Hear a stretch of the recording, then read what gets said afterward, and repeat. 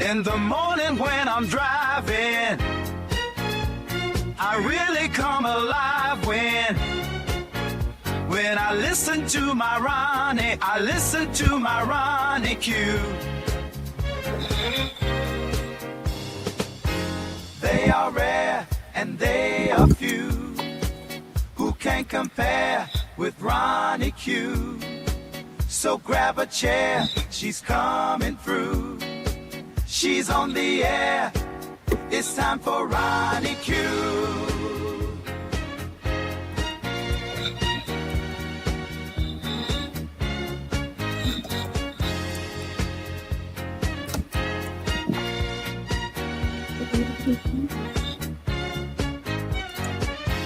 They are rare and they are few who can compare with Ronnie Q.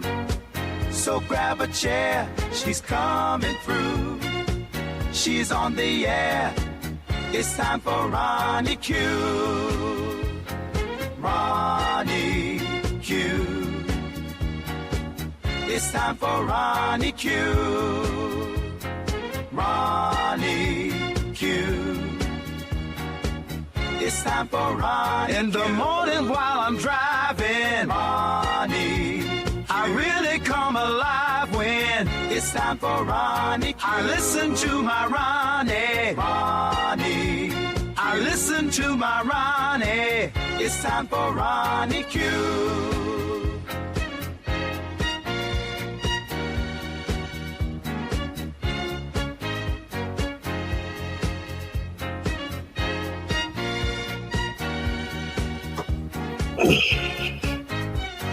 Take a seat and go meet Ronnie. Sweet, sweet, sweet, sweet Ronnie. No day complete without my Ronnie. She can't be beat. Sweet, sweet Ronnie.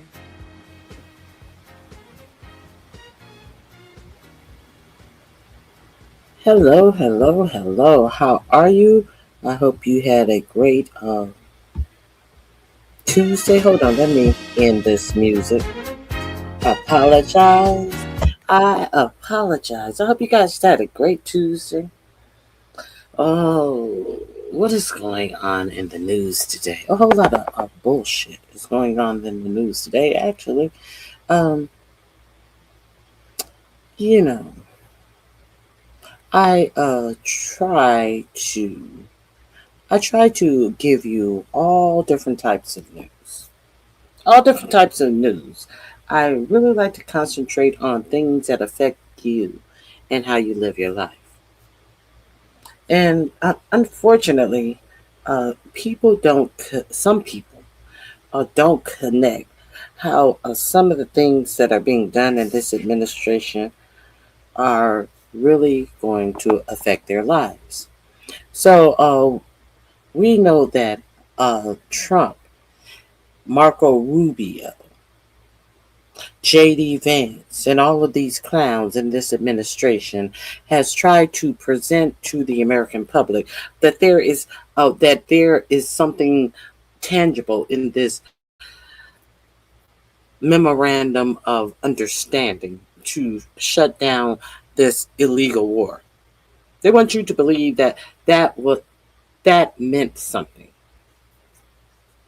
But what they are not paying attention to, what your for-profit media is not, the questions that they are not asking, the questions that would make sense.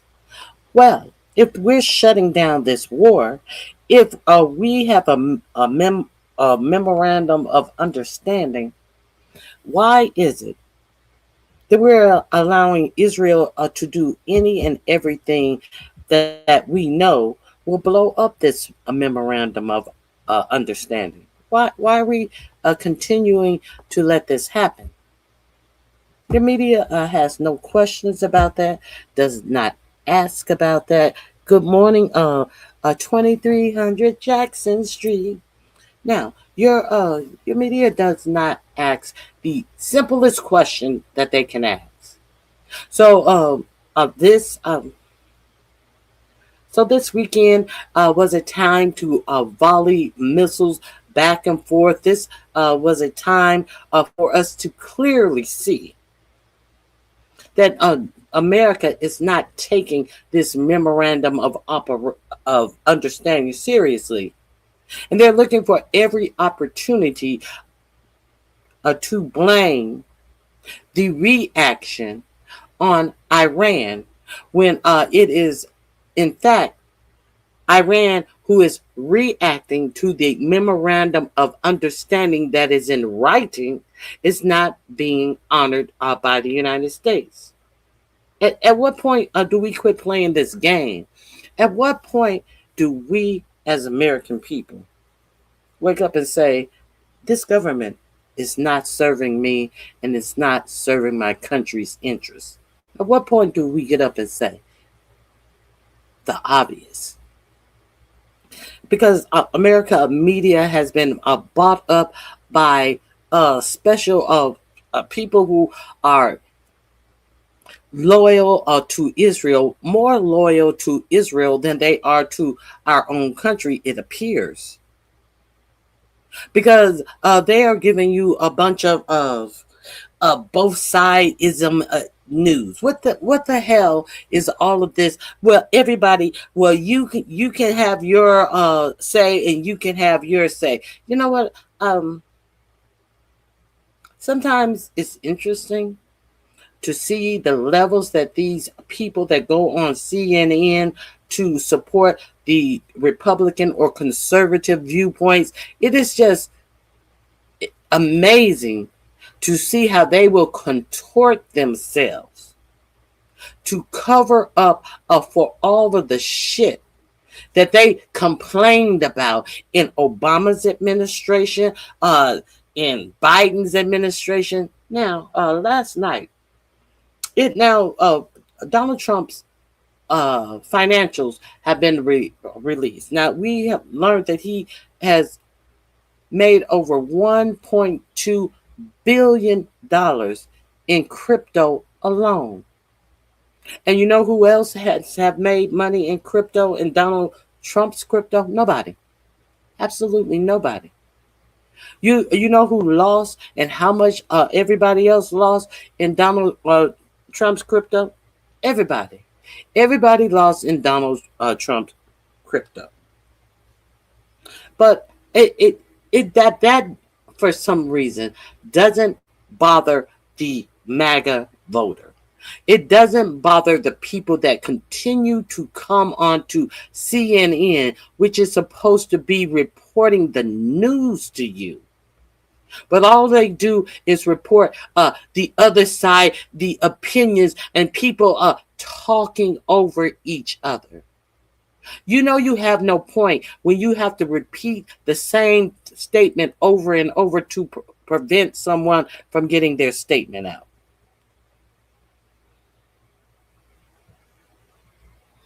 Obama couldn't even wear a damn tan suit. Exactly, Claudia. It's good to see you, Claudia. It's been a while.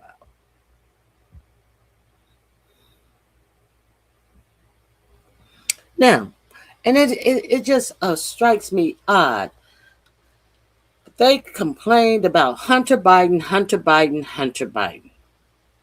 Now we have a Beavis and Butthead Trump in this administration. Now all of a sudden, Beavis and Butthead are part of a rare earth mineral package, which will net them billions of dollars. You know how this package was set up and agreed to?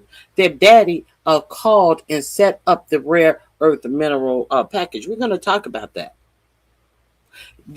They are part of getting rare earth minerals. You know, all of the things that is making Beavis and Butthead extremely rich. Beavis and Buttheads are now military contractors. Since when has Beavis and Butthead Trump been expound on anything relating to any of the businesses that they are becoming billionaires in? Steve Whitkoff and his sons.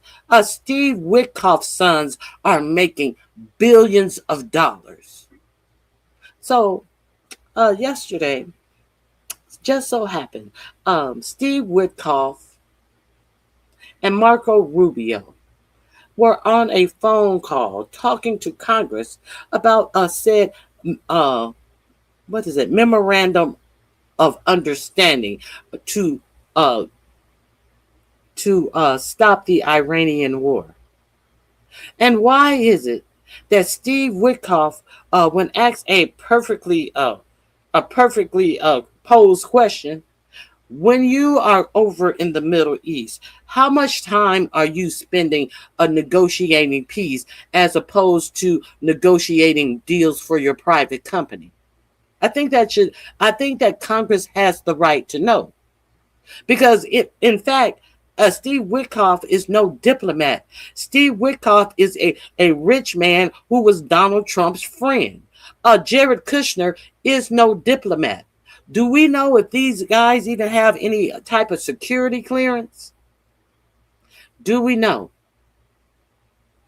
And when he was asked that, Steve Witkoff had the audacity to cut off the congressperson, a person who was voted into your government. He shut off her mic and called her an ass and told her that was a stupid question, when in fact, it is not a stupid question. Because we have heard the reports that Jared Kushner was over there trying to get $5 billion more dollars in while he was supposed to be negotiating the end of the. They don't even talk about the Russian war that was supposed to be. Jared Kushner and Steve Witkoff were supposed to be brokering. They don't even talk about that no more. They don't even talk about that bullshit peace agreement between Israel and Palestine, as more Palestinians have continue to get killed on a daily basis. They don't talk about that. They act like that's not happening. As they have Steve Witkoff and Jared Kushner over there making side deals, it has been reported. What the fuck are we doing here, America? America, what are we doing here? How has this presidency impacted your life? Has this presidency positively impacted your life in any way? Has it not impact your life in any way, or has it negatively impacted your life? Well, since we want to pretend like we have a memorandum of understanding, and Marco Rubio is screaming to the top of his lungs when he and Steve Witkoff is on the phone. They don't even have the fucking balls to show up in person, because they're such a bunch of pansies. They know they don't show up in person. They're yelling and screaming at your elected officials, the people that are supposed to be representing we the people, are being screamed at by unqualified, greedy motherfuckers.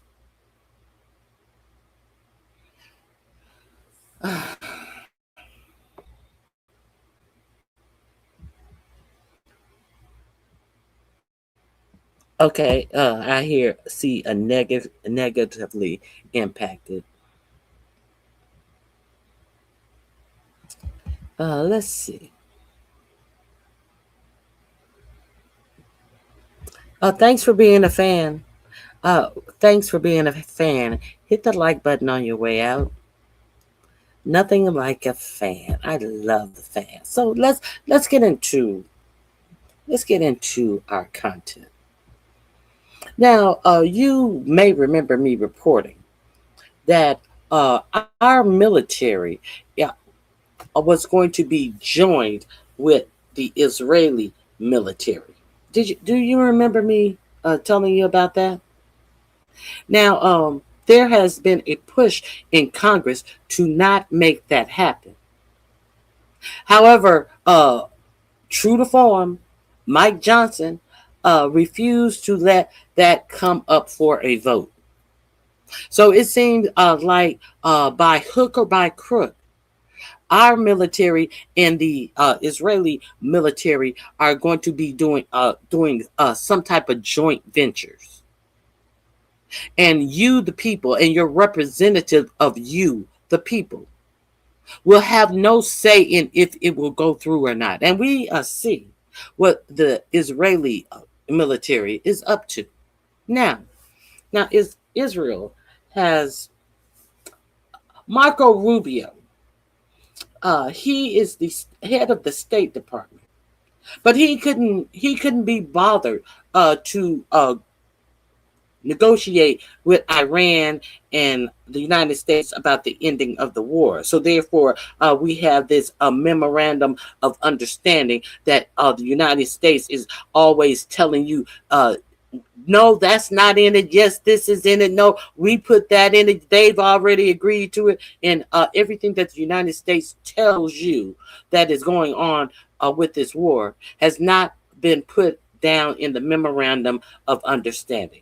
Every time the United States allow Israel to do something that is against the memorandum of understanding, the United States tells you some lie about something that you can simply read. So bottom line is the memorandum of understanding is as good as a piece of I wouldn't even say Scott, definitely not Charmin toilet paper. It's something just to wipe your butt with it. It is an unserious piece of paper to make you MAGA fools feel like your king, your sire is trying to get out of a war. But come to find out, it appears that your king, your sire, is thinking about sending troops over to Lebanon.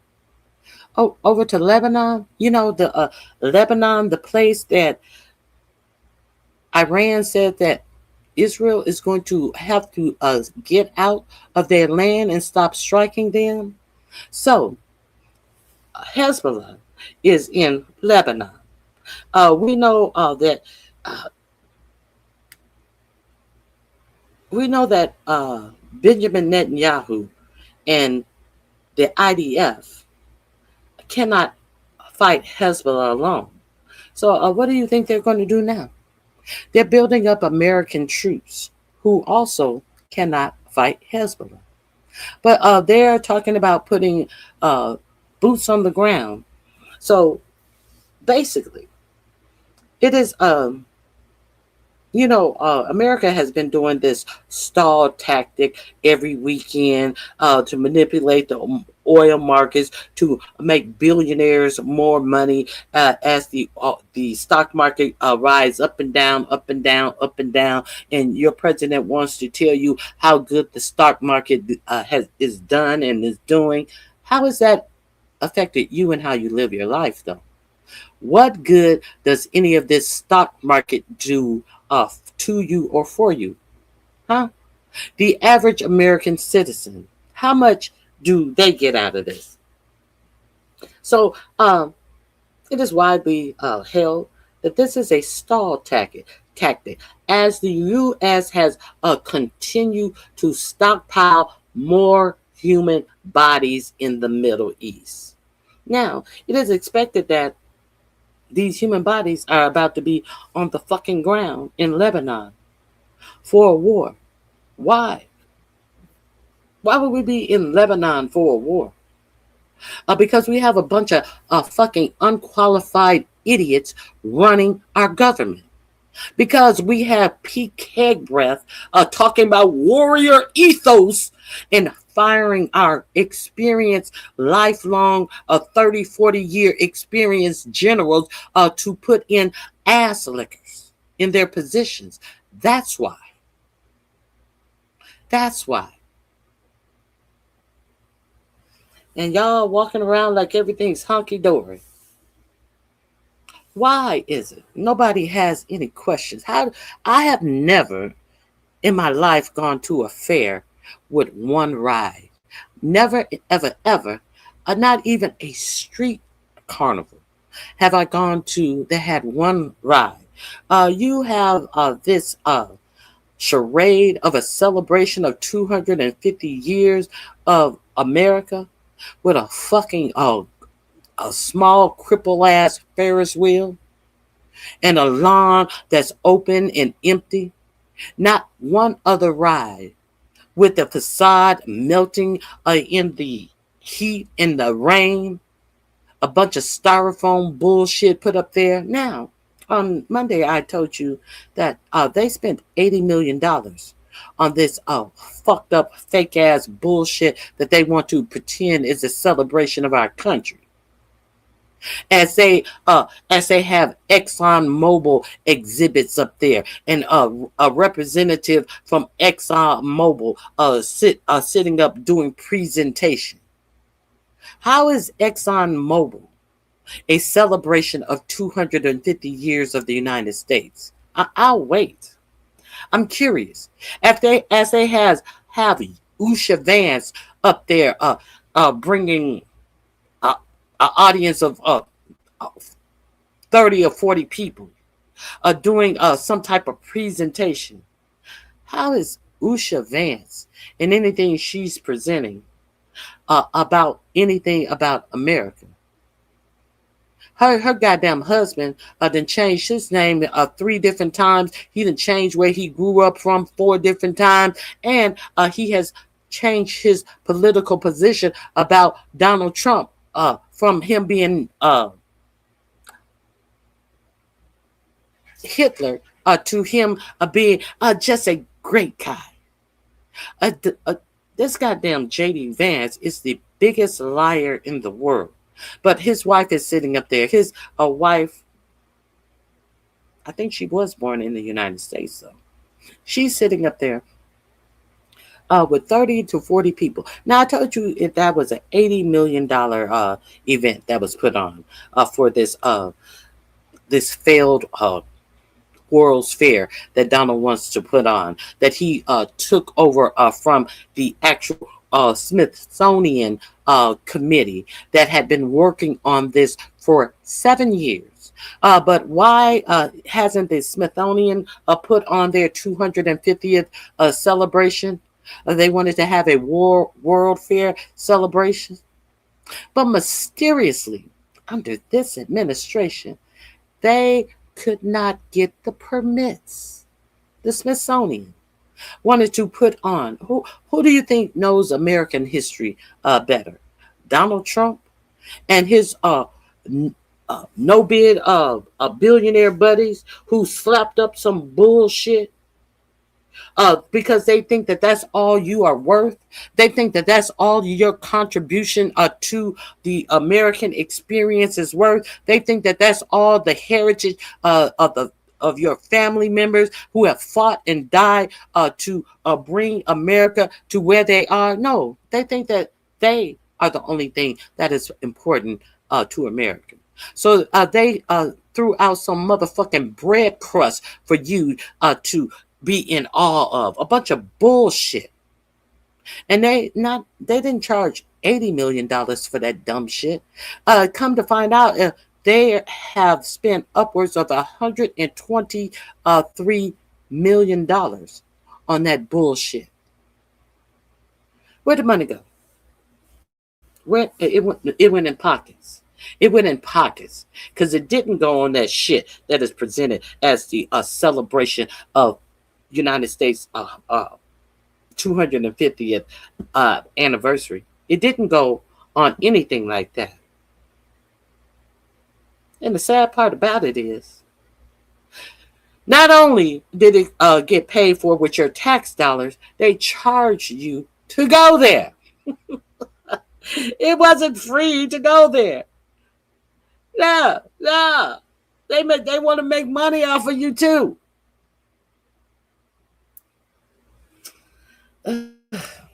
Anyway.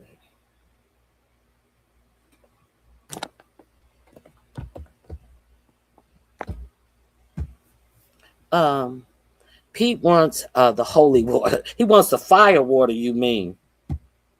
He wants some moonshine. Let them know I thought it was $150 million down the damn drain. Half of that went directly into Trump's fat stinking ass pockets. We already know. We already know that none of this makes sense. And you got Fox News sitting up there lying. Oh, thousands of people are out here to celebrate. And that looked like a fucking desert out there. A whole big green lawn. And they, as many people who have gone out to this fair and showed you how empty it is. They want to say that's fake news. That's fake news. Um, they made $12 because nobody showed up. I tell you, it's just ridiculous. Now, it's absolutely ridiculous. Now, if you guys were not with me earlier, I think it was last week. Last week, there was a conviction of. There's a good. Let me tell you. Let me find it. It's on Netflix. I suggest you guys watch this limited series on Netflix. I am on episode 3. And unfortunately, they have some guest people who are talking about uh, the start of the United States, how everything throughout history started from separating from England and all the way. I don't know how far it goes up because I'm only on episode 3 or 4. But you guys, if you have Netflix, you may want to check this series out. Let me find it. Hold on. I keep on. Hold on. I keep on losing it. What is the name of it?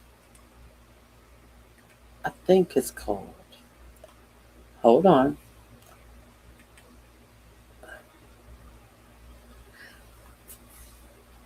The American Experience. Let me see how many episodes it has.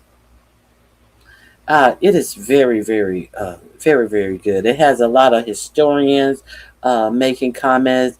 Unfortunately, they actually have that fucking Ted Cruz trying to wax poetically about what this country meant and what it was built on. You know, the same things that motherfucker allows Trump to trample over. It's very interesting. So there are 5 episodes. I'm on episode 3. Very, very good. It is called The American Experience.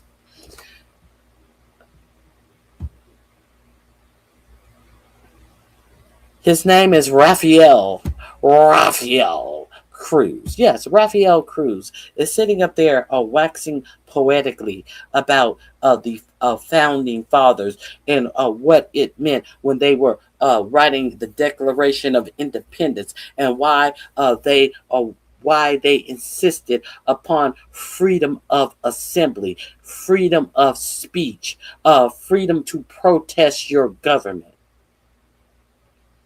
Okay, why am I talking about this? I'm talking about this because this president has put in, I have talked about this NSPM 7, National Security Presidential Memorandum, NSPM number 7. This president has taken that all away with that NSPM 7. And not enough people. Has your news media told you anything about this? There were a little scant stories about people in Texas who were arrested and got over 450 years in total. I think it was 8 people. They had to serve their they loaded up they loaded up the charges against them, and they got some 50 and 80 and 30 years. Now one guy did shoot and he should have got what he should have got. But he they first, I don't know even know where he shot the person at. One account says that he shot the ICE officer in the back because he said he did that because he was scared that the ICE officer was about to shoot some of the protesters. So you fight that in court. You lost, you lost. But the other people, one man who wasn't even at the protest, got over 50 years because his wife told him to remove the pamphlets. So what your administration is doing is they're charging you for crimes for simply having pamphlets that show that you were putting together.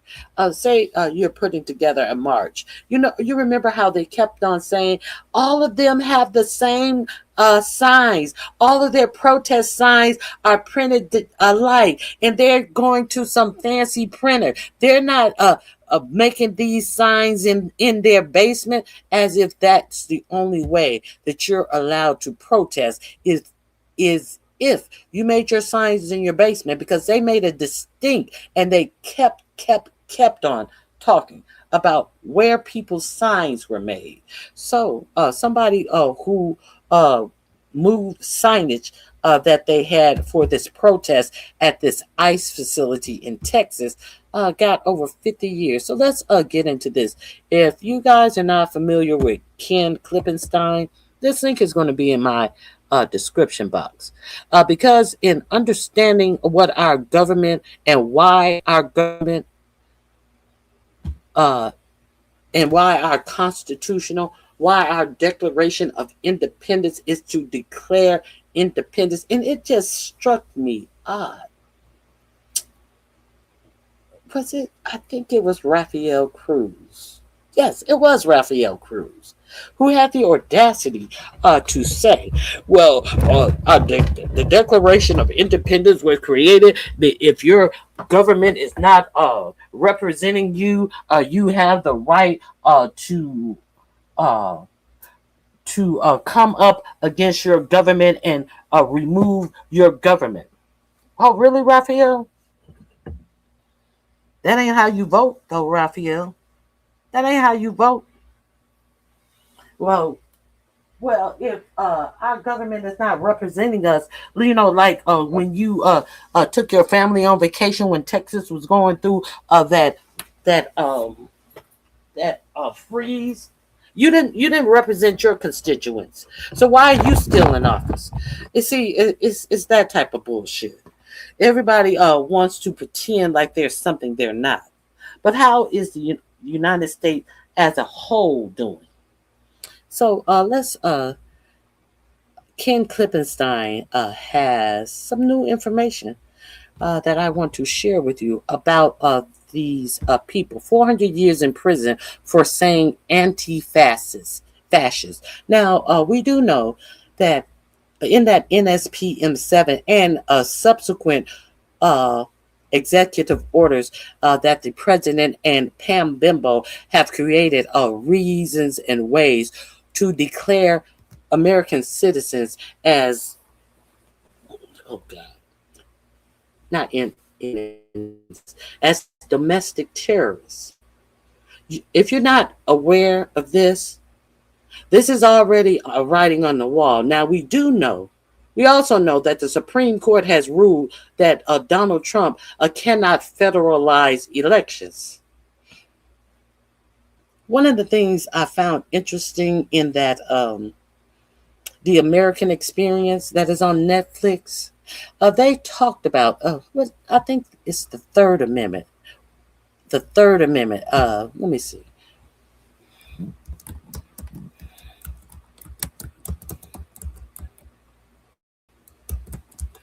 That says that your house cannot be used. The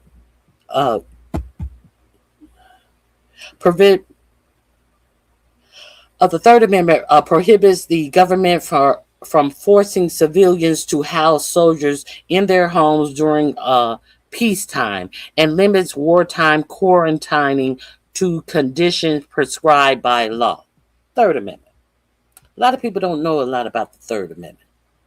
So the reason why the Third Amendment is in the Constitution is because when the settlers started demanding certain things, the king decided to just bring portions of the army over to the United States to walk and intimidate people, to be in their towns, in their streets. See, this is one of the things about the Third Amendment. You know, that same thing that that is put in Project 2025 about martial law. This is why this is in the Constitution. And here we are, 125 years later, that the great idea put upon us is to have martial law in our streets. I'm surprised we didn't have it last year. But what I do think, especially since the Supreme Court has knocked down any way for Donald Trump to federalize the election. Now, we already see that if you missed my last show on Monday, we saw that the postmaster said that he will not deliver mail-in ballots to any state that has not given their voter rolls to the federal government. Some states just gave them over voluntarily, but voting is a state sanctioned entity. You don't have to. Voting is not federalized. The states run the voting rolls, and the Supreme Court has actually in this instance said as much, that Donald Trump cannot get possession of the voting rolls. Now, what does it make you think about all of those states that just voluntarily handed over the voting rolls to the state? So the state can go through and purge anyone, any entity, any group of people, any race of people, any religion of people. What does it make you think about your representation? People need to seriously think about who is representing you. But, now, why am I talking about this?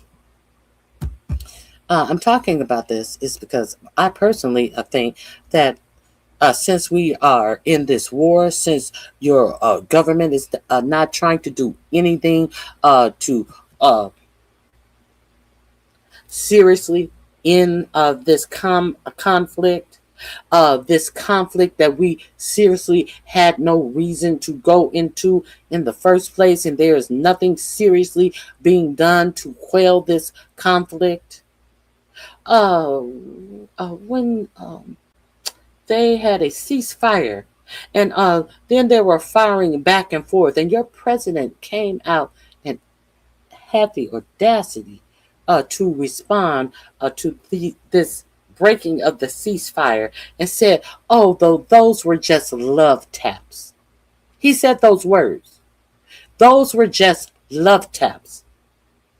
As they drained the treasury for this war of choice, as they have no way to end this war. What do you think is going to be going on when the midterm elections come around?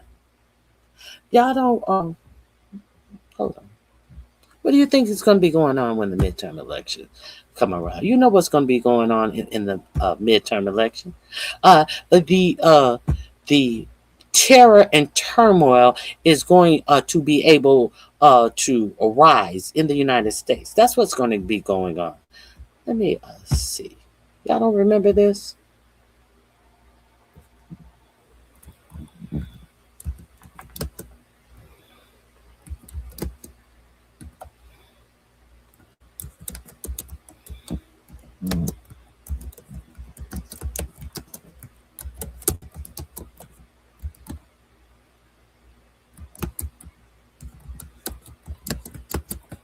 Let me find this for you.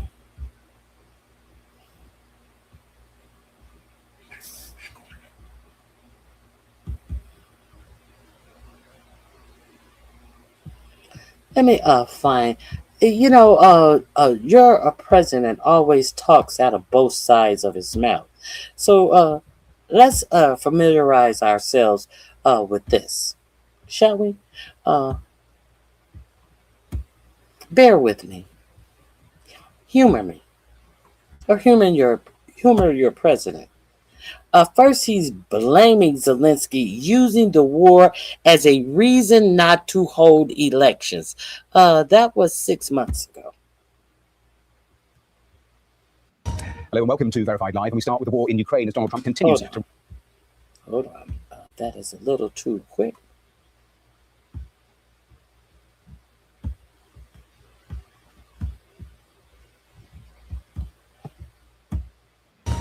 Hello and welcome to Verified Live, and we start with the war in Ukraine as Donald Trump continues to ramp up pressure on President Zelensky. The US president has already apparently given him till Christmas to sign up to a deal and accused President Zelensky of using the war to avoid democratic elections. Well, that prompted Ukraine's president to say he is ready for elections if the US and European allies guaranteed security. Well, security guarantees remain one of the key sticking points to any deal, as is Moscow's insistence that Ukraine hands over the whole of the Donbass, even something US negotiators have also been pushing.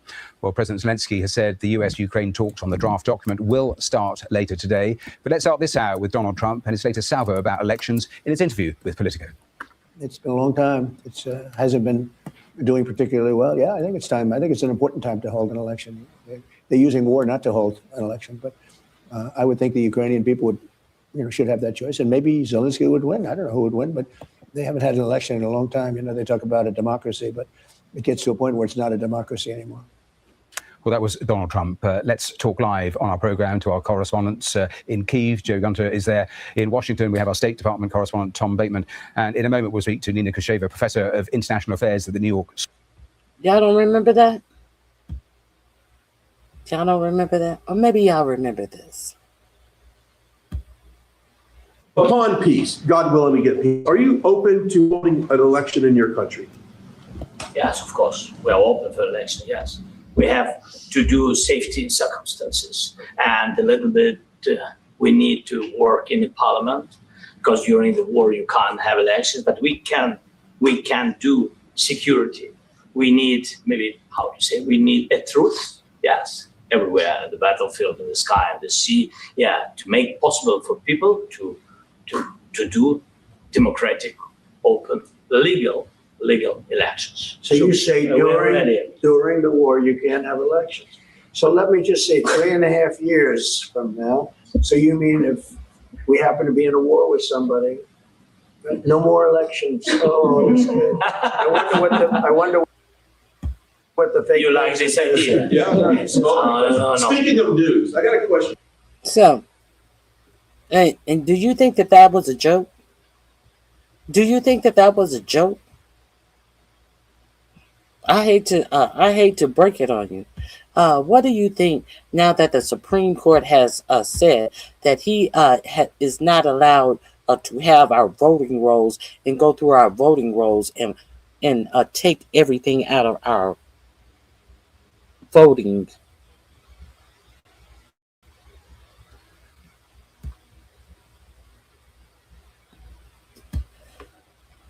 Bye, girl. Hit the like button on your way out. I gave you facts. I just gave you facts. You're just mad at the facts that I just gave you.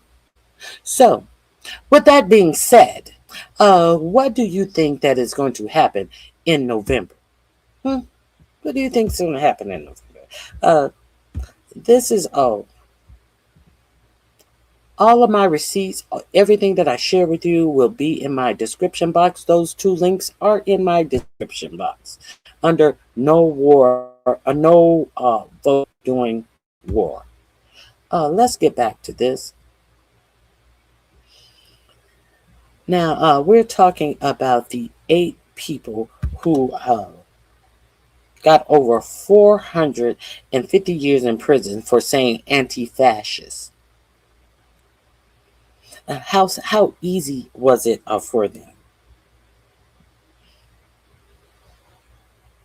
Were they all in on it? No, they weren't all. They all weren't. You know how in crimes especially surrounding black people. If you take someone to a liquor store, for example, and you sit in the car and wait for them to go in and buy whatever they want, and they come out and they get in the car and you leave, and you don't know that fool went in there and robbed the store and shot the clerk, you are going to be held for murder as well. They didn't even charge them like they charge black people. They piled on the charges, but they didn't even charge them for the shooting of the gun. But yet and still, 8 people still got over 450 years for protesting, something that our founding fathers said that we should be able to do based upon them protesting the king and them sending soldiers to the United States to oppress the settlers. Are we clear? On our 250th anniversary, on the eve of our 250th anniversary of the United States, are we really clear of what's going on here? Now, okay, let me read this story. The federal government first ever domestic terrorism conviction linked to Antifa came thanks to an expert witness who has never spent a day in government or academia, as non-public court transcripts I obtained show. He instead cut his teeth at various pro-Israel advocacy groups. Shortly after the Hamas October 7th attack, he said in a social media post, "I would like every protesting communist scumbag to go to Gaza so that the IDF can turn them into pink mist." This is who testifying against American citizens. I never spent a time in government at all. So, of course, this is who this administration will pluck out. The same way they plucked out that guy from January 6th who was yelling at the crowd to take the lives of a police officer who now works for the Department of Justice. Yes, these are the people they choose. Let's continue. Shortly after the Hamas October 7th attack, I read that. His name is Kyle Shidler. I think it's Scheidler. I'm going to call him Kyle Shidler. And he is the worst of the worst kind of Washington expert. What he lacks in perspective and real world grounding, he makes up in ideology, fanaticism, and desk work. Before his current position at the right-wing fever dream factory called the Center for Security Policy, he spent years patronizing Israel national security worldview, the counterterrorism mindset of pre-crime paranoia, paranoia.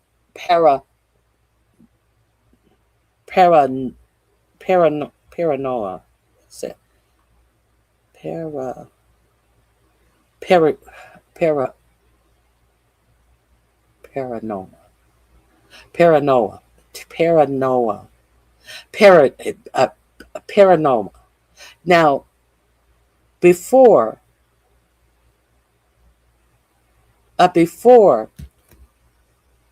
I gave you this story, I gave you the pre-crime story.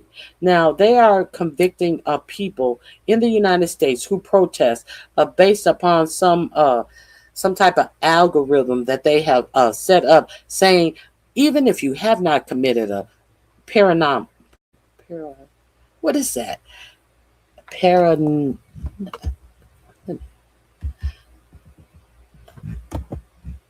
I know is being. God, I hate that. What am I doing? Pre-crimes. They're going to commit you for crimes that you have not done because you are in a certain place, because they want to say that, hey, if it looks like a duck, it's it walks like a duck, it's a duck. It quacks like a duck, it's a duck, even if you're not a duck. So they are. This is also in.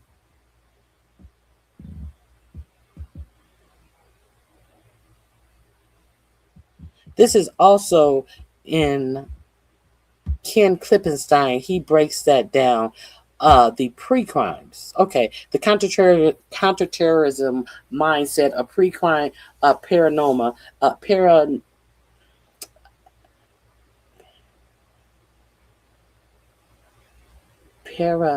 what is this? I know it's a being. Oh my God.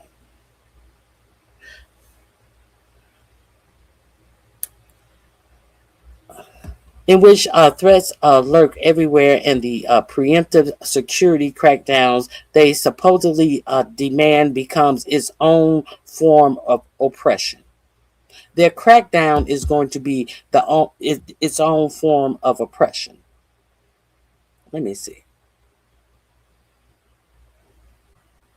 The paranoma was on full display at the trial of the Prairie Land 8. Last July 4th, the 8 protest Donald Trump's immigration war by targeting the Prairie Land Detention Center and ICE facility in Alvarado, Texas. 7 of the 8 gathered at the detention camp for a noise demonstration and began vandalizing cars and the facility's walls, spray painting graffiti, and setting off what the government described as commercial grade fireworks to show support for the people locked inside. When local police arrived, one of the 7, a 32-year-old Benjamin Song, shot a Alvarado police lieutenant, Thomas Gross, in the neck. Gross survived. So now he is also saying that he was shot in the neck, and I thought that it was an ICE officer. It was a police lieutenant. Okay, so this one person. Police later recovered 11 firearms. Well, that's Texas. People are allowed to open carry in Texas. So that ain't no big thing. Should that be a big thing? That's Texas. Florida, you don't even need a permit to carry.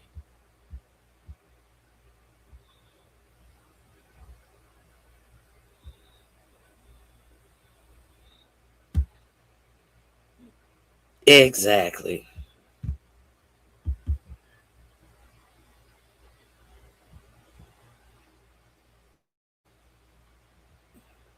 So let's get back to this. This link will be in my description box too, because if you are unaware of this pre-crime law that is already on the books to go after left-wing radicals that they will tell you are part of Antifa, which is not a real group. Antifa stands for anti-fascism. It is an idea, not a physical group. So your government has found a way to determine if you do anything that is within your constitutional rights, kind of like the King of England did to the people who had settled the United States, kind of like they did. Your president has found a way to say that you're a criminal, even knowing that you have not committed a crime. They're going to deem you as a domestic terrorist, not a protester, not someone who's protesting within their rights as an American. No, a domestic terrorist. Recovered 11 firearms, body armor, and tactical gear. The government charged Songs with attempted murder. Okay, as they should. But the rest of the defendants were swept up, not so much for what they did, for what the government said they collectively were. A North Texas Antifa cell. Do you understand? Not for what they did, but for what your government said they were. A North Texas Antifa cell. One of the targets, Daniel Sanchez Estrada, wasn't even present that night. He was convicted for concealing documents for moving a box of potential zinies. He was sentenced to 30 years. This is what your government is doing. Did you guys know? I'm pretty sure you guys may have heard a little blip in the radar about these sentencings. But did you know that somebody got 30 years and wasn't even at the protest? Didn't even do anything criminal? The 8 were sentenced to a combined 450 years in federal prison. Savannah Batten, 50 years. Zachary Everett, 50 years. Autumn Hill, 50 years. Megan Morris, 50 years. Marcela Ruda, 70 years. Daniel Rolando Sanchez Estrada, 30 years. Benjamin Song, 100 years. Elizabeth Soto, 50 years. As my attorney, a career public defender, told me, these are longer sentence than her clients have gotten for murder. Laws were clearly broken, but the sentences turned on what the defendants said and believed, which the prosecution cast as proof of Antifa membership, a case that rested largely on one man, Schindler. His job on the stand was to convince the jury of two things: that Antifa is real organized terrorist is a real organized terrorist enterprise, and that these 8 belong to it. The task was complicated by the fact that the defendants had never actually called themselves Antifa. When he was pressed on this point, he and asked during cross-examination why, if they were Antifa, had they never used the term. Schindler replied, a clandestine organization very rarely do that. So, let's get this real clear. We have somebody who works on has never worked in the government. I'm pretty sure has never worked in any type of security. Who can go into a court and say that you were a part of a group, and even though they don't have evidence, all they have to say, well, clandestine people rarely do that. Well, what if somebody you were on trial for selling drugs, and they say, oh, well, you have never caught this person with drugs. Well, clandestine drug dealers, they never do that, and you get convicted. Can you imagine? This is the basis of what exactly happened. Okay, welcome to the paranoid mindset of counterterrorism, where everything is a network. Every network is a threat, and the absence of evidence is just evidence the network has good operational security. Silence isn't innocence; it's a trifecta. No leader means to decentralized. No leader means a decentralized cell. So if you don't have a leader, that means the cell is got all of their points of order, and they're marching forth, and they're just decentralized, and they're going out to do their bidding for this Antifa shit that does not exist. But it exists because your government says it exists. And you're a part of it because they get a motherfucker to come up and say that you are a part of something that they cannot connect you to.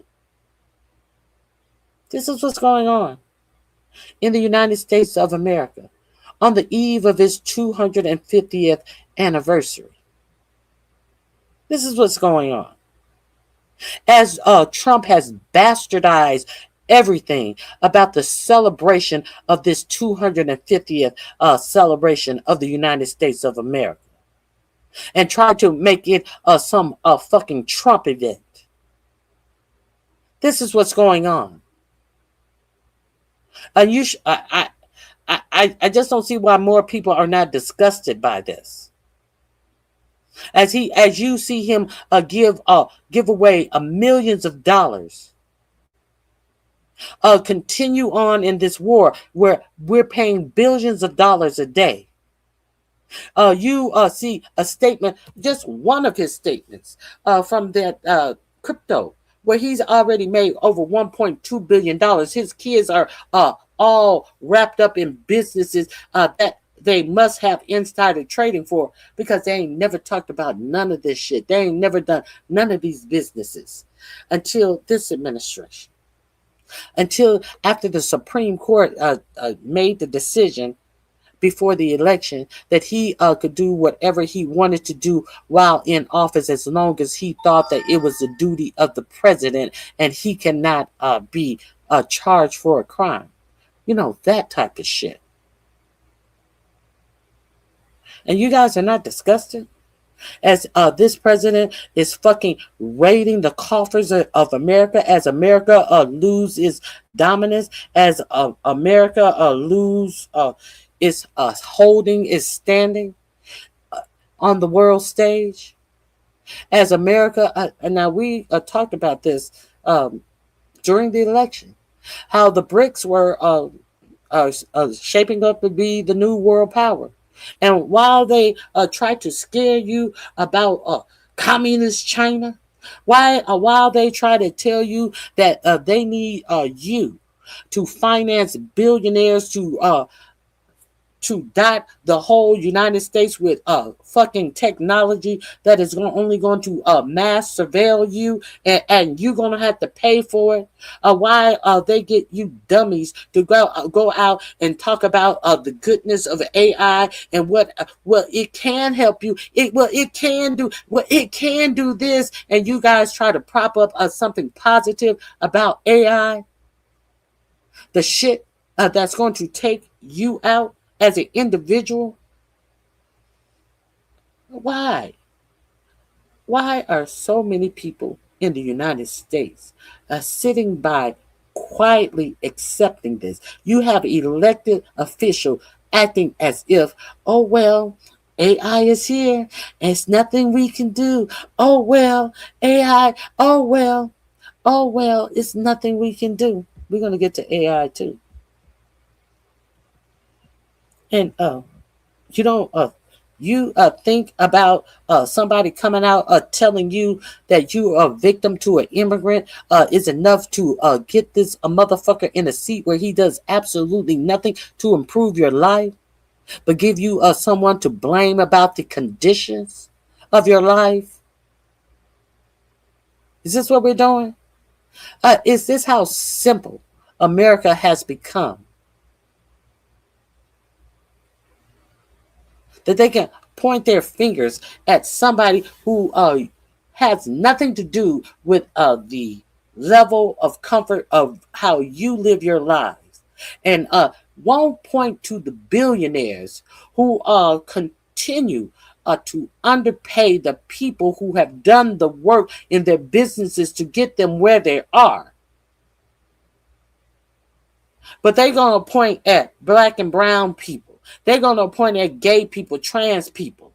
They want to give you someone else to. So what if there was no more black, brown, gay, trans people in the United States? How much better is your life going to be? It's not going to be any different. It's going to be the same shit. But some of you, some people, maybe not people here. Some people are too dumb to understand that. Some real simple concepts. Real simple concept. Okay, let's welcome to the paranoid mindset of counterterrorism, where everything is a network. Every network is a threat, and the absence of evidence is evidence that the network has good operational security. Silence isn't innocence. It's the trifecta. No leader means a decentralized cell. No membership list means superb security hygiene. It's a worldview that can never be wrong, because every fact is its opposite every fact and its opposite confirm it. So they don't need no facts. If you say, but hey, you don't have a fact of this, yeah, that's because they're so good, great. We better get on them. Hey, I don't see their list showing up in anything. Yes, because they're so underground that they have kept us away from everybody. That's why we have to destroy them before they destroy us. Don't you understand? They're turning something that was guaranteed to you in the forming of this nation into something. They're trying to turn it into something illegal, tawdry. Why? To suit their own wills. To suit their own wills. Nothing more, nothing less. God forbid if these protests, if this mindset catches on, we'll be in big trouble. Elon Musk and Donald Trump both said if they had not won this election, they'd be in jail. So who do you think is blowing smoke up your ass? These protesters or this administration? Schindler was baptized into this worldview on the job. By his own account on the stand, he lived over my parents' garage for a little while after college. I took a job as a news director at a radio station for a short period and did some blogging and writing before being recruited by Stand With Us, the Los Angeles pro-Israel group, where he was responsible for managing their database and extremist group and individual of extremist groups and individuals. From there, he went to the Endowment for Middle East Truth, a foreign policy nonprofit that bills itself as operating from an unabashedly pro-American, pro-Israel stance, where he studied Islamic movements with a particular emphasis on the Muslim Brotherhood. So do you think he has any biases? Do you think that his teachings, especially about Muslim via this Israeli doctrine, do you think that he will find it easy to release his mind from reality and say it is because I say it is about Muslims? If he can do that about Muslims, can he not do the same thing about protesters? Yes, he can. Yes, he can.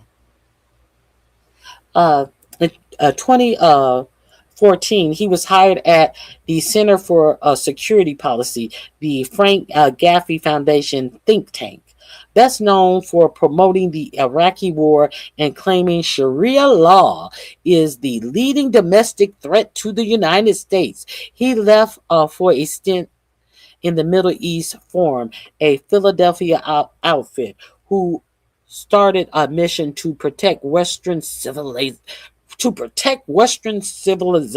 from the threat of Islam.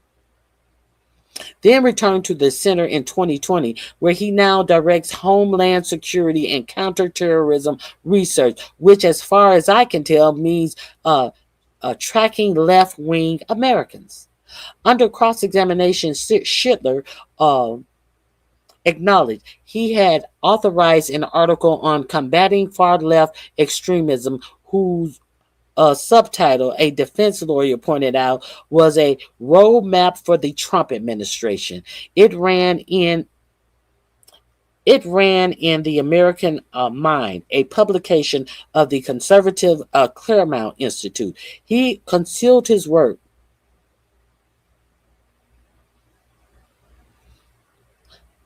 Oh, wait a minute. He conceded that his work isn't peer-reviewed. I'm like, concealed? That don't make sense. He conceded his work isn't peer-reviewed and rests on open-source research. So, in fact, what I say goes. This is what I see. This is what I say. This is what I'm presenting. No peer review, no facts, no data, no. I'm not going to let anybody read over this to see where I have made a misstep, misinformation, wrong statistics. Nothing. No. It is a material one can find on the internet, which he agreed carries both false information and true information. Somehow, some way, Schindler ended up being the Justice Department expert witness to explain Antifa and the grave threat it poses. The Justice Department parroted Schindler's view of America, announcing that the Pearland 8 were part of a larger militant enterprise made up of networks of individuals and small groups, primarily ascribing to an ideology and explicitly calls for the overthrow of the United States government, law enforcement authorities, and the system of law, says him. This is what this man is saying. To tag people as domestic terrorists if they dare go against their government. Now, if you're also unaware, did you guys hear your president say this week that you must respect him as the president? That you must respect the president. Did you hear the man who also the Supreme Court has ruled must respect the judgment that was put upon him for S.A. E. Jean Carroll? He must respect that payment and pay it. But he tells you, you must respect him. But he can't respect that woman's sanctity of that woman's body. As you hear him on tape saying you can just grab him by the pussy if you're him, but you can't. But you, as an American citizen, must respect him. Okay. Let's continue.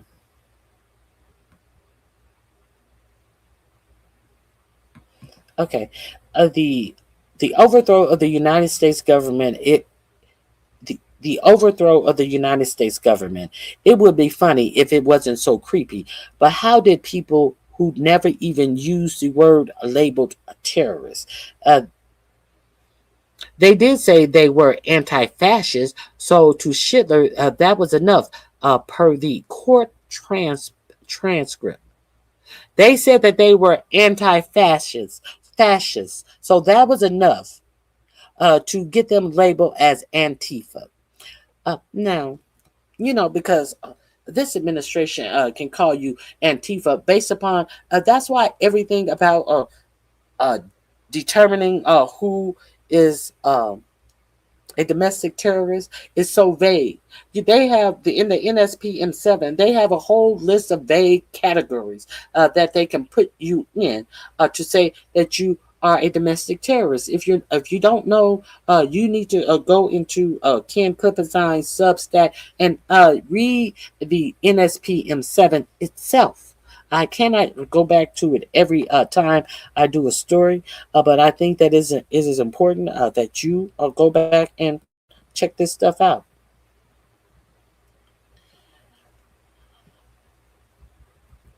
A question. We did hear them say that they are anti-Antifa to the extent that they are anti-fascist, right? Schindler. Yes, it would be consistent with a anarchist, anti-fascist ideology to not consider organizations. They don't think about the group and the organization. That's sort of counter to their ideology. That is the question and the answers. We did hear them say that they're Antifa to the extent that they're anti-fascist, right? Right? Yes. It would be consistent with an anarchist and an anti-fascist ideology to not consider organizations. They don't think about groups and organizations. That's sort of counter to their ideology.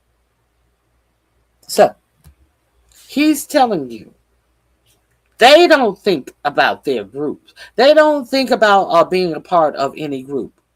So if they don't think about being a part of any group, how can they be a part of any group if they're not even thinking about being a part of any group? See, what is going on here is your government is seeing people rise up against the bullshit that they are doing, and your government, is thinking about people who protest to be in some part of a group. Because while they say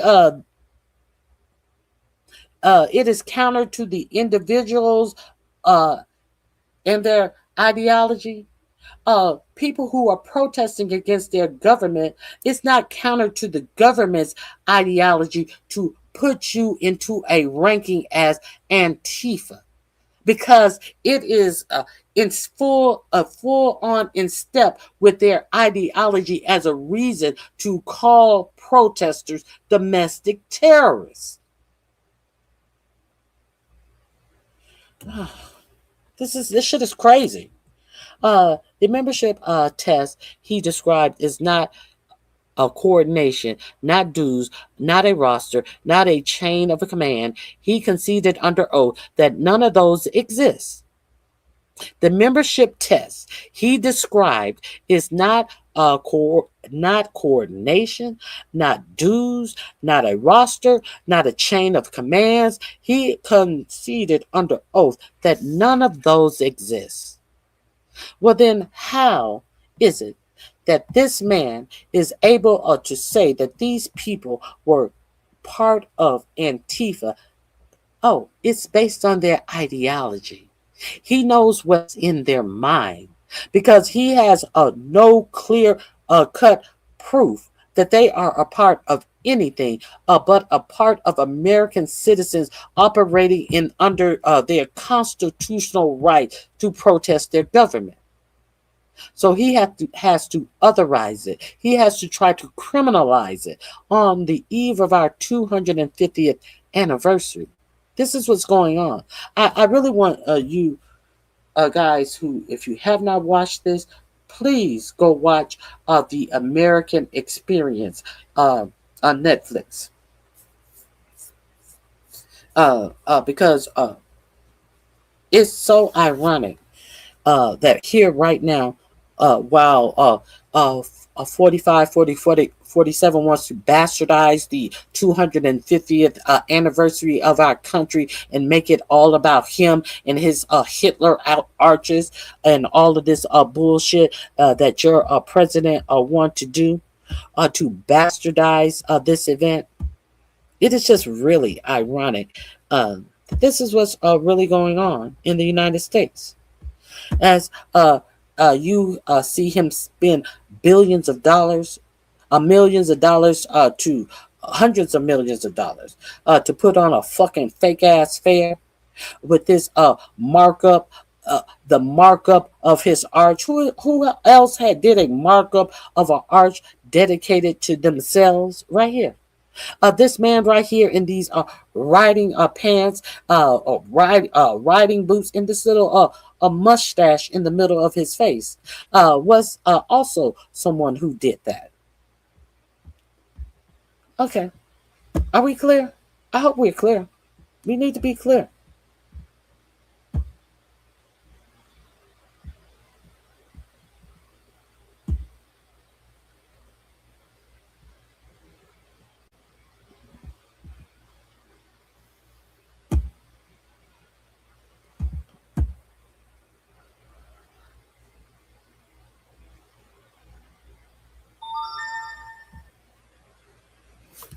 Hold on 1 second. And look at the fool.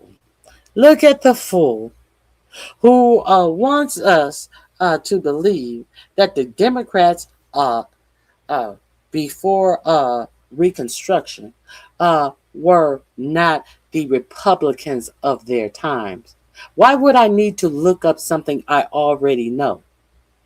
Why would I need to look up something I already know? Huh? I'm curious. What point does that have to do with any of the information that I gave? You see how they try to Democrats are talk about what I'm telling you about what is going on in the government today. Talk about how your rights as an American citizen are being bastardized and being taken away under some fake shit about some motherfucker who got his talking points from Israel, talking about what you do as a free American citizen that is protected by the Constitution is some type of ideology against your government. Talk about that. Everybody, talk about what the Dixiecrats really mean. Since you want to talk about the Democrats were the ones who created the KKK, talk about the Dixiecrats as well. Nobody has time to talk about shit I'm not talking about, bitch. Google the shit that I'm talking about right now. Talk about what I'm talking about right now. If you want to talk about that dumb shit, go open your page, hit live, and talk about it. But you want to talk to me about the fucking shit that I'm giving you right now, bitch. Ugh. And if you are a dude, I definitely mean you are a bitch. The membership test he described I already did that. But it was enough that they said that they were anti-fascist, which Hitler argued was the abbreviation of Antifa.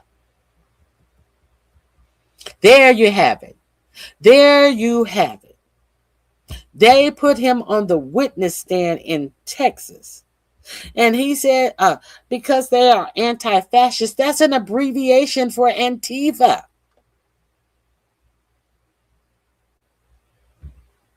Isn't that interesting? I gave you his background. Last October, when Schindler testified for the first time before the Senate, he made the link between activism and free speech. We are not talking about speech, he told the subcommittee. We are talking about manifestos describing how to overthrow the government and how to do that with violence. Where's their manifesto? That is the argument he carried into the courtroom. That the wrong signs wearing black using the Signal app were covering your faces are not and wait a minute, using the Signal app and covering your faces are not expressions but are operational signatures of a terror cell. Isn't that ironic? Isn't that ironic that he said that you're wearing black and you are using the Signal app and covering your face are not expressions but the operational signatures of a terror cell? As ICE walks around the United States killing and brutalizing citizens and refuse to give them their name, any type of badge identification, and refuse to show their faces. So is that not a terrorist cell? I'm very curious. Is that not a terror cell? Is not that who? So the people who are protesting against ICE are wearing the same uniform that ICE is wearing. So who are you to say whom is the terror cell? Maybe they were meeting their opponent on an equal battlefield. Huh? But all of a sudden, people protesting are now. Are we going to pretend like these ICE agents have not been equipped with facial recognition technology that they can later used against people who are in protests? Are we pretending like ICE does not have all of this sophisticated equipment where they can turn on your cell phone and get all of your information, all of your data out of your cell phone? And so you're worried about them using the Signal app. Why? The Signal app that disappears your messages. Why? Well, if you're worried about them using the Signal app that disappears your messages, surely you should be concerned about your vice president and your Department of War chief using the Signal app as they give out information about a impending strike in Yemen, the first month of this presidency. You are worried about the Signal app when that is what Pete Kegbreath, J.D. Vance, Tulsi Gabbard, Susie Wiles, and all of them were on the Signal app. Now all of a sudden Signal app denotes that you are a fucking terrorist. Are you serious? This and those reasons are the reason of the person who is sitting up in court ensuring that these people are looked at as domestic terrorists for doing something that the founding fathers permitted, because this is what was done to the settlers in the United States by King George III. Are we serious here? Are we serious here? This is your administration. So while somebody in the chat want to talk about who created what political party created the Ku Klux Klan, who is creating this? Who created this? You don't want to talk about this because you so stupid. You didn't even know this was going on. You knew nothing about all of this that's going on. But it seems like you who want to talk about the Ku Klux Klan being created by Democrats, you ain't nothing but a whole bunch of do bitch. You think that if everybody else get out the way, if they deport, arrest, kill everybody but white people, that your white ass is going to be okay. Your white ass ain't okay right now, nor will your white ass be okay if all of that happens. But see, the thing about that is, your white ass will try to make it seem like your white life is better than everyone else's life, when everyone else can see that you're just stupid and your life is far worse than everyone else. But hey, all we need to give you is just a little bit. This is all we need to give you, and you will be okay. We know we can pacify the white ignorance with just a little bit of this. If you can convince the lowest white man he's better than the best colored man, he won't notice you're picking his pockets. Hell, give him somebody to look down on, and he'll empty his pockets for you. We see you. Yeah, we see you. You wanted attention. You got attention.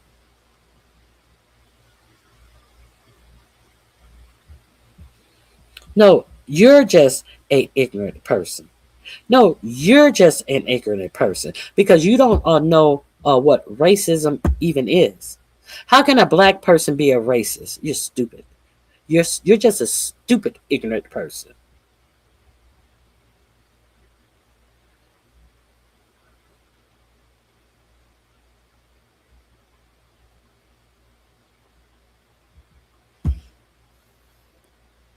Yeah, that's that. You think I don't know that LBJ was a racist? But I know that LBJ knew that you white people are easy to pacify. Racism pacify you white people. I know that too. I know that too. What did he say about you? What did he say about you? What did he say about you?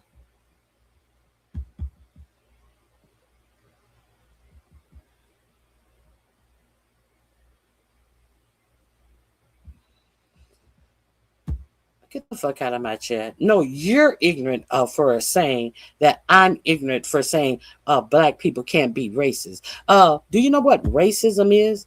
What black people have kept people out of banking? What black power do black people have to obstruct any movement of any other race of people? Huh? What power do black people have to redline people out of their district? What power do black people have to prevent another race of people from getting education, from getting banking, from getting schooling, from getting a medical treatment? Bitch, you don't know what racism is, bitch. The fuck out of my chat, you dumb hoe. You don't even fucking know what racism is. You have to have the power to exclude other races to be a racist, you stupid fuck. The fuck out of here. I'm so sick of you dumb motherfuckers thinking that somebody's buying into this reverse racism bullshit. Bitch, I could never be a racist, bitch. Because people like Elon Musk and all of these fucking non-American immigrants are making sure that you are not going to be able to be one either, you dumb fuck. You hate everybody, but you motherfuckers are mum on these billionaires, these immigrant billionaires that is coming to our country, these immigrant billionaires that grew up in apartheid South Africa, and they pine for the good old days of apartheid South Africa. But your stupid asses won't say anything to them as they try to inject their fucking way of growing up in the United States experience. Everything that is going on in the United States is being heralded by all of these immigrants that didn't grow up in the United States, that don't have no fucking blood, sweat, and tears poured into the American experience, you dumb motherfuckers. But you guys are bowing down to these. That motherfucking dude from the Shark Tank. He's from Canada, and he's taking over all of Utah and want to pour all of the fucking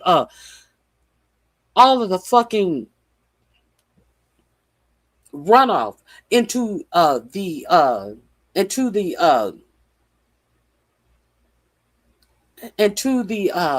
basin where they want to build this huge data center, and sitting up here lying to you, telling you that the people voted for it when only 3 people voted for this, because it was a 3 panel of people who actually voted on the data center. And then this cocky snake oil salesman comes out and tell you that the people of Utah voted to have a data center in their state twice the size of 2.5 times the size of Manhattan. And you don't say nothing about this.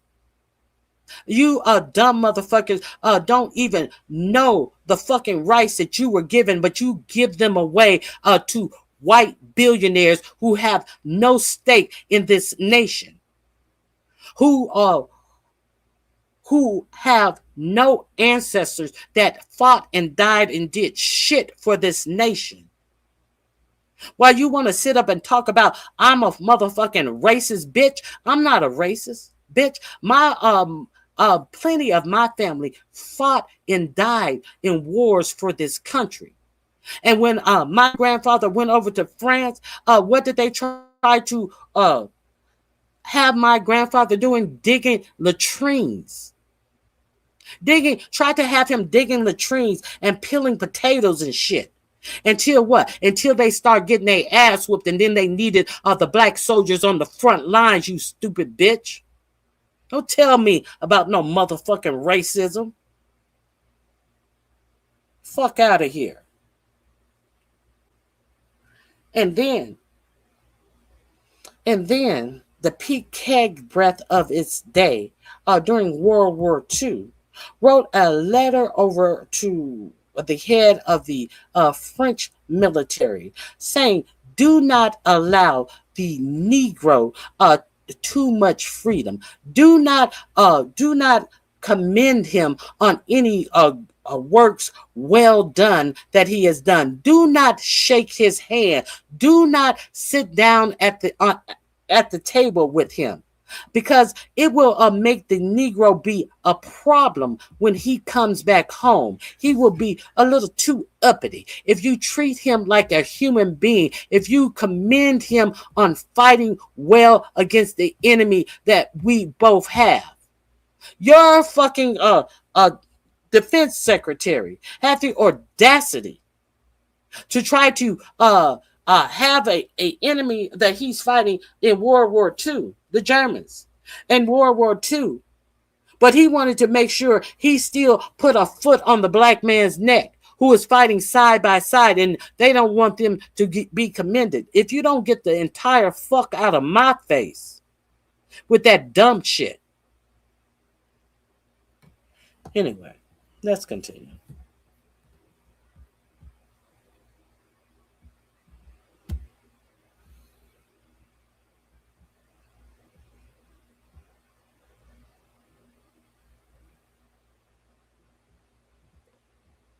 Let's continue.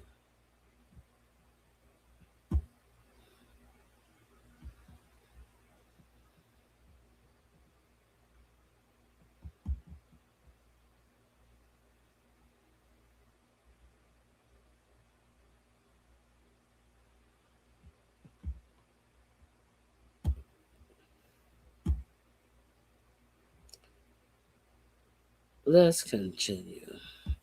Where are we? Let's get back to the facts. Okay, this is the argument he carried into the courtroom, that the wrong Zines were wearing black using the Signal app, much like Pete Kegbreath and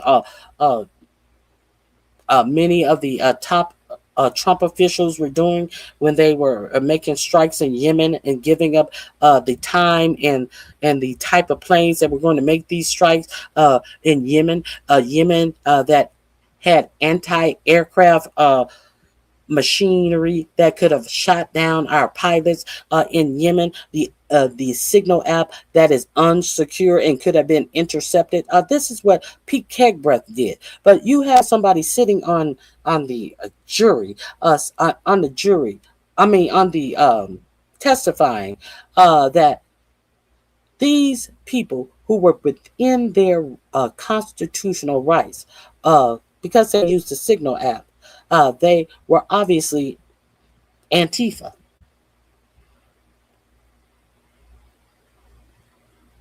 Let me see.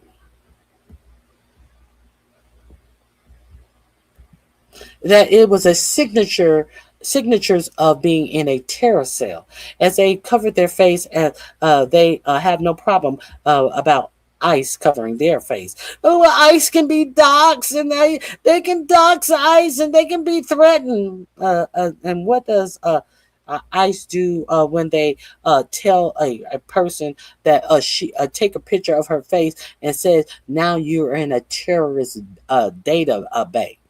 What is that but a threat? What is that when an ICE agent holds his phones up to a woman face who is protesting and tell her, now you are in a terror database? Is that not a threat? Is that not that's a threat and a guarantee? That's a guaranteed threat.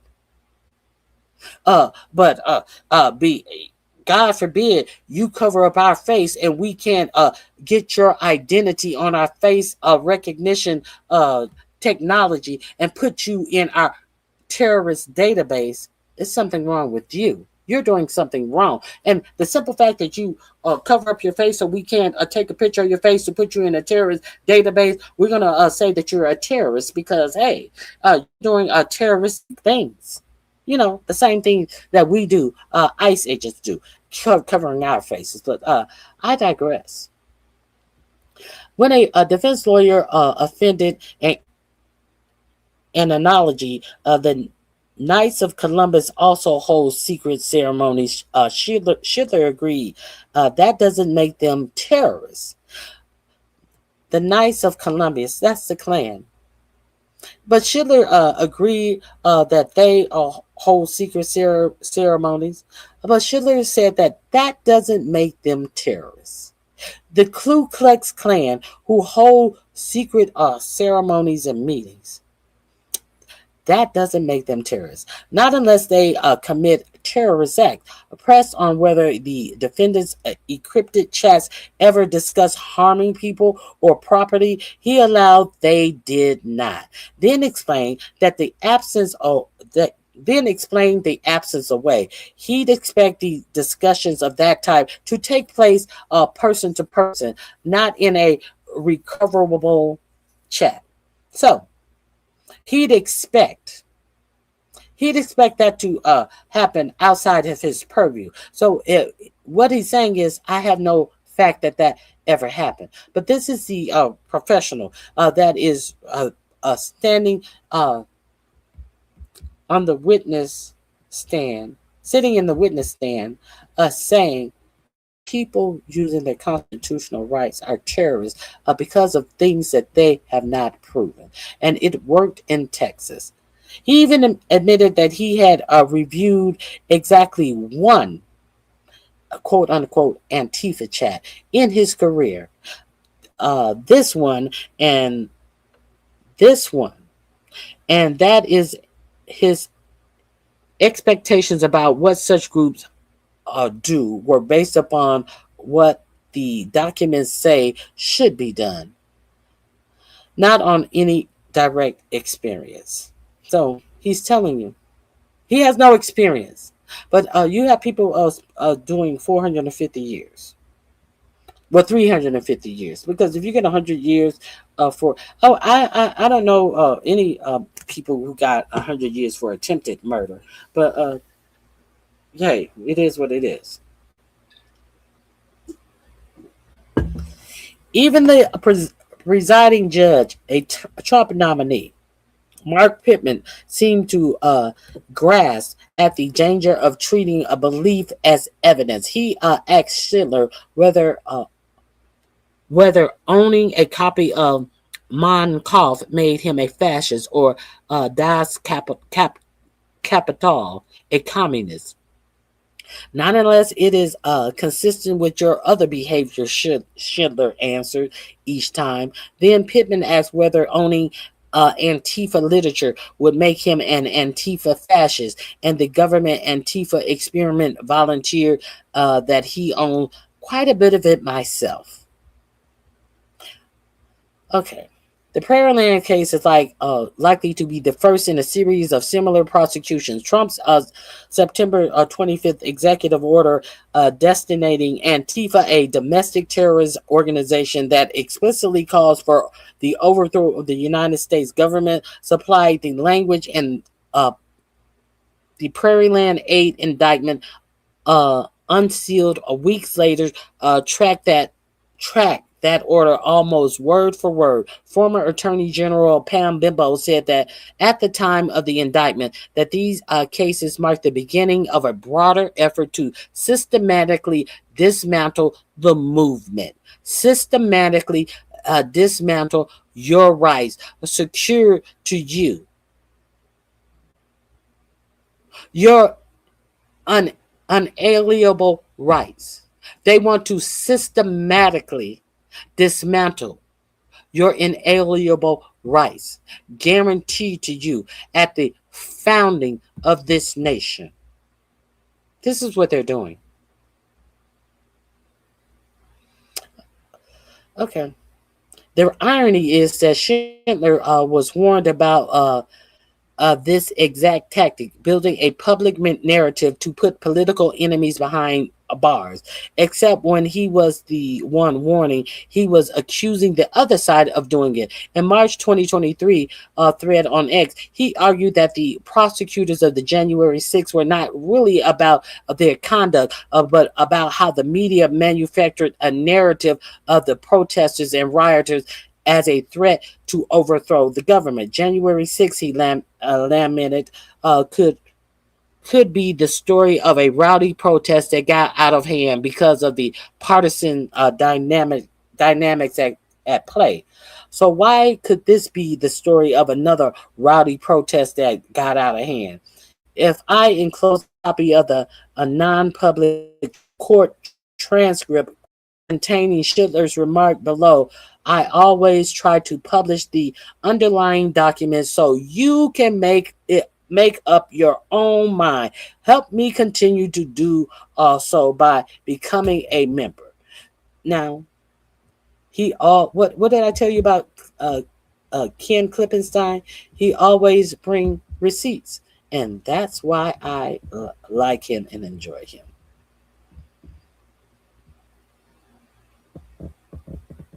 Here's the link. The link. I am going to put this link in my description box under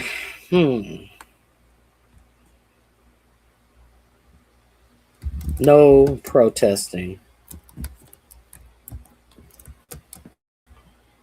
So, are we clear? What will happen? What do you think is going to happen if and when your president say that there's an emergency because we're at war and there's an emergency? Now, the president can let this war rage out of control for however long as he wants to, and then say, hey, you guys see what's going on in Iran? We have an emergency and we cannot have our elections. Do you think that would happen? Do you think that is out of the question of happening? I think that could definitely, and more likely than not, will be the thing that happens under this administration. Personally, I do believe that will happen. Let me see. I have some more things that I would like to share with you. Let's get with it.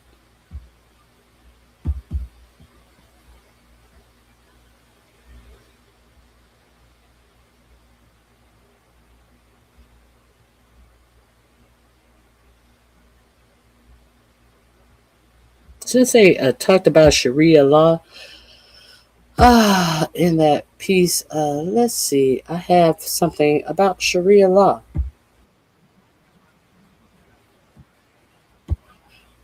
Since they talked about Sharia law and how they're trying to scare you about all of this, these Muslims, these progressive that are being supported by Zohran Mamdani.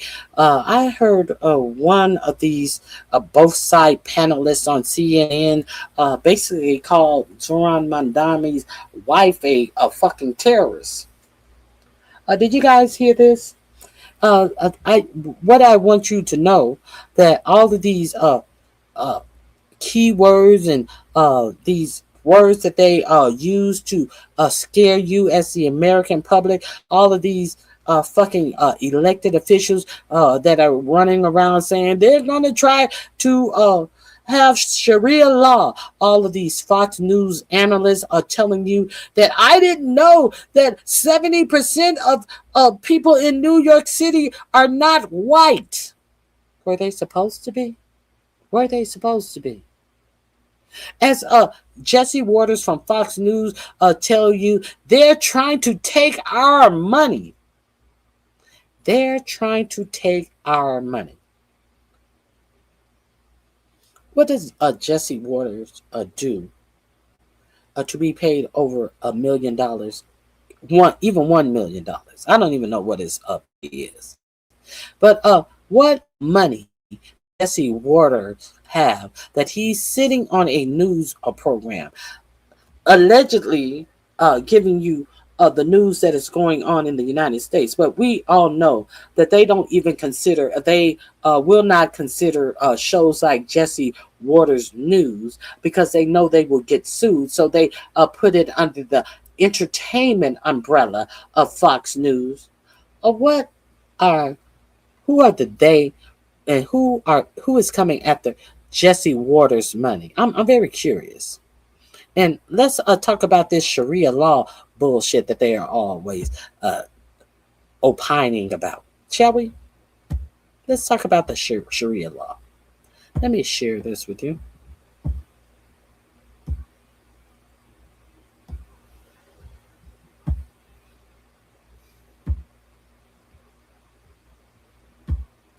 Complaining about Zohran Mamdani ushering in Sharia law.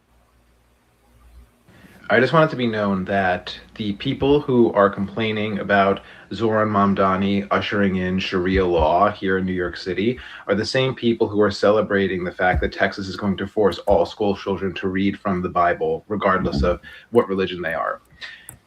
I just want you to know that Texas is far closer to Sharia law than New York City is.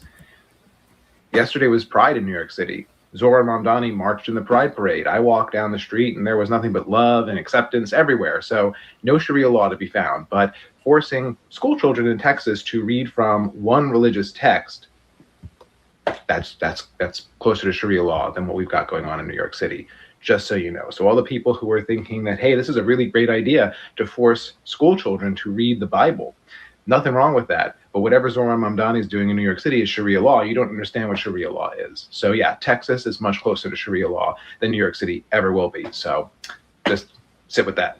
Take all the time you need with it. Have a great day. I just want it to be known that the people who are Take all the time you need with that. You want to take some time with that? We talked about that on my show on Monday. We went full in depth about that on my show on Monday. That they are not going to just be doing readings from it. They're going to actually have lessons and some type of lesson plans. It will be a thing.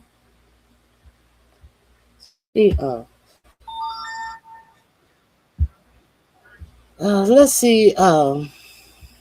Let's see. If you are unaware of this, you know that there is a medical center in Congress.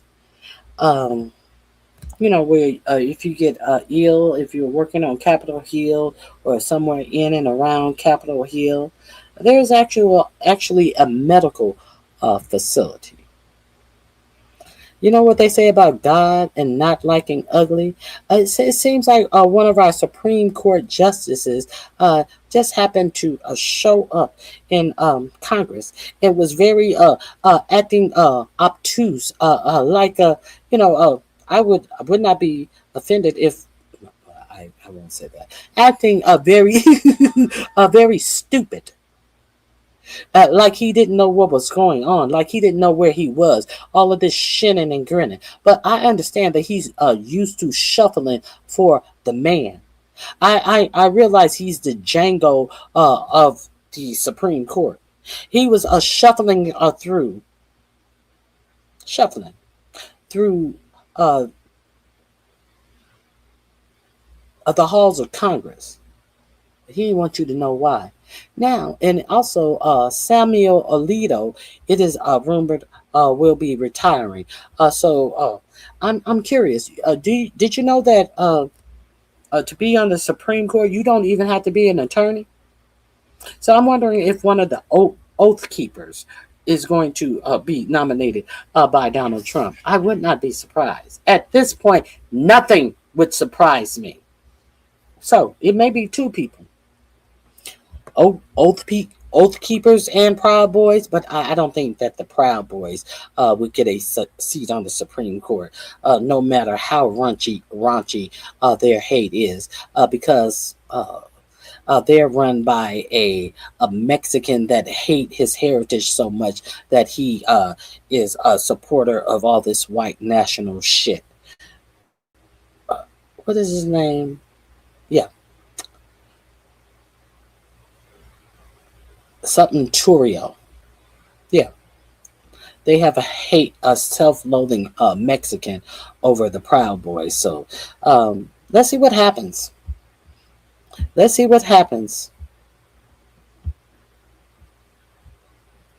me share this with you.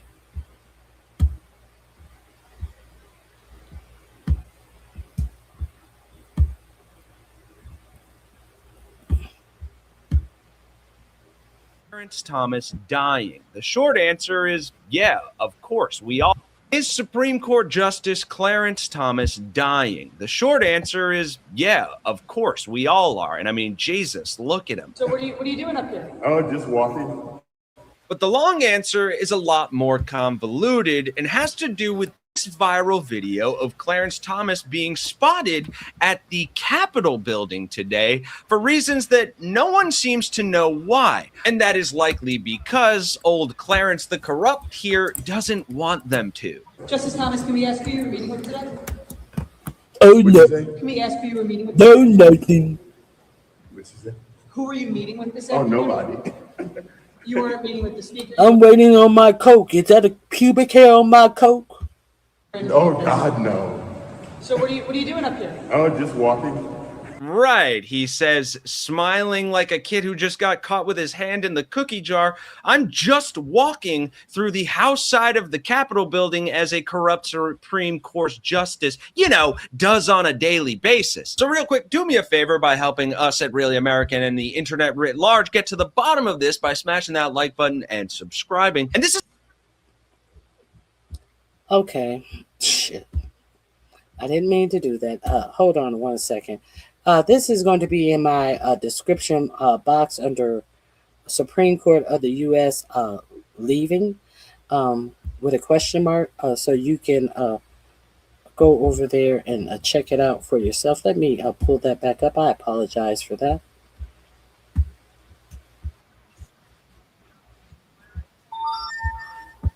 Let me give that back to you.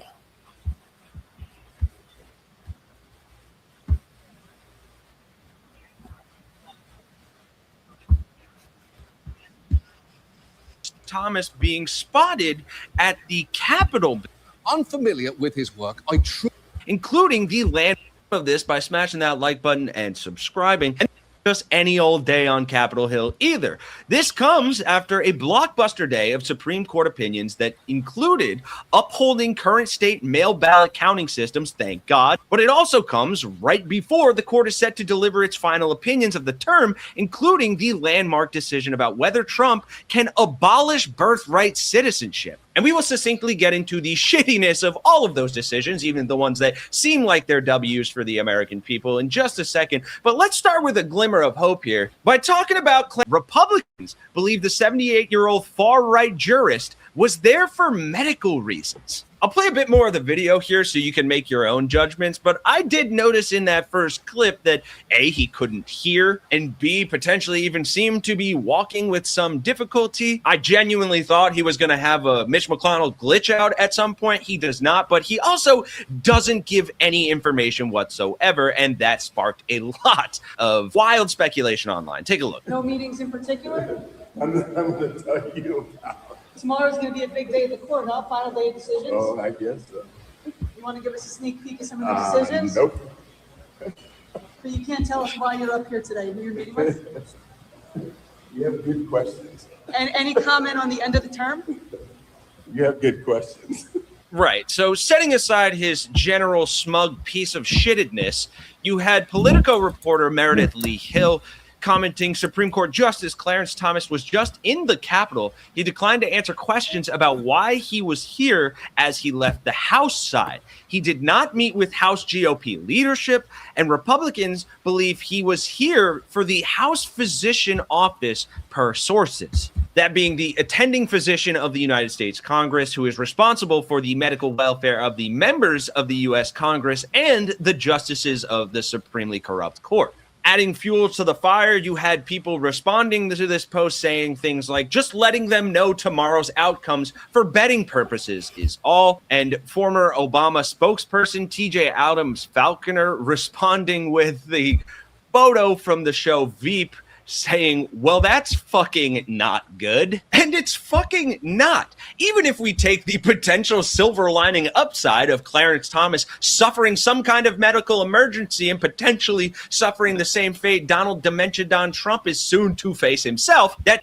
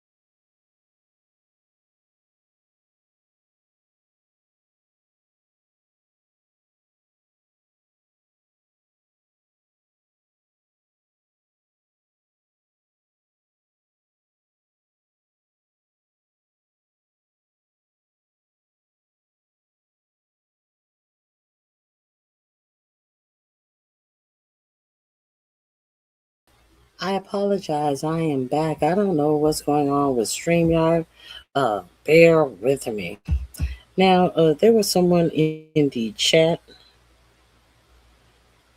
There was someone in the chat.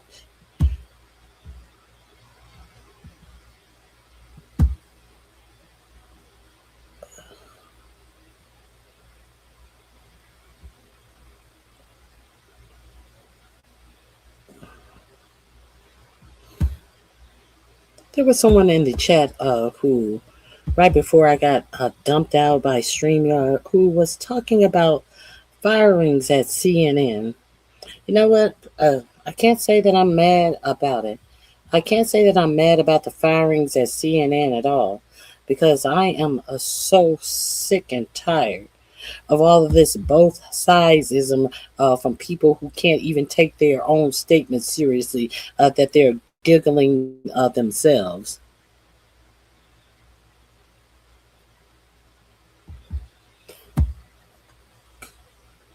We need to go? Or do you need to not come to our channel? Is that what it is? Hit the like button since you're here, since you're a fan, since you want to be noticed. We need to go, but we keep fools like you coming back.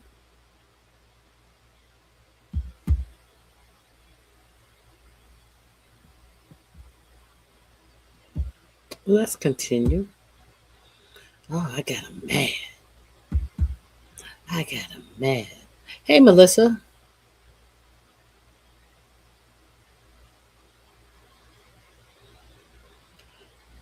Someone said something that somebody said something about the firings at CNN. Okay, let me get back to where I was. I apologize for whatever StreamYard had going on. So, Clarence Thomas, it appears, was having a little medical checkup. It is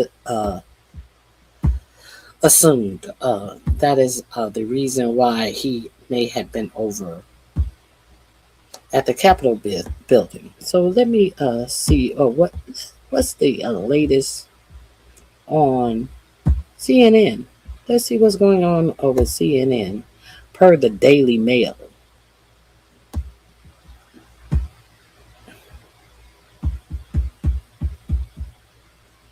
Let's see who they're saying is one of the top stars. They're getting rid of some of their top talent.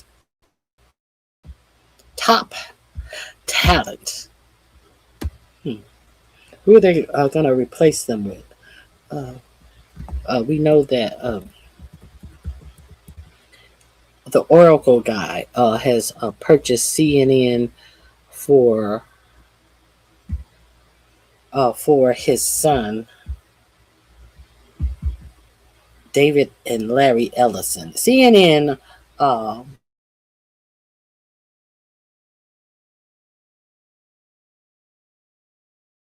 continue to tank. Do they wonder why ratings are continuing to tank? But the head of CNN thinks that he's doing something fabulous. Please. He's doing that so when the Ellisons take over CNN, you're not going to be able to blame the Ellisons for firing these anchors. And that's what you get. If you're supposed to be doing news, it's not for the public to push back. It's for you to do your fucking jobs. And you have not been doing your jobs, and you have not been giving us people on 24 fucking hours a day. And every show do a different rendition of the show since the morning. Okay, CNN is planning to wield the axe on some of his high-paid staff during dismissal after dismal election ratings that cap off a disastrous period for the cable news network. According to explosive new reports from Puck, network executive will unleash a sweeping layoff in a bid to save the network, flattering flailing reputations. I'm sorry. All of these fucking pop-ups. Hold on. I apologize. Flailing, where am I?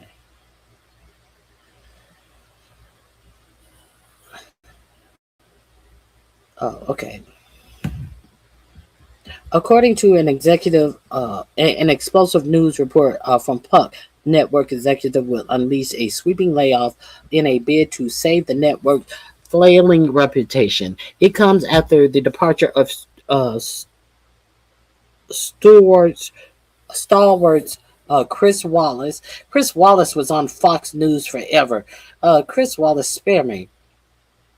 And amid reports, senior stars like Wolf Blitzer and Jake Tapper have both been denied raises.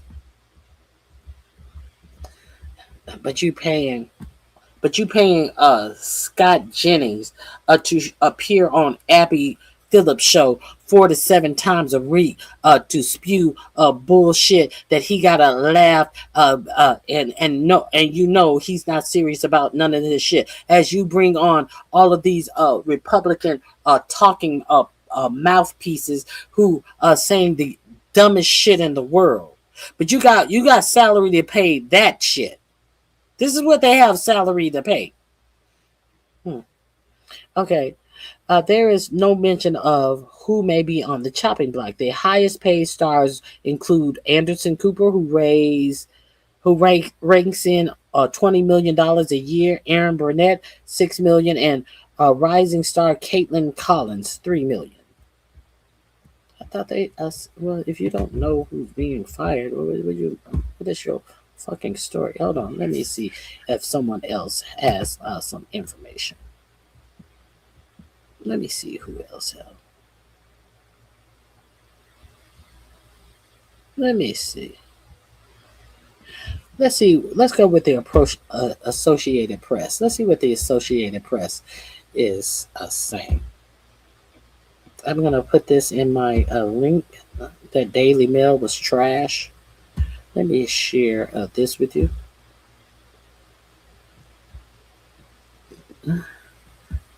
Hey, I'm with it. I am with it. Even though Caitlin Collins, she does ask some good questions. The rest of them, I can do without. Now, the person who wrote this in my chat gave a quite a few. Hey, you, how are you? It is good to see you.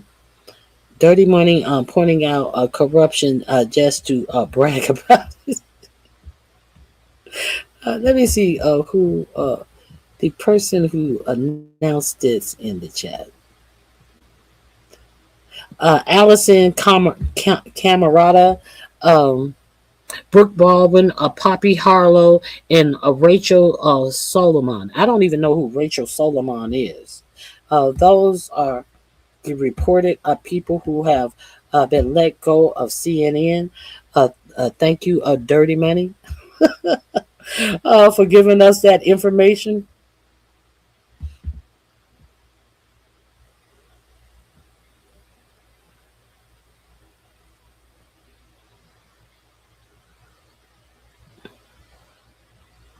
Okay, let's see what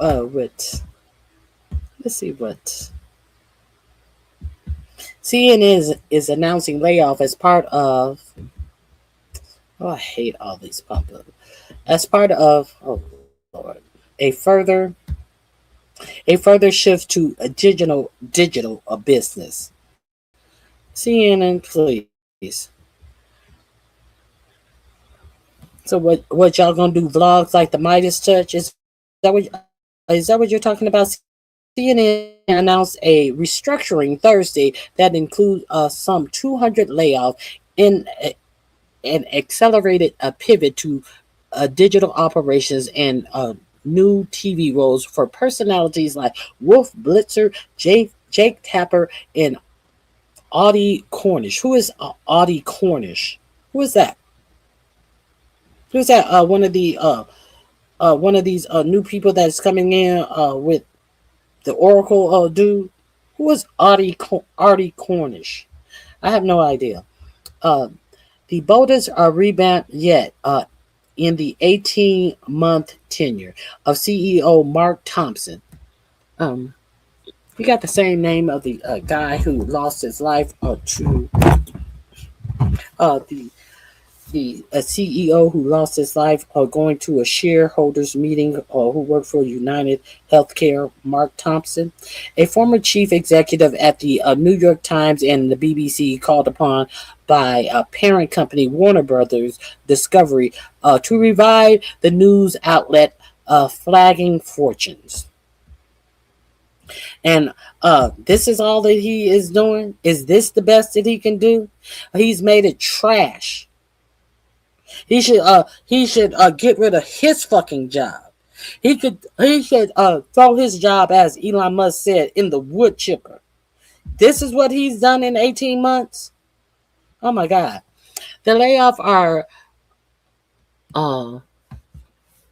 concentrated in CNN's TV business, where ratings have tumbled as consumer cut off cable and seek other news sources. They will eventually be offset by new hires in digital, where Warner Brothers Discovery is making a $7 million investment, CNN said.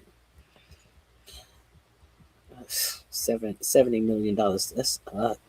This is not a cost-saving exercise. Well, why didn't you give Wolf Blitzer a raise? Thompson said in an interview, we are actually leaning in with increased investments. Layoff have either taken place or are anticipated across the news industry. CNN ratings have taken a hit since the election of President Donald Trump. A longtime critic of the network, CNN averaged 1.7 million viewers for Trump's inauguration of this week, compared to $8 million for Joe Biden. Wait a minute, is this old? How old is this? What is this? Is this old? This is January 2025. I'm like, wait a minute, what the fuck is this shit? Let me see. That's some. Let's see, CNN firings. That's some old stuff. Excuse me. Let's see what we have on CNN.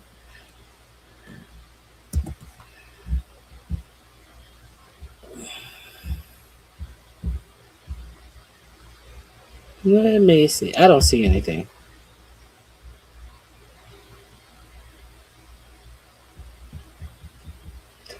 I don't see anything.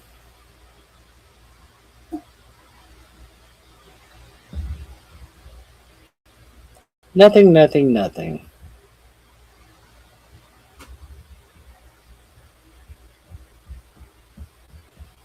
Okay, let me get back to what I actually was going to share with you today.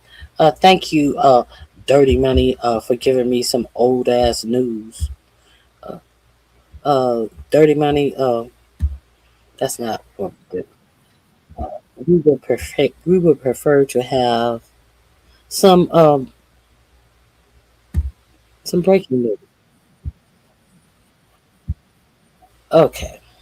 So here is all hell breaks loose as Meek screams at Bessent over Trump's crypto fraud. We talked about Trump's crypto fraud earlier, so I will share it again with you, since that is one of the topics of earlier today.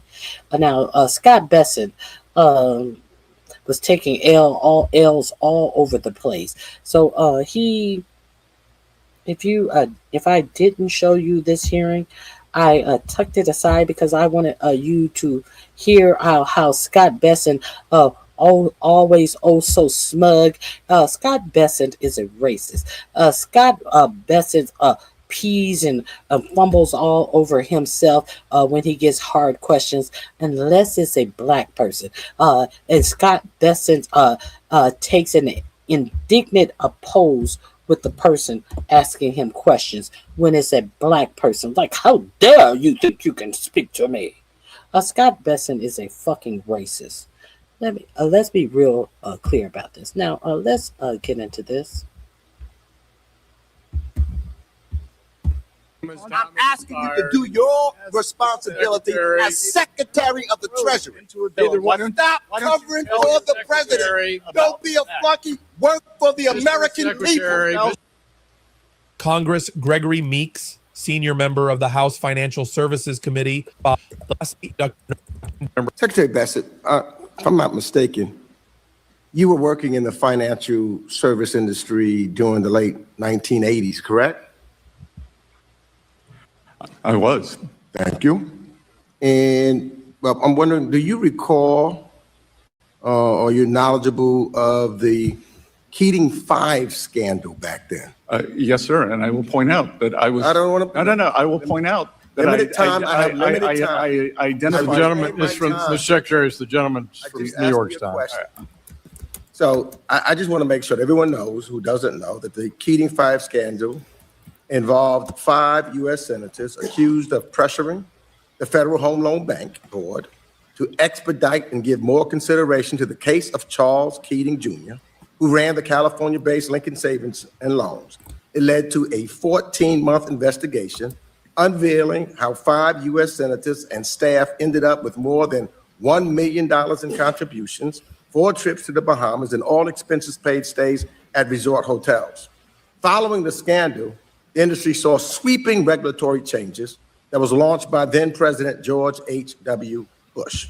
Now, Mr. Secretary, I'm sure you can agree conflicts of interest and improper influence by U.S. elected officials over bank regulators weaken supervisory independence and ultimately impose massive losses on consumers and taxpayers. I think that we can all agree upon that. And as we know, the basic lessons from the post-Keating reforms still applies today when the Office of the Comptroller of Currency, the OCC, is deciding to get a bank charter. I think we can stimulate that.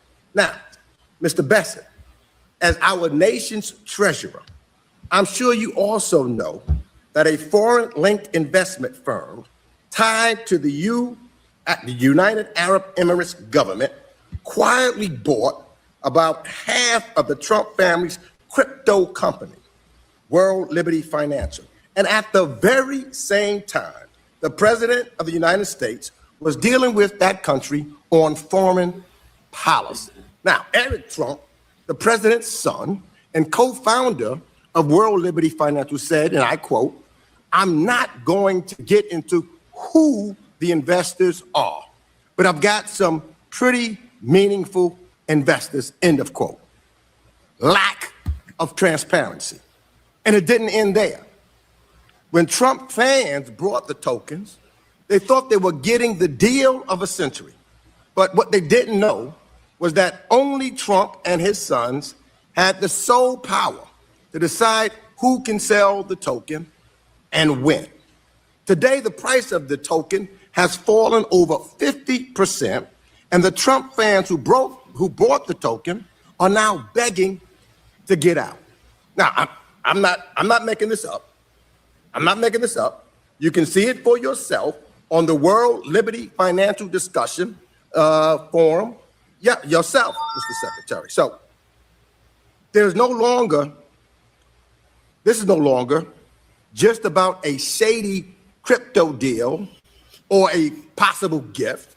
When a foreign-linked investor is putting hundreds of millions of dollars into a company controlled by the president's family, and at the same time, this president is conducting foreign policy with that country. You know what that creates? It creates a national security concern. So I'm not going to ask much of you, Mr. Secretary.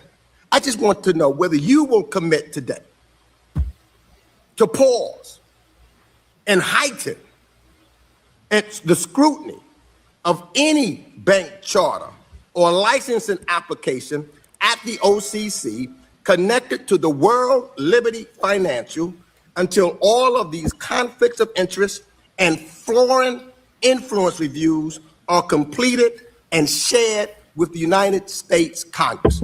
All I need to know is, will you halt it and do a complete investigation and scrutiny of this licensing The quick answer is no, but let's hear the real answer. Application. All you have to ask is yes or no. No, Congressman. All you have to ask the is yes or no. OCC is an independent entity, and I would know, Congressman. So I take that as a no.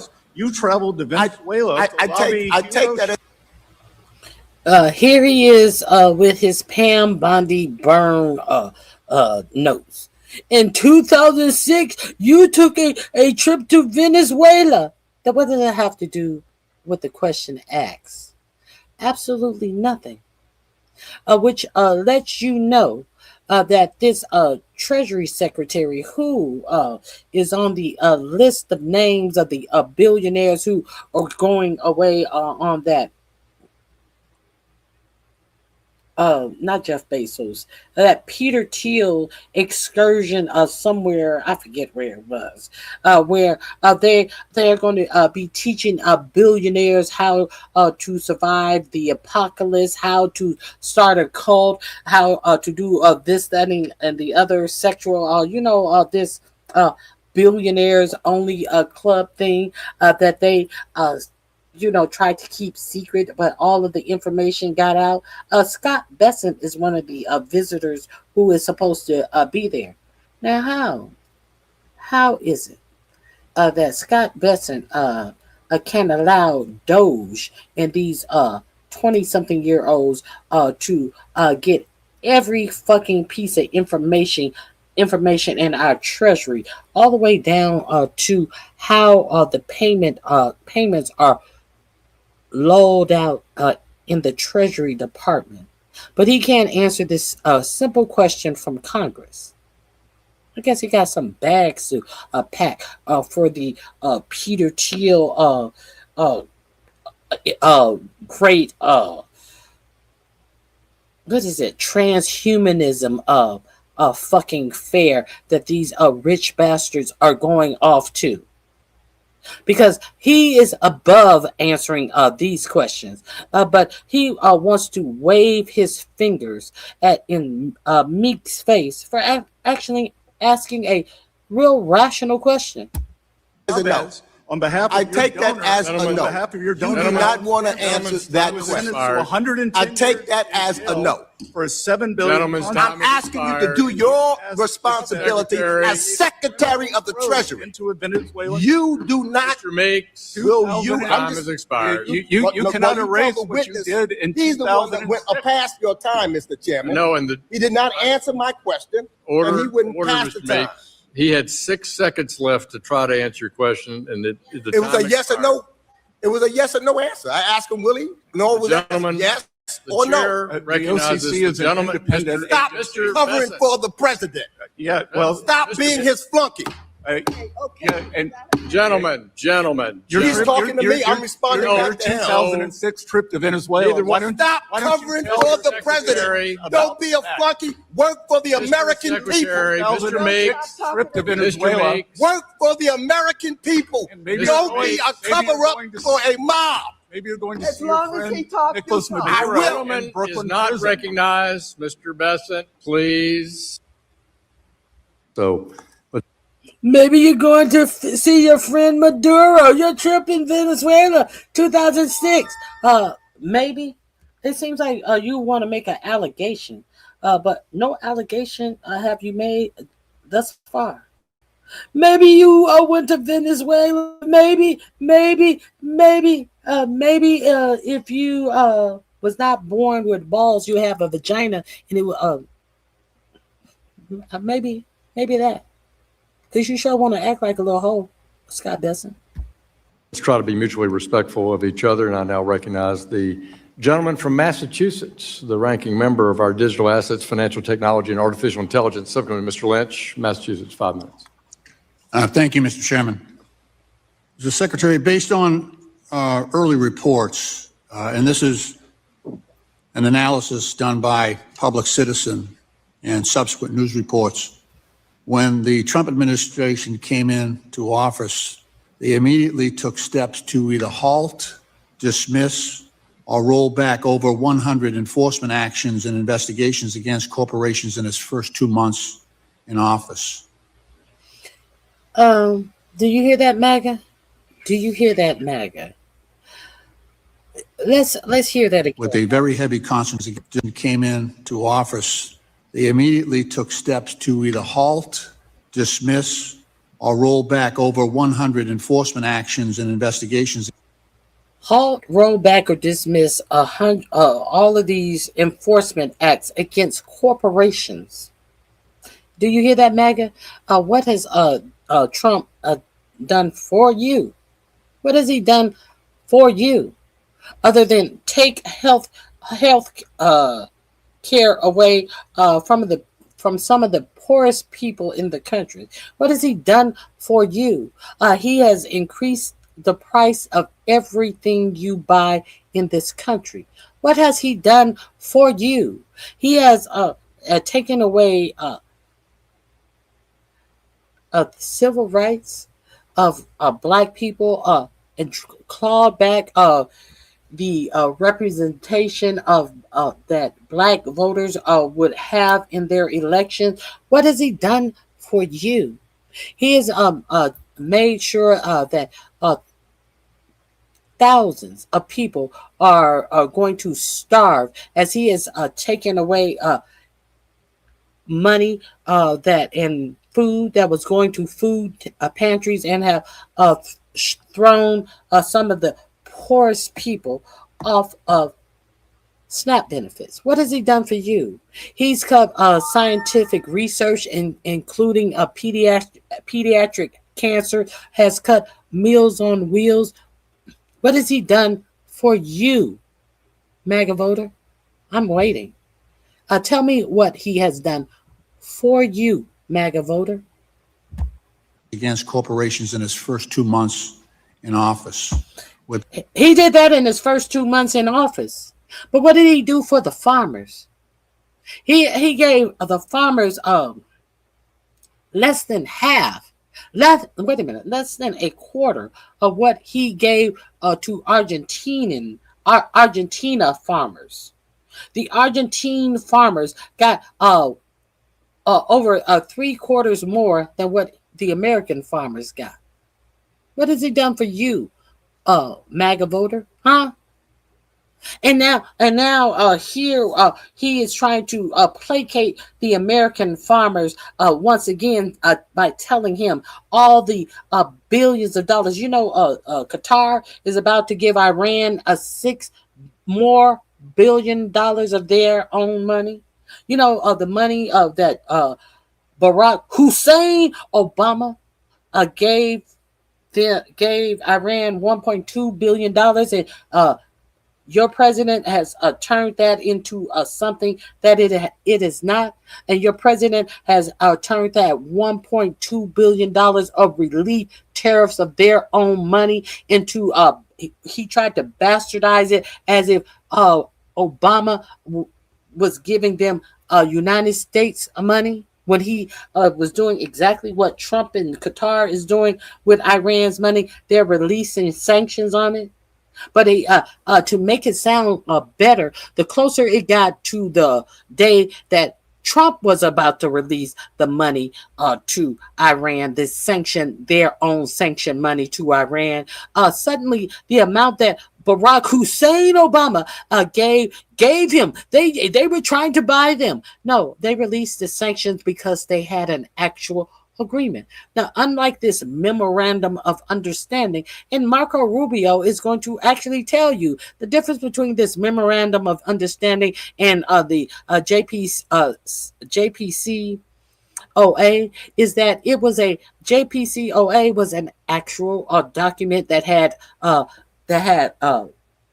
timelines that had expectations, and that had it was a definite agreement, and it had definite rules and guidelines that must have been followed. What rules and guidelines are being followed in this MOU? So the closer we got to you learning that your government, your United States government, was about to give Iran $6 billion. Then suddenly the 1.2 billion that Barack Obama released of their sanctions when they signed an actual agreement. Then your president started telling you that Barack Hussein Obama gave them $100 billion, gave them $150 billion.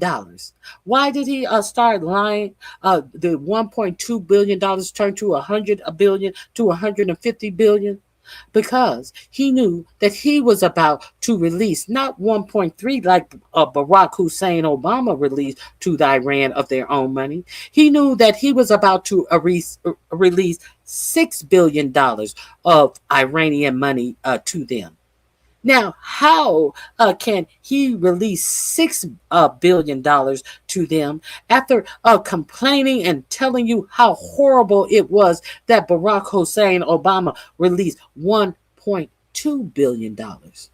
Oh, I could never do that. I have to start lying and saying that it was hundreds of billions of dollars. I have to lie. Because why? Because I'm a liar. Okay, let's continue. A very heavy concentration on financial services, consumer protection, and cryptocurrency, totaling over $3.1 billion in potential penalties avoided.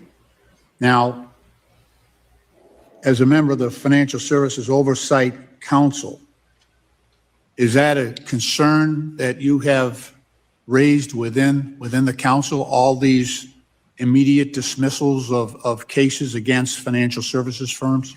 Well, I think the Biden administration had an extinction. Sir, please be responsive to my question. I'm trying, sir, and this back and forth is just eating your time, that the Biden administration had an extinction policy for crypto. This is when Trump came into office. I'm going to go to the next question because your answers on, Mr. Chairman, the answers have to be responsive if we're going to have a serious hearing here. Well, the questions have to be serious. Well, those are 100 dismissals of cases that the Trump. Now, he said, well, your questions have to be serious. All of these dismissals and dropping cases and dropping investigations on corporations within the first 2 months. Your Treasury Secretary says that this is not a serious question. Do you see? He doesn't think that this is a serious question about all the investigations into corporations and all of the fines and fees that they have been found guilty and having to pay have been erased by Trump. But what has Trump done for you? It's my question. I don't see any answers in the chat. I see all of the people who want to talk about what Democrat started the K. They have nothing to say because he has done nothing for you. That is the answer. Nothing. Your answers on, Mr. Chairman, the answers have to be responsive if we're going to have immediate dismissals of cases. Is that a concern that you have raised within the council, all these immediate dismissals of cases against financial services firms? Well, I think the Biden administration had an extinction. Sir, please be responsive to my question. I'm trying, sir. And I would be remiss if I tell you that under the Biden administration, Elon Musk was about to start his own financial services. However, since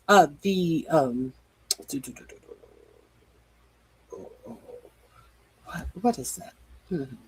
I'll think of it. Since he was being investigated by not the FDIC, the bureau that protects Consumer Financial Protection Bureau.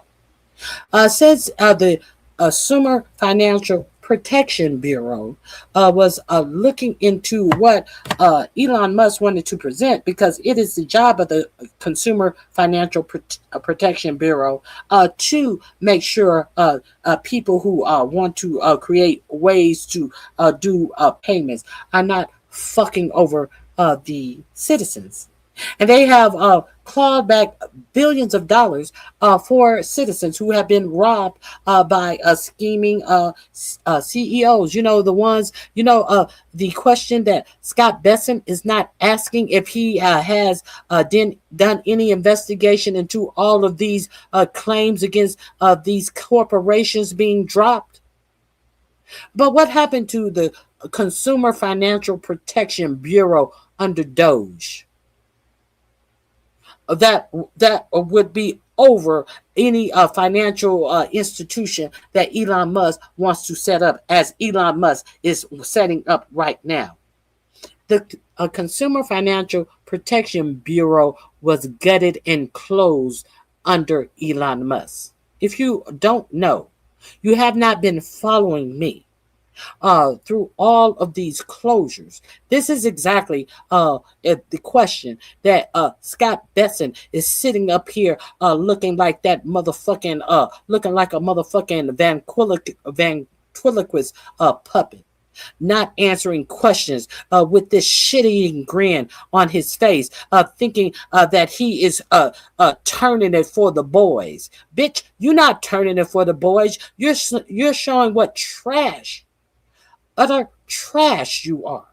What has the Trump administration done for the constituents? This back and forth is just eating your time. Of cases against financial services firms? Well, I think the Biden administration had an extinction. Sir, please be responsive to my question. I am. I'm trying, sir, and this back and forth is just eating your time. That the Biden administration had an extinction policy for crypto. This is when Trump came into office. I'm going to go to the next question because your answers on, Mr. Chairman, the answers have to be responsive if we're going to have a serious hearing here. Well, the questions have to be serious. Well, those are 100 dismissals of cases that the Trump administration came in and executed in their first weeks in office, like that. All of a sudden, all these crypto cases went away. The SEC was dropping cases. The Consumer Financial Protection Bureau dropping cases. And well, sir, look, you're on FSOC with all the heads of these agencies. This should be a serious question to you. Trust should be a serious question and a serious issue for the financial services industry, especially as the Secretary of the Treasury. Well, this is my time. I haven't asked any more questions. I haven't asked you any more questions. It's the gentleman from Massachusetts. I'm trying to get to my next question. Could you speak a little louder? I can't hear you. Yeah, okay. I might. Mr. Secretary, let Mr. Lynch proceed with his time. Put 4 seconds back on the clock, please. Thank you, Mr. Chairman. Yes, Mr. Lynch. I just want to do a comparison of the FSOC reports. Let's go back to 2024, and then we'll talk about the current report. In the previous report, the members of FSOC expressed serious concerns related to potential risk to financial stability regarding the lack of explainability and high complexity of AI and the approaches that have a potential to heighten financial instability, especially in the areas of bias and discrimination in credit decisions. That was in 2024. Your report in 2025 focuses on removing regulatory impediments. So in 2024, we were concerned about consumer protections, and now under your leadership,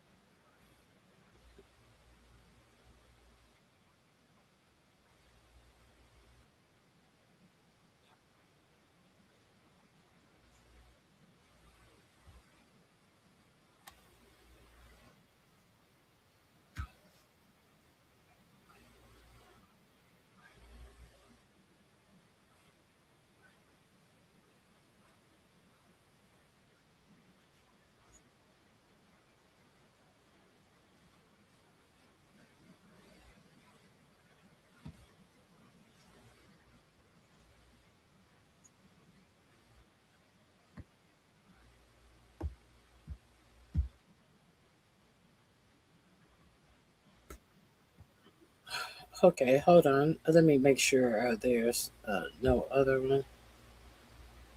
Okay, so I have some more with your Treasury Secretary Scott Bessent and his bullshit.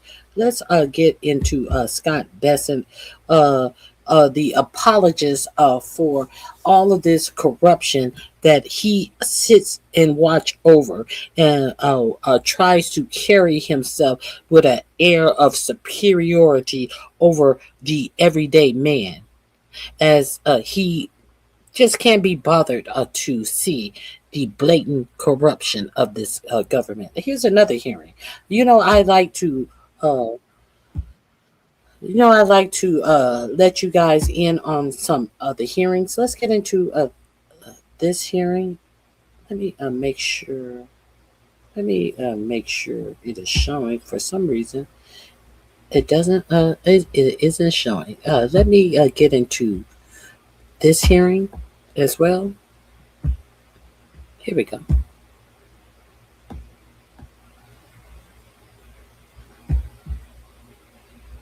Let's get into this hearing.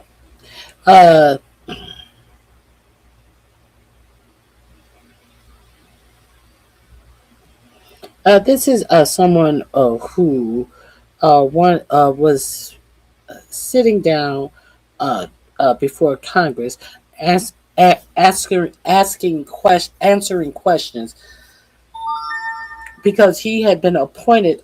They wanted to appoint him to a DOJ position, and let's really look at some of his positions that somebody who wanted to work for the Department of Justice did not take down, did not alert that this may come up in my confirmation. Nothing. These are the people that the Department of Justice are stuck with, trying to jam through our government, because any attorney worth their salt no longer wants to be a part of this corrupt DOJ. So let me share this with you. Legris, were you prepared for this hearing? I did prepare for this hearing, Senator. You were prepared by the Department of Justice? I did independent research online as it relates to the Office of Justice programs and the various grant programs. Before this hearing, were you prepped by the Department of Justice? And then after that, I did meet with the Department of Justice and conducted moot questions. During the course of that, did they warn you about, for instance, Senator Kennedy's history with respect to the tweet history of nominees? Did that come up? No. Did not come up? No, Senator Kennedy's question? I'm sorry. Did they warn you that Senator Kennedy had a history of asking about nominees' tweets? No. They didn't. Were they aware of these tweets that have been discussed here in the hearing today? I don't know. They did not bring it up. So here you have an inept DOJ run by Todd Blanche, who he's inept because your president has been convicted on a 34 felony using Todd Blanche as his personal attorney. The same Todd Blanche that tried to hide the Epstein files when Katie Fang, a independent reporter and a actual sitting attorney, request FOIA via a FOIA request, and said that she had standing to review all of the documents that were in the Epstein file as a matter of her having she had standing as a reporter, and because the law said all of the redactions had to have come with a list, a paper, a list. Like if you redact something on page 12, item line 1 through 5, you had to write down why you redacted what was on page 12, line 1 through 5. Yes, you had to absolutely catalog all your redactions.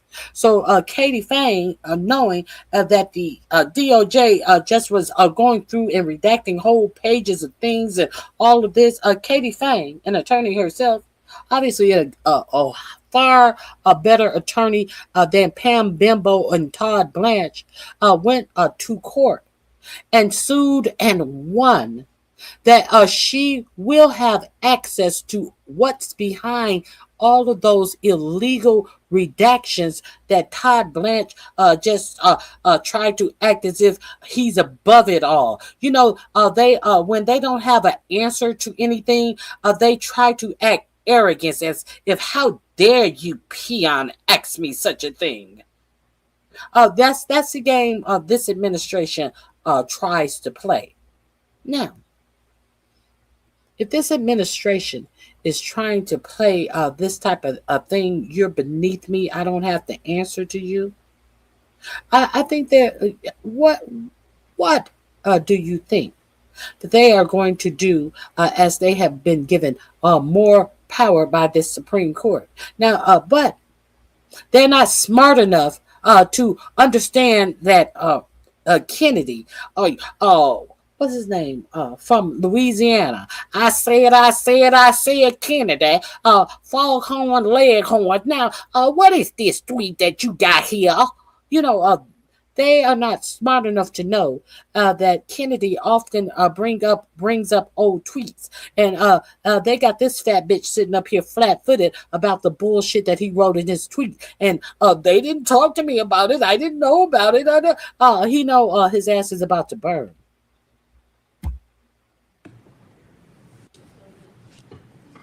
So you have tweets that call Donald Trump and Kamala Harris two clowns.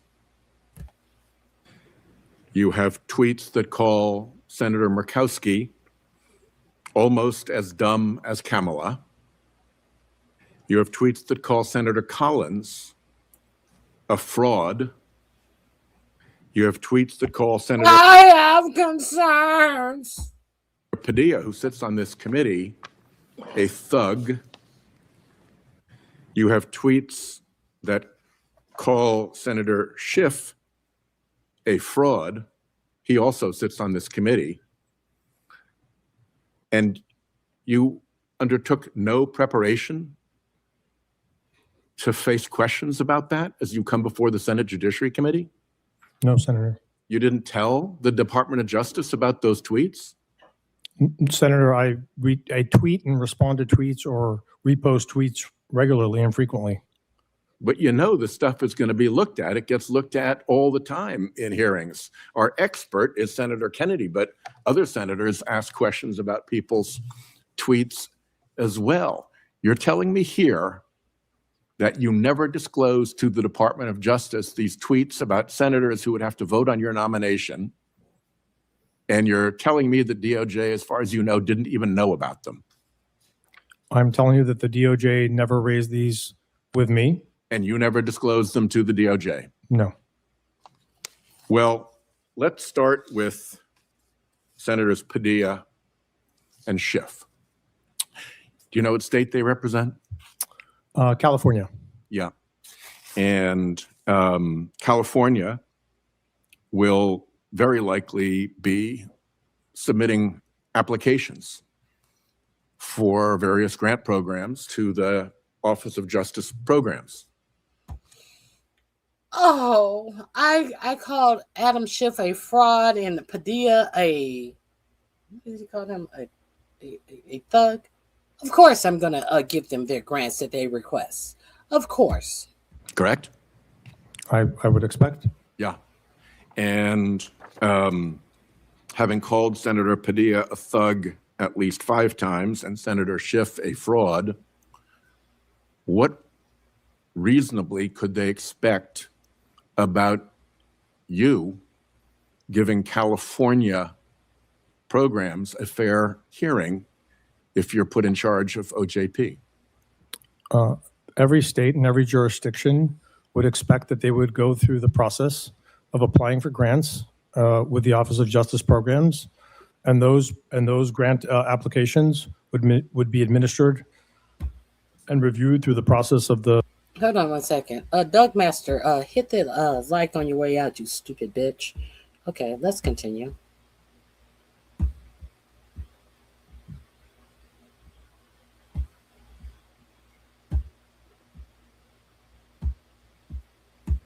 Of the department. Yeah, that's what they would expect. And then there'd be a guy at the head of the program who thinks that the senators involved are a thug and a fraud. How do you convince us that you're not going to let that personal bias against these two individuals affect your judgment about California programs, particularly programs that, we often write in letters saying, we work with this program, we think they do a good job. Please give it every due consideration consistent with your responsibilities. That's a pretty standard thing. How do you respond to a letter from somebody you've called a thug or somebody you've called a fraud when they support a program that you're asked to decide on? Because I believe that the Office of Justice Programs has a mission to support the entire country, every state and every city, and protect our communities, irrespective of the elected leadership that exists there today or tomorrow. So just trust me, I guess, is what you're saying. Well, trust the fact that I have been in the private sector and I was a practicing lawyer for a long time, and I will administer these funds. So was Todd Blanche. What's your point? As a good steward for the taxpayers of this country. So was Todd Blanche, and he created a slush fund for the January 6th rioters. Trust you with. You want us to trust an attorney, first of all, that is not our own personal attorney. And then you want us to trust an attorney that is going and ensure to work under the Trump DOJ. Are you fucking out of your mind? That they reach the ultimate recipients and the beneficiaries, which are our communities, our law enforcement, victims of crime, our juvenile system. So why should Judge Boasberg, the chief judge of the DC Circuit, be impeached? I don't have an opinion on Judge Boasberg. Now, Judge Boasberg is the one who told Pam Bimbo to not let those planes off the ground when she sent those planes to El Salvador. And this is what he is having to say about Judge Boasberg, who in fact won every motion that was filed against him by ICE, by the Department of Homeland Security, did not stand, did not win. And Judge Boasberg was the winning voice in all of that bullshit that Pam Bimbo did. And you heard Pam Bimbo, you heard 45, 47, just slandering this judge. Now, you didn't say, what about Judge Boasberg, sir? You had one when you twice said that he should be impeached on tweets. So, Senator, I suspect that you're... You said he should be what, sir? You don't have an opinion on Boasberg, and come to find out, you said that he should be impeached twice? Oh, you're perfect for the Todd Blanche DOJ. You're a big dumb liar. Quoting retweets or comments. Judge of the DC Circuit be impeached. I don't have an opinion on Judge Boasberg. You had one when you twice said that he should be impeached on tweets. So, Senator, I suspect that you're quoting retweets or comments to other tweets. It would be nice to have... No, they're your tweets. You're the one who's responsible for them. You're responsible for knowing what you said. Don't put it on us to have to explain to you your own tweets. This is your mess, not ours. You're the one who tweeted impeach him. If you can't explain that, that's on you. But my general question is, why should Judge Boasberg be impeached? Whether you tweeted it or retweeted it, you obviously thought he should be impeached. Why? It would be helpful for me to see the context of the tweet. You're the one who's supposed to be ready for these hearings. Thank you.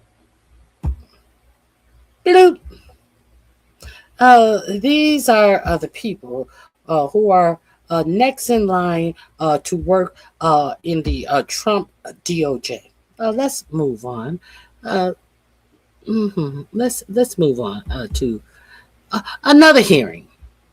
I don't know. Mr. Secretary, Black and brown Americans feel. I don't know if you guys saw this hearing. Okay, that last link is under DOJ Fool, and this one is going to be with the first Scott Bessent. I'm gonna drop this in my description box under the Bessent covering up for Trump.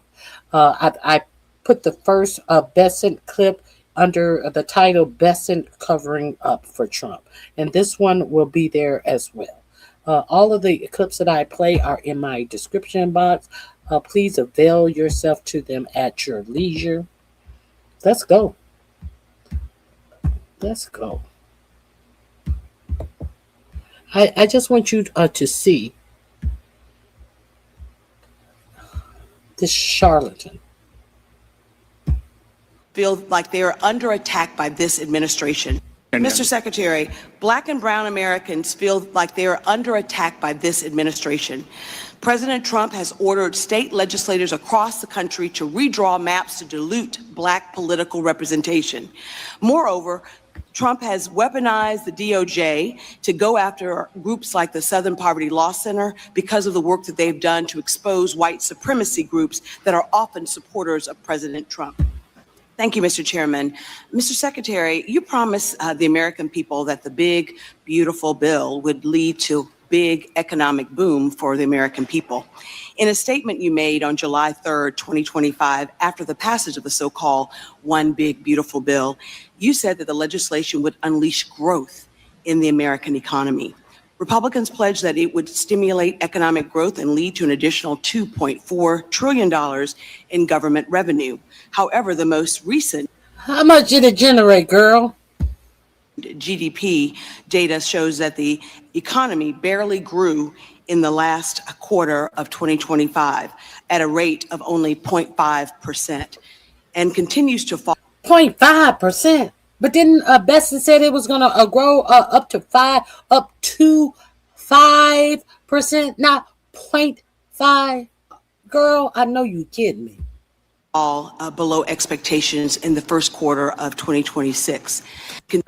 Data shows that the economy barely grew in the last quarter of 2025 at a rate of only 0.5% and continues to fall below expectations in the first quarter of 2026. Time and time again, you told the American people not to believe their own eyes or what's in their bank accounts. While families have been hit with higher costs from Trump's illegal tariffs and his costly war on a war of choice in Iran, this administration continues to insist that the economy. This is an oversight committee. This is Scott Bessent, who said once he got results of a poll of how Americans feel about the economy. Well, I don't know why people are saying they feel that way because the stock market is booming and 401ks are making more money than they ever made. You know, it's just really a shame when people are willing to go out in public on camera and repeat some nonsensical bullshit just because Donald Trump does it every day. And then you get his hanger-ons saying, well, if he can say it, I can say it too. It's not ridiculous when I say it as the Treasury Secretary. But he didn't want to talk to you about letting those Doge kids rummage through everything in the Treasury. He didn't want to talk to you about that. You didn't see him. You didn't know what Scott Bessent looked like then. Now, Scott Bessent is like dog shit. He's all over the place. Is thriving. The reality, sir, especially for the folks that I represent in Alabama, is that you forecast a 5.4% growth in GDP for the fourth quarter 2025 and only delivered a 0.5% growth. The reality is that wages have fallen behind rising inflation and that job growth dramatically slowed down since Trump took office. There's more jobs than there ever has been in America, and wages are higher than they have ever been in America's history. This is Scott Besson and Donald Trump feeding you the bullshit. As jobs have damn near stopped. Job growth has plummeted. Yeah, they want you to believe that people are earning more in wages than they ever have before. Even if that was true. The inflation is rising quicker than wages are rising. So what does that mean? That means that you're still not making more money, even with making more money. But we know that none of that is true. Mr. Secretary, I'm asking you rhetorically the following questions. I ask you, why was your analysis so wrong? And I'm asking you rhetorically, since you've shown yourself not to be able to answer questions on this side. So let me try to answer it. Could it be that Trump's illegal tariff or the cost of the war of choice in Iran were the reasons why your analysis was off? Whatever the reason, I want you to know that the people that I represent in Alabama are hurting under this economy. Prices in Alabama have fallen by 3.6% over last year. Energy prices are up 18%, and exports of Alabama products and services have dropped by $3 billion since President Trump took office. In addition, the Iran war has cost American households over $100 billion. Grocery prices are rising faster than any time in the last 4 years, and gas is over $4 a gallon in Alabama, where last year it was only $3 a gallon. Mr. Secretary, your economy, this economy under this administration is failing the American people, and we can and must do better. My second question, I'd like to what's going on? Sir, I haven't asked you one single question. I will point out Mr. Chairman, I asked to reclaim my time. I'm not asking him a question. I'm stating facts. The gap between 5.4% and 0.5% isn't a close. He feels that he must be heard. You cannot tell me the truth, and I can't refute it with lies. Nobody asked you a question, bitch. This is her time. Miss. It's not even in the same range. Besant forecast growth 10 times larger than what actually happened. And this wasn't an outside prediction. It was the administration's own projection, put on the record by the Treasury Secretary, used to sell the legislation to the public. When Besant tried to interject that Sewell was stating opinion rather than fact, she shut it down without breaking stride. She wasn't asking him a question.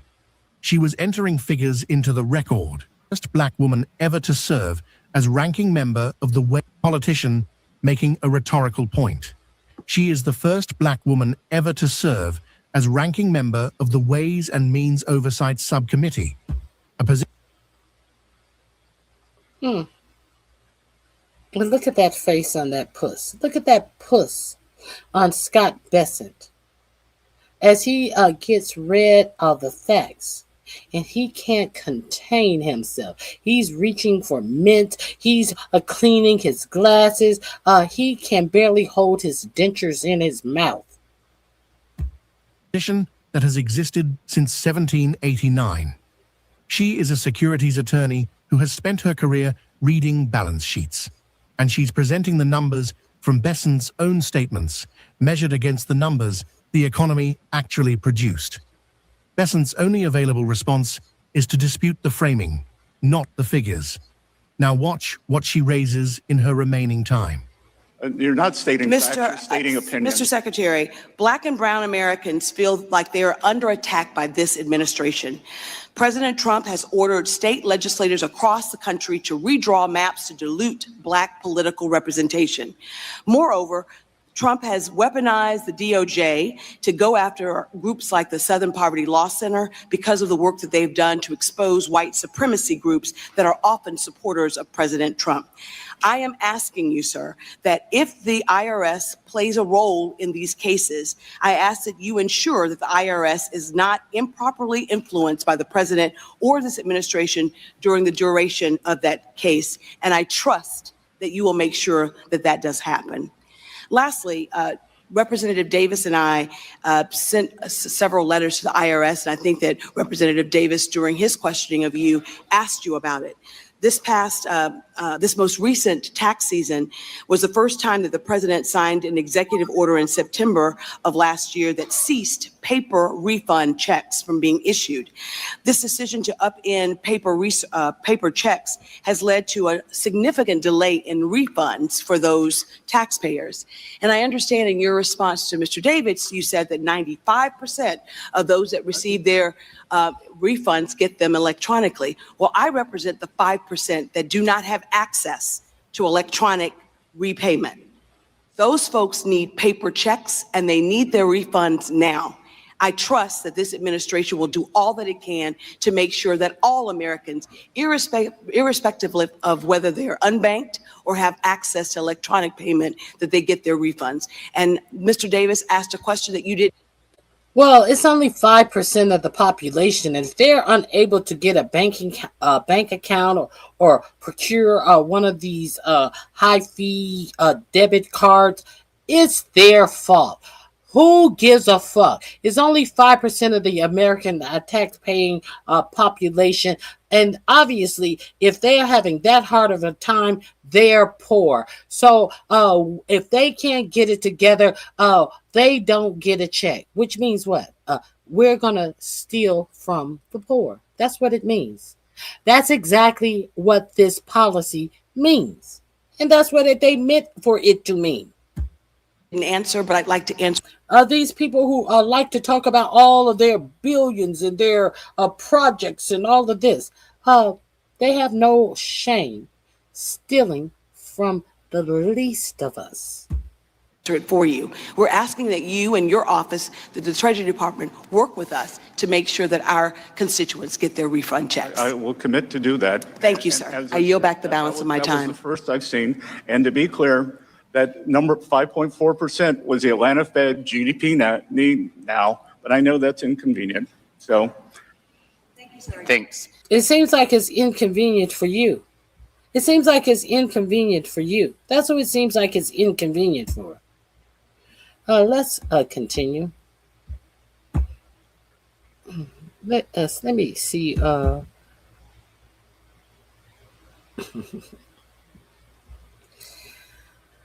RFK Jr. RFK Jr. over Health and Human Services. When asked simple questions about about cases that he has fought as an attorney, fought against for as an attorney, cannot come up with an answer about the EPA drawing back regulations on what is it? Not iron. Mercury in public waters. RFK Jr., who fought against having all of this mercury in our water. And now that 47, the Republicans that love less regulation, you know what they're regulating less? They're regulating mercury in our water. They're regulating that less, which means they are allowing more mercury into our waters. Okay, if you didn't know that, now you know. Robert RFK Jr., as a practicing attorney, brought cases against the government for this very same thing. The same way RFK Jr., which one? Brought a lawsuit against, what is that active ingredient in Roundup? Yeah. RFK Jr. Also brought a lawsuit against, what is it? Whatever, you know what I'm talking about. The active ingredient in Roundup, which is a carcinogenic, which causes cancer. Now, RFK Jr. under this administration, Trump has rolled back the limits of how much Roundup can be used in any green spaces that's close to a water or not. RFK Jr. has nothing to say about any of these things. Isn't that crazy? Isn't that interesting? Let's see. You get the impression that RFK Jr. probably nearly dies every day of his life, whether it's picking up rattlesnakes, eating roadkill, or pumping his body full of things that would make most people's hearts explode in their chest cavity. He never looks or sounds like a guy who's going to survive for all that much longer, which honestly makes him truly the perfect Health and Human Services head for this deeply unserious administration.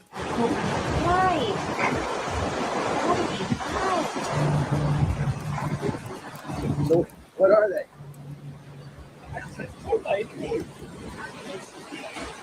Well, they're having sex. So what were they? Well, they're having sex. And he's over whose house? None other than Dr. Oz. And you will see he doesn't even know what type of snakes these are. But these snakes are going to bite him.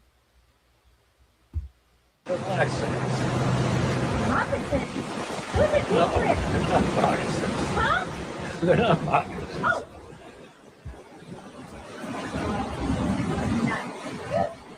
Okay. Are they biting? Honey, let us go. Oh my God. Are they biting? Yeah. This is the head of the Health and Human Services. The same man who took his grandchildren out in Rock Creek Park to swim in water that had a creek that had a sign that there was raw sewage being dumped into the pot of the water. So stay away. He took himself and his grandchildren and was swimming in the water. This is who's over Health and Human Services. Remember that. Let that sink in. Of course, this you can find this in my description box under the title RFK Jr. is a fool. Let's continue this. Jesus, the mouths are huge. Mr. Secretary, as you know, mercury exposure can have significant harmful effects on kids, including permanent cognitive deficits, lowered IQ, poor memory, language delays. During your career as an environmental lawyer, you brought lawsuits targeting coal-burning utilities, specifically over their mercury emissions. When President Trump tried to roll back mercury wastewater rule during his first term, you went to the EPA's own public hearing to fight it, warning that allowing more power plant pollution into waterways would poison people through mercury-contaminated fish, a problem you said you experienced personally. You said at the time... What was the difference between Donald Trump's first administration and his current administration? He went to the EPA hearing himself personally in Donald Trump's first administration to complain about mercury being released in the water. What's different between then and now? Then RFK Jr. wasn't getting paid any attention by Trump because he is working in Trump's administration. That's the difference. But now, since RFK Jr. is working for Trump, getting a paycheck from Trump, getting all of what comes with being in power under this Trump administration, RFK Jr. said, Trump talked to me and he told me I can't talk about energy policies. So therefore, RFK Jr. is saying that Trump told him he cannot talk about energy policy. So therefore, he has nothing to say about there being more mercury released to our water. With the fact knowing all of the harm that it will cause children. Do you wonder why they could put RFK Jr. over Health and Human Services? With knowing all the harm that it's going to cause children. But it ain't going to cause this harm to rich people's children. What has this administration done for you, MAGA voters? I'm very curious. What has this administration done for you? I'm still waiting on that answer. I asked hours ago. And I'm quoting you directly, it's really troublesome you pump pollution into waterways would poison people through mercury-contaminated fish, a problem you said you experienced personally. You said at the time, and I'm quoting you directly, it's really troublesome for those of us who will suffer from your irresponsibility. Given your long history of advocacy on this issue, do you still believe, as you've argued for decades, that mercury emissions from coal plants harm kids? I do. Terrific. In February of this year, the Trump administration finalized the repeal of the mercury and air toxic standards. As a result, coal-burning power plants are now allowed to emit more than twice as much mercury as they were before. Just last week, the Trump administration proposed to weaken a rule that monitors and protects groundwater from coal ash, a waste product that contains heavy metals like mercury and lead.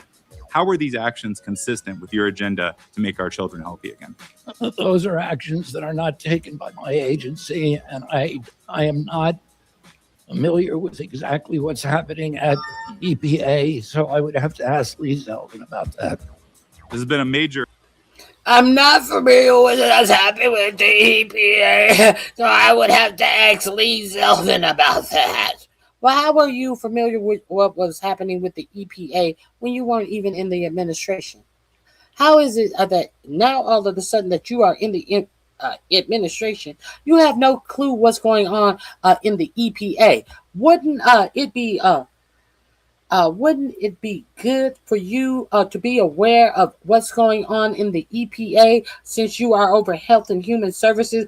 Because what goes on in the EPA could cause the people in the United States to get sick, to cause them illnesses. Since you are over the MAHA Health and Human Service Secretary, wouldn't it be punitive of you to see what types of regulations in this no regulation administration have been lifted, and what harm is it going to cause the American people? That is your job. This is this man's job. But they have fired so many people with actual experience, actual scientists, real fucking people who cares about the disease that our population could possibly get. I don't know what Lee Zeldin is doing. I had to talk to Lee Zeldin. What sense does that make? I'm very serious. How does that make any sense?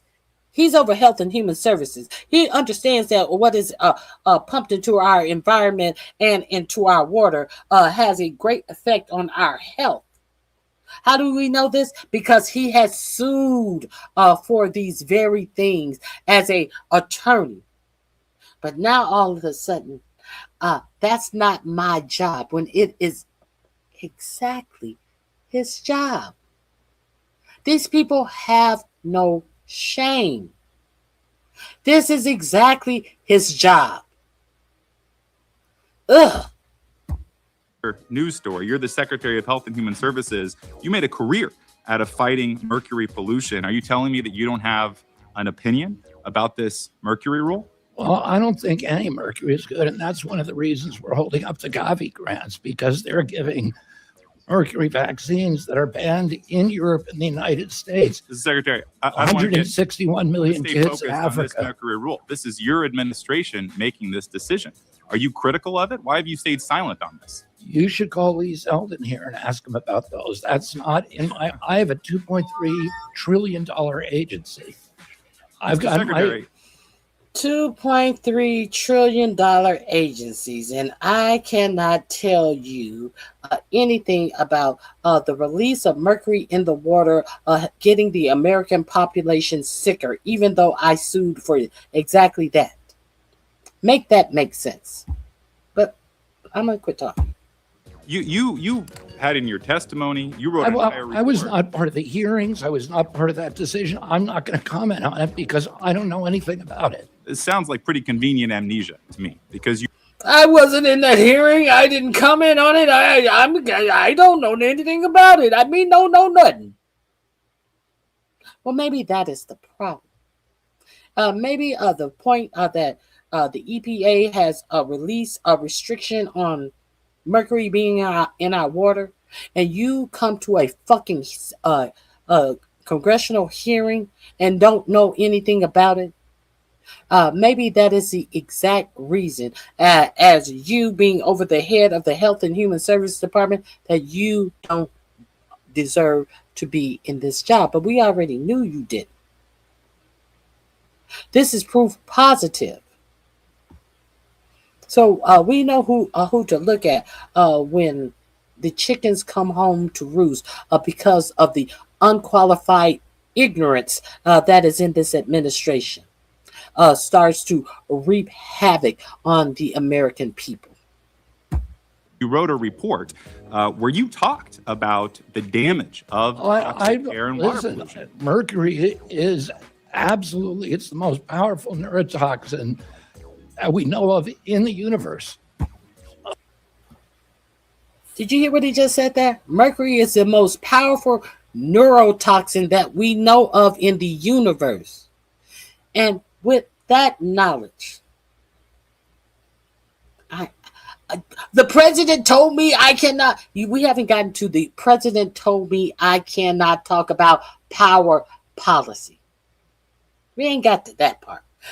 He knows this, but his answer is to the releasing of regulation on mercury in our drinking water, in our oceans, where people are fishing, where we get our fish from. He understands all of that. But let's continue.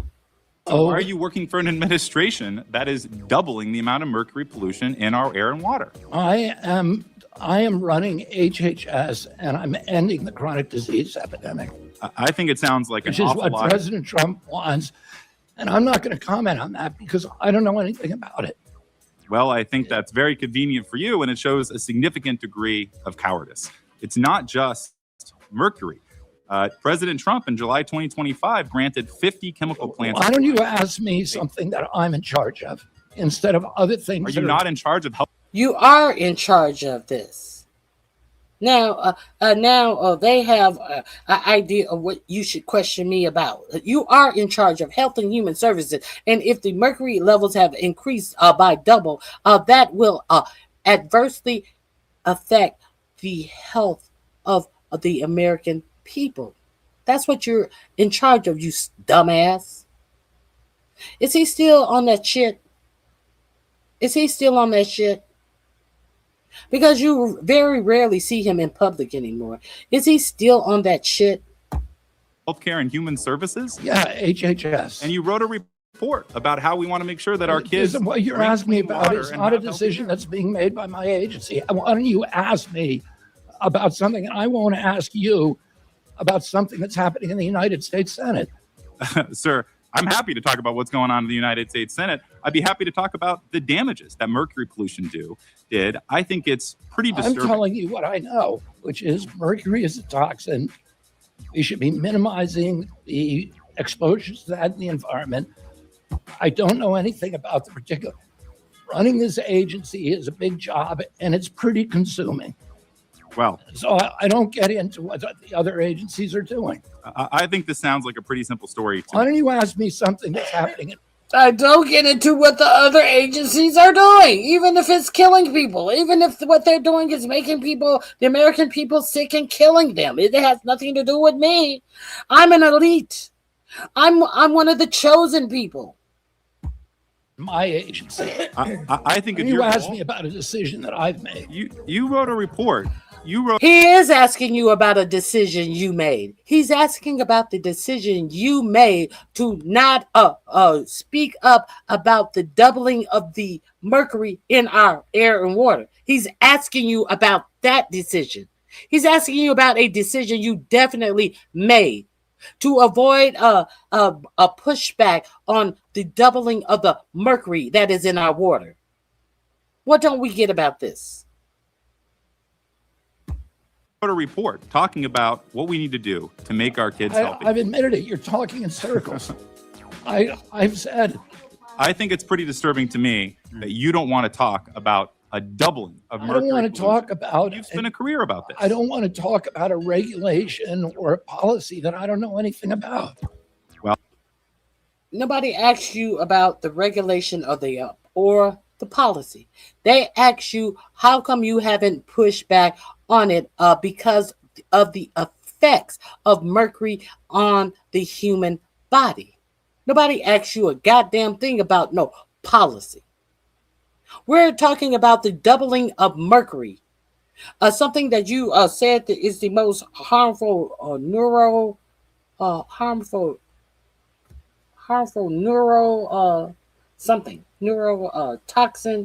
I think he said neurotoxin. The most harmful. Well, I hope you learn about it because this is a big deal. And you spent your entire career advocating to lower mercury pollution, which I think is really admirable. Let me just say, I think y'all are talking over each other. You definitely, the Secretary has acknowledged he has some issues about that, but obviously he cannot speak of the EPA. So y'all are both really agreeing, but won't agree. Now, here come this numbnuts. Let that man have his time. Shut the fuck up. And you are coming in like Captain Save-A-Hole. They haven't agreed on a goddamn thing. So, well, let me close, Mr. Chair. Yeah, but we did that in partner because we run ARPA. So that, for me, was a decision that I had something to do with.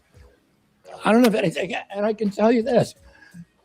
President Trump, when he gave me this job, he made a condition precedent, and he was very open about it.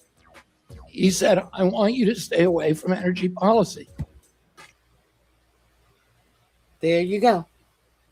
There you go. You tell the people what I want you to tell the people.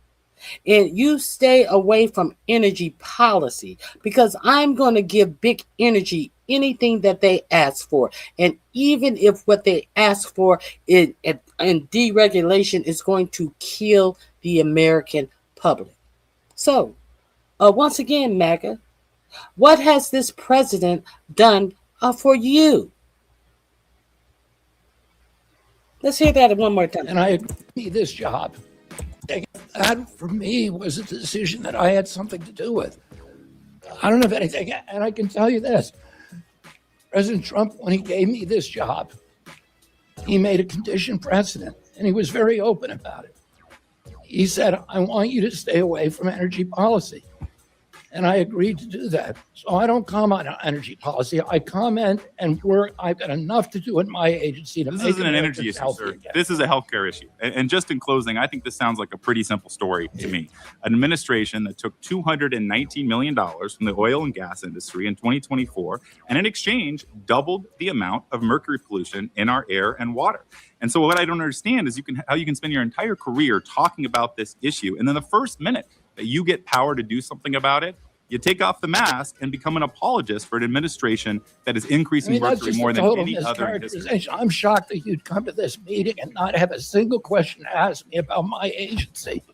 Bitch, he just asked you several questions about your agency, you dumb fuck. I had plenty of questions, sir. Well, go ahead. Whether you want to answer them. All right, we're good. Time has expired, Mr. Moore. Thank you, Mr. Chairman, and thank you, Secretary Kennedy, for being here. Thank you for all of your hard work. The Maha movement was a perfect way to... We're not going into the ass liquor. Did you guys know about that? I'm just curious if you guys knew about that. Oh, listen. I'm gonna do something about and like the wedding. The questioning of Russell Vogt. Russell Vogt, if you guys want to hear the whole hearing, that I have it on deck. But I am such a fan of this woman.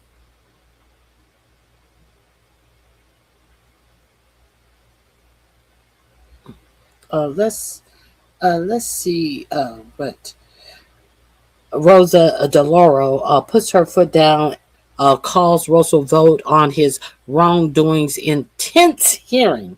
Let's hear her questioning Russell Vogt, shall we? Make sure, yes, we're still sharing that.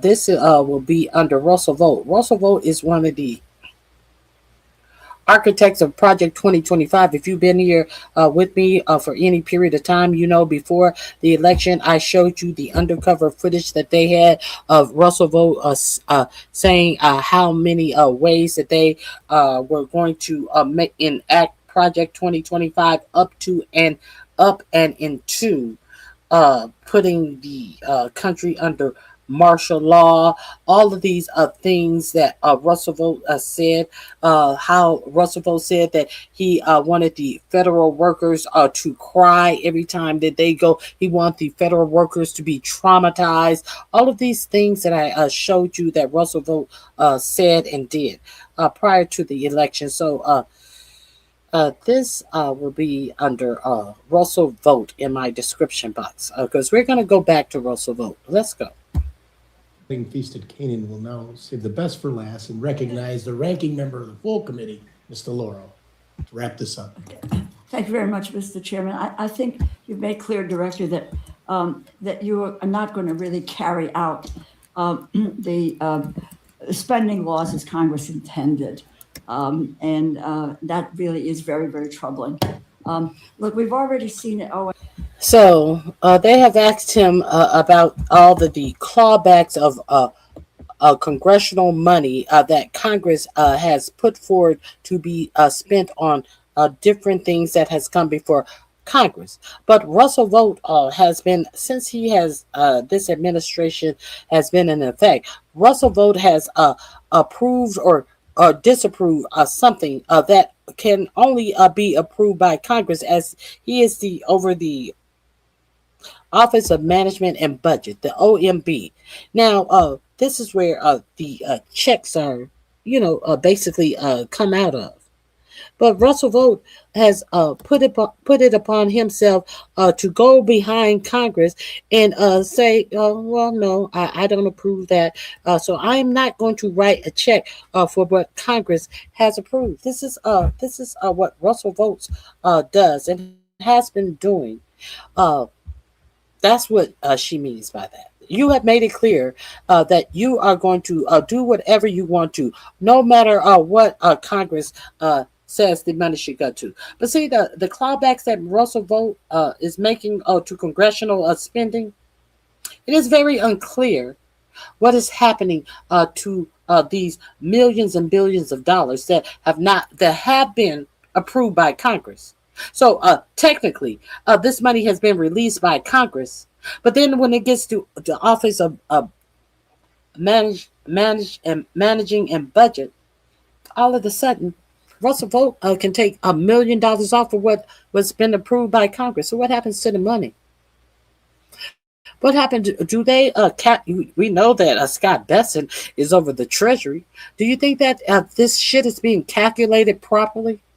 What happens to the money that they draw back off of that Congress has approved and they do not give the whole amount?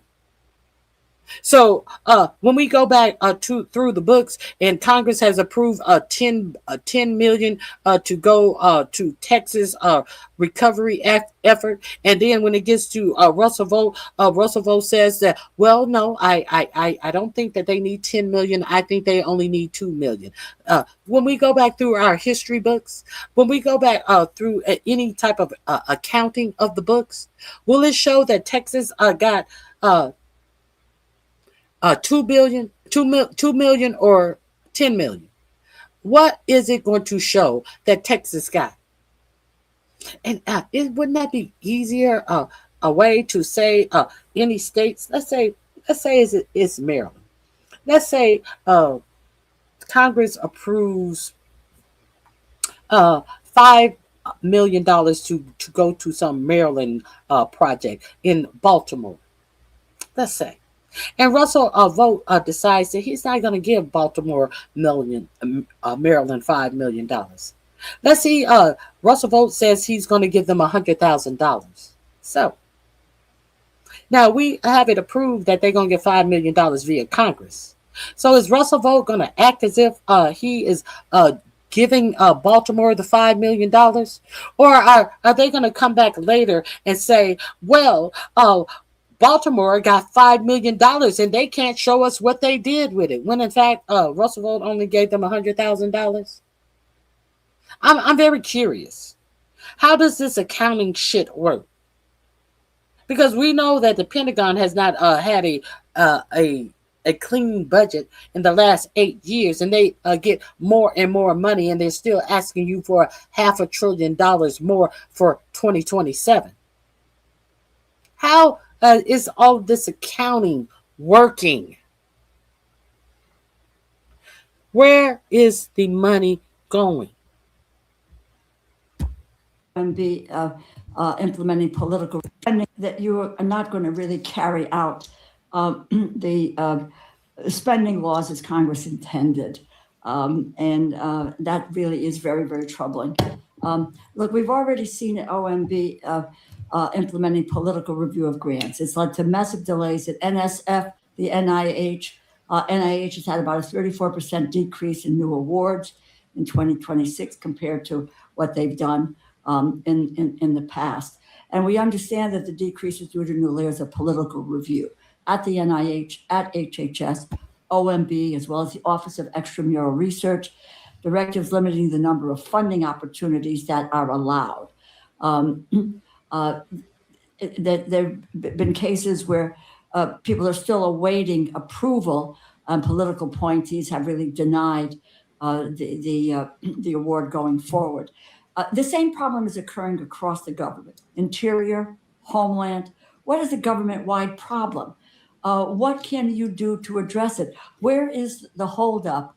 And quite frankly, how would requiring a political appointee to approve every single grant improve government efficiency? Congressman, one of the things I heard constantly when we were considering the rescissions package last year, of which you all opposed, but one of the things I heard was, why wouldn't you just eliminate just the small things that you have concerns with and not actually take the number down lower? And the way that we do that, the way that we provide good oversight of federal dollars, is to be able to assess and review how the agencies intend to spend the money. And that takes time. You don't do that in the middle of a 30-day period after you pass the appropriation. With all due respect, Mr. Director, my heavens, we haven't seen spend plans. That has been one of the big problems. This committee hasn't even seen spend plans that we're supposed to get. And so that's the point is, and this rule that is really in the process of comment, which you won't extend the timing on, is really specific about who is going to review the grants, not on merit, but they're going to go through a political lens. And there's all kinds of restrictions on these grant awards. That is reverting a process, as I said earlier, that has been established after the Second World War. Can I give you an analogy? An analogy is that when I do the budget for the president, do you think I don't rely on the career staff? Do you think I'm? Well, look, it has a with all due respect, I got 5 seconds Reclaim left. your 5 time. seconds left. It is about political appointees making the decision, not people based on the evidence, and not based on, and particularly in health and science, not based on the science of the award that's happened everywhere. I can quote you. I can talk to you and talk offline about what's been denied at Yale University that has to do with HIV suppression, Tourette's, etc. Don't tell me that they do not meet the government's priorities or the president's priorities. This is not to deal with Tourette's syndrome, to deal with OCD is not about somebody wasting money. This is science. It's reviewed as it has been over 75 years when these awards have been made, and you are all in the business of reversing that and putting all of these grants through a political lens and someone's political ideology. It's wrong, and we're not going to let it happen. I yield back. Okay. That is what's going on in the Office of Management and Budget. Let me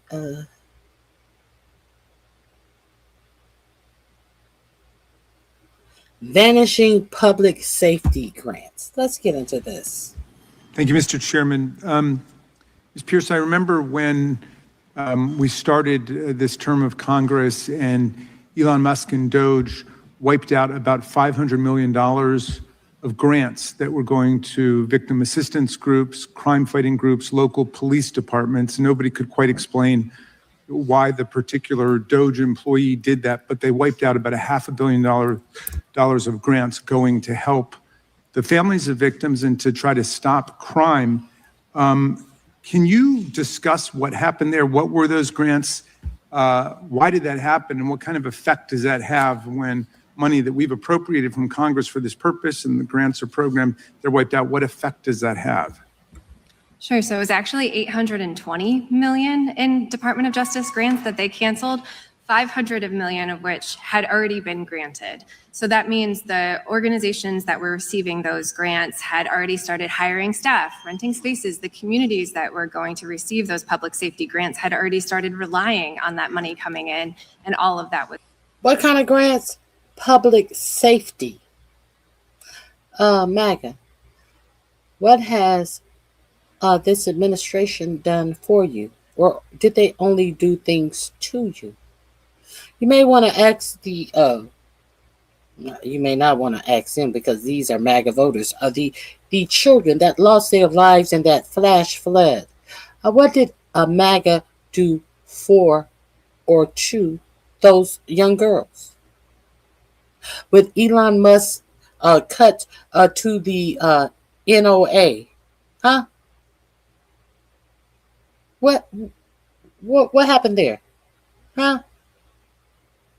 With Christine Nome taking 72 hours to put out the first fleet of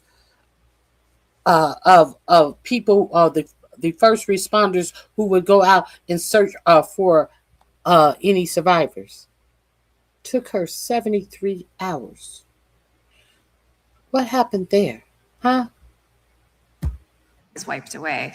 I've recently been working with the Victim Rights Law Center, which is an amazing nonprofit organization in Massachusetts. They have lost 3 attorneys so far because of the way that the Department of Justice is messing with these public safety grants. That means victims, hundreds of victims of sexual assault and rape no longer have attorneys because that public safety funding has disappeared.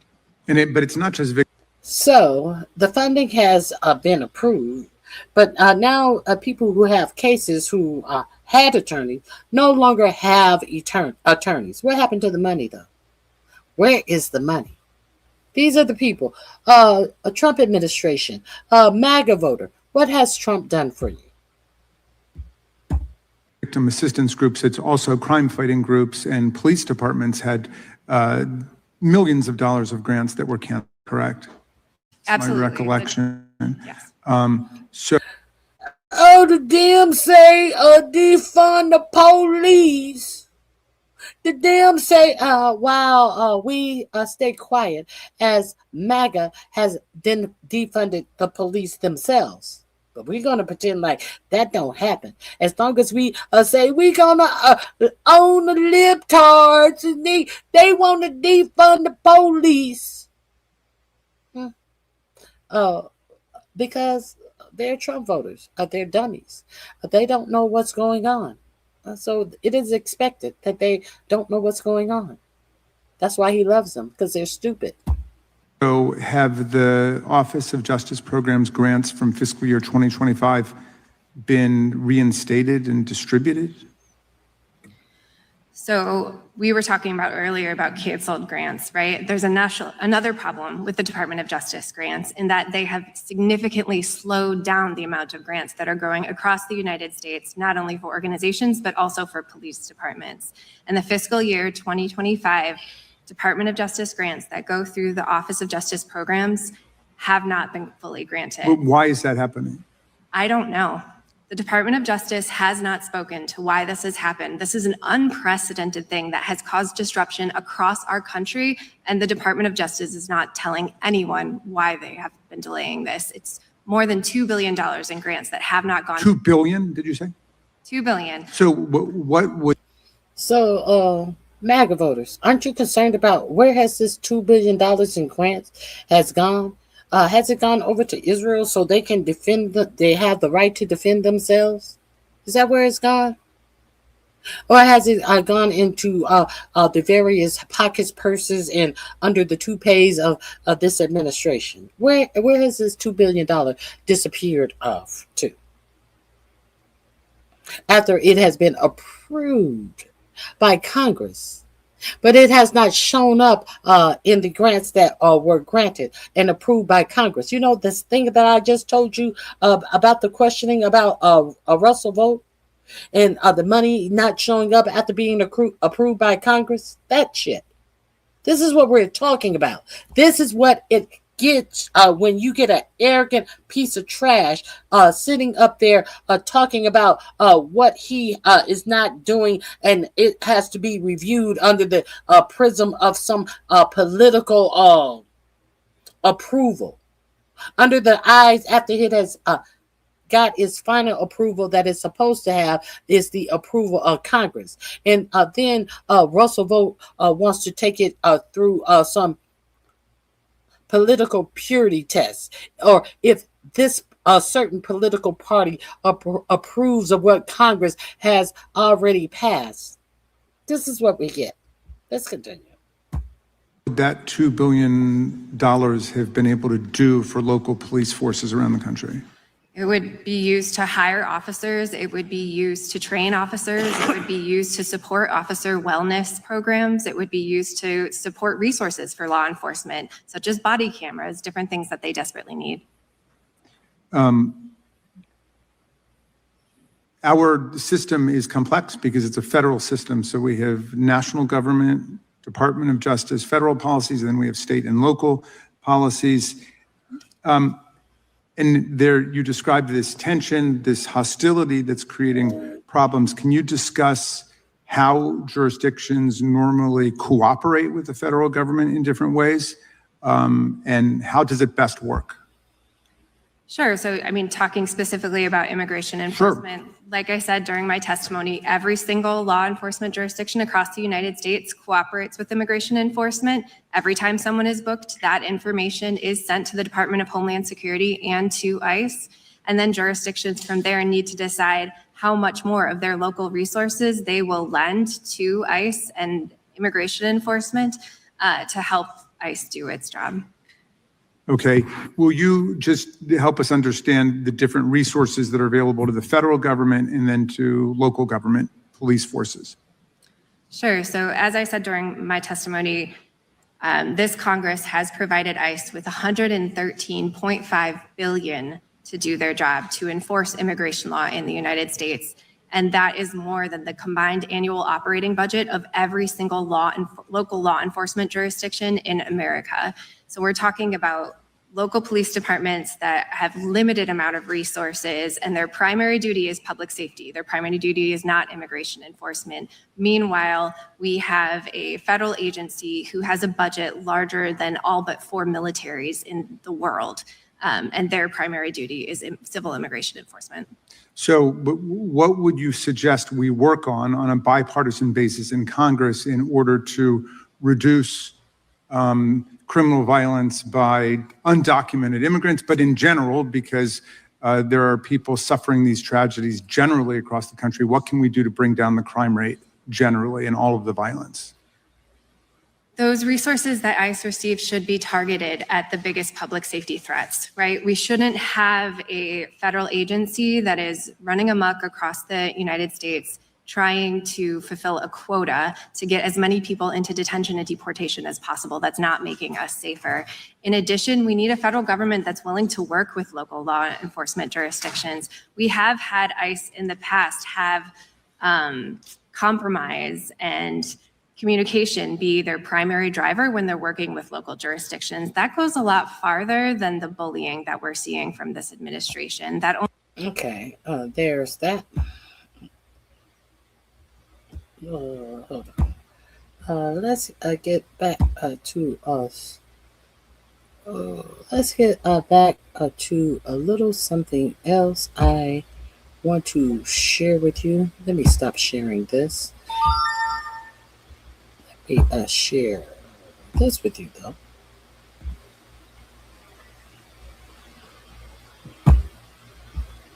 One second. Let's get into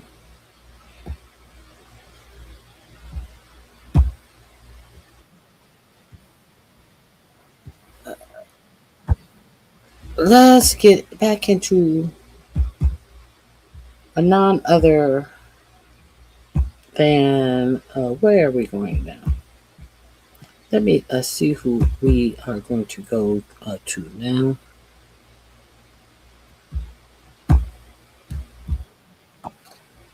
If you don't believe me, I talked to you earlier about how much Beavis and Butthead Trump is profiting off of the presidency. But I don't see anybody pissing a bitch on CNN both sideism channel. Oh, they are pissing a bitch. They are pissing a bitch that you are noticing the obvious. But let's get into this. This will be in the description box as well. Let me share my screen with you. Pondering Politics. Go over there and check that channel out. A great commentary.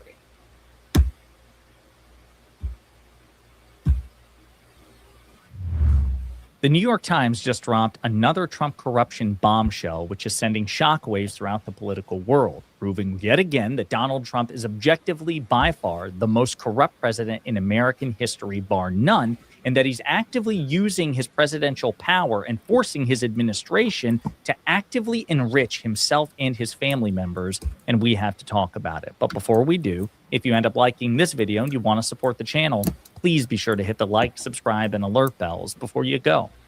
All right, folks, we're going to play a couple of clips here and then dive into the source reporting from the New York Times.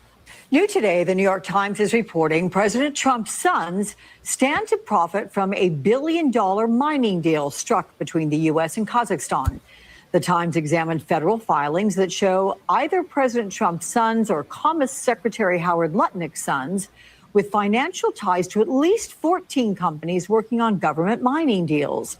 A White House spokesperson responded to the report saying, quote, "The only special interest guiding the Trump administration's decision-making is the best interest of the American people."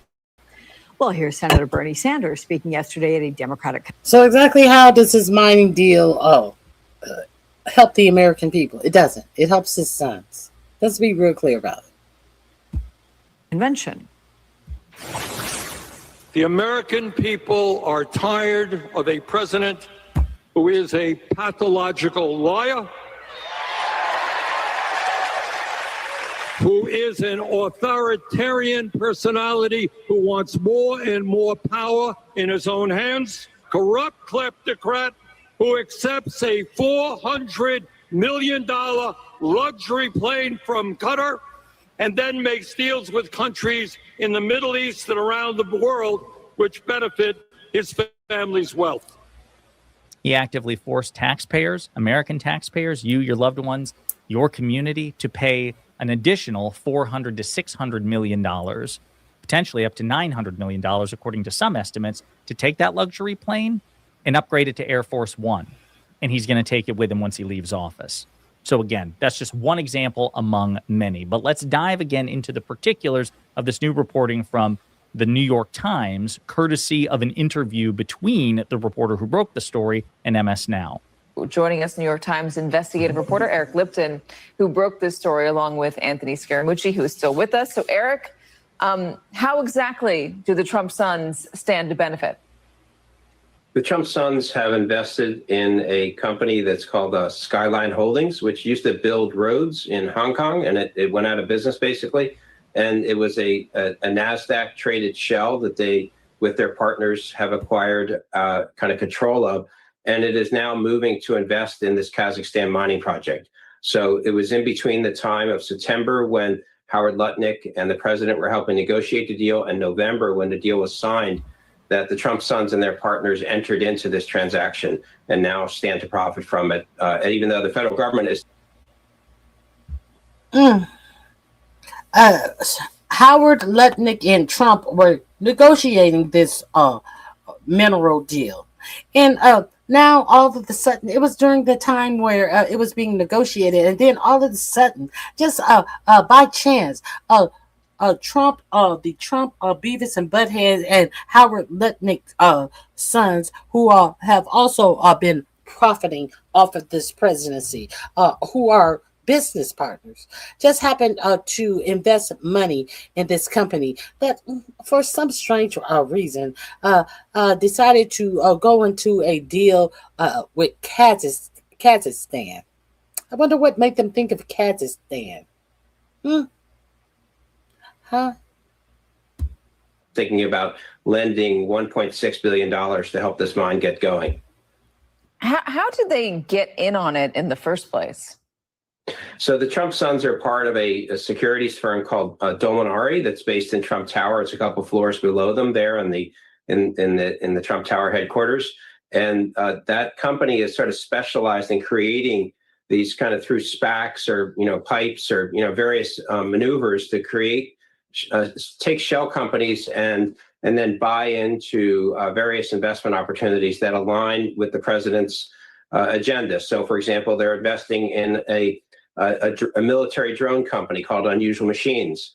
They're investing in critical minerals projects, which is these are things that the federal government is spending tens of billions of dollars on, and they are sort of aligning themselves with that investment strategy and seeking to profit from it. Shameless, naked corruption, and not the only example of Trump's family members benefiting from their father's position and the machinations of their father's administration. They've also received direct government contracts from the Trump administration vis-a-vis the Department of Defense.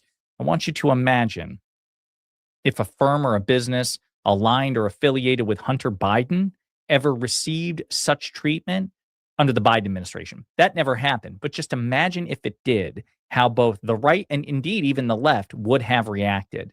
Instead, the right is actively trying to sweep this shit under the rug because it was never about punishing corruption. They love corruption as long as it's Trump. Is this an outlier? Is this the only instance that we can document where the Trump sons stand to benefit from a government contract? I mean, it's the opposite of an outlier, and that we've spent a year and a half now documenting examples of this, and it's really, it really became most apparent initially with the cryptocurrency, which we spent a lot of time writing about, and we're still writing about. That's the case with predictions markets, where they are invested in predictions markets, and their dad took steps to through the CFTC to unleash that industry. It's the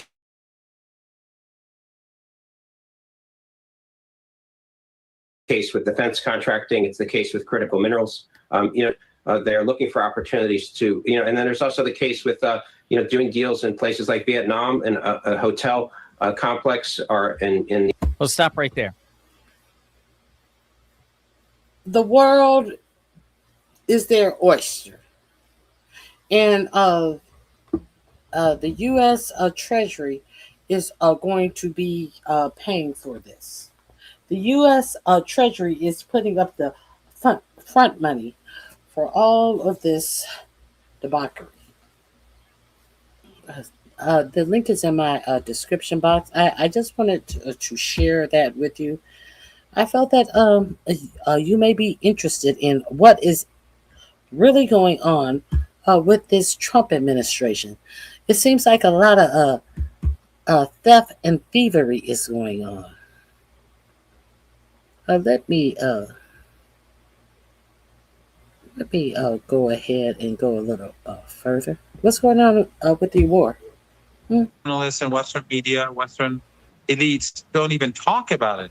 Or as we speak every day as they're slaughtering Gazans and killing kids. Let's see what's going on with the war. Nothing that is talked about here in the United States. Compare and contrast what you hear in other places as opposed to what you hear in the for-profit media here in the States. And it's about to get a whole lot worse as more of these billionaires buy up all of the media, the news companies, and buy out all of these shiesty ass vloggers that will say anything for a dime.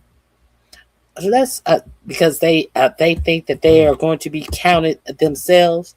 The people who cannot speak up for what America is supposed to represent.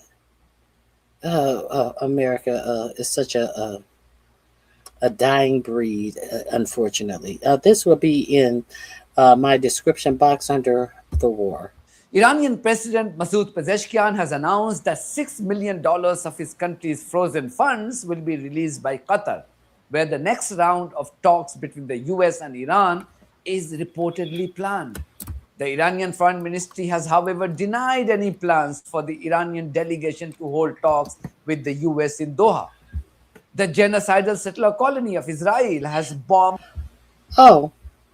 Oh, let's talk about how your president told you, well, they're going, Iran begged to have talks with us, and Jared and Steve Witkoff, I think they're on their way over, or they'll be on their way over soon to have talks with them because Iran begged for them to have talks. Iran said they're not showing up to waste their time to have any fucking talks with Jared Kushner and Steve Witkoff, and nor did they.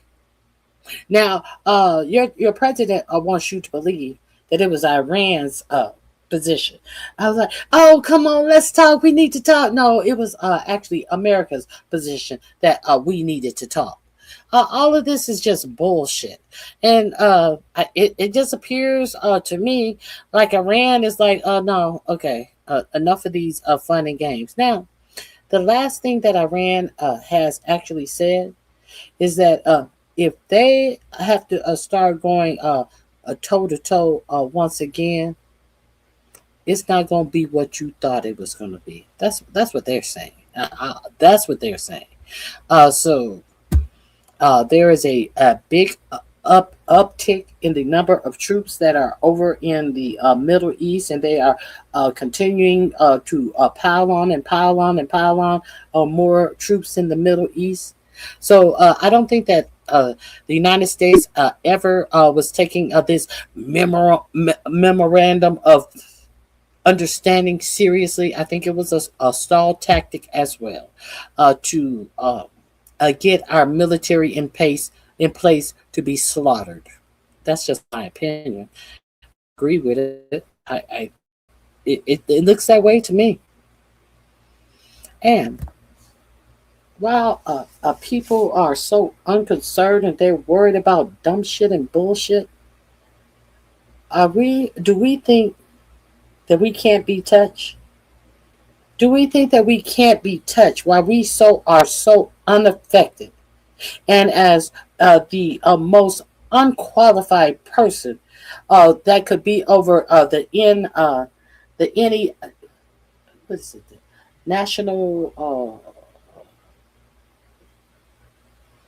national something of intelligence, the intelligence agency.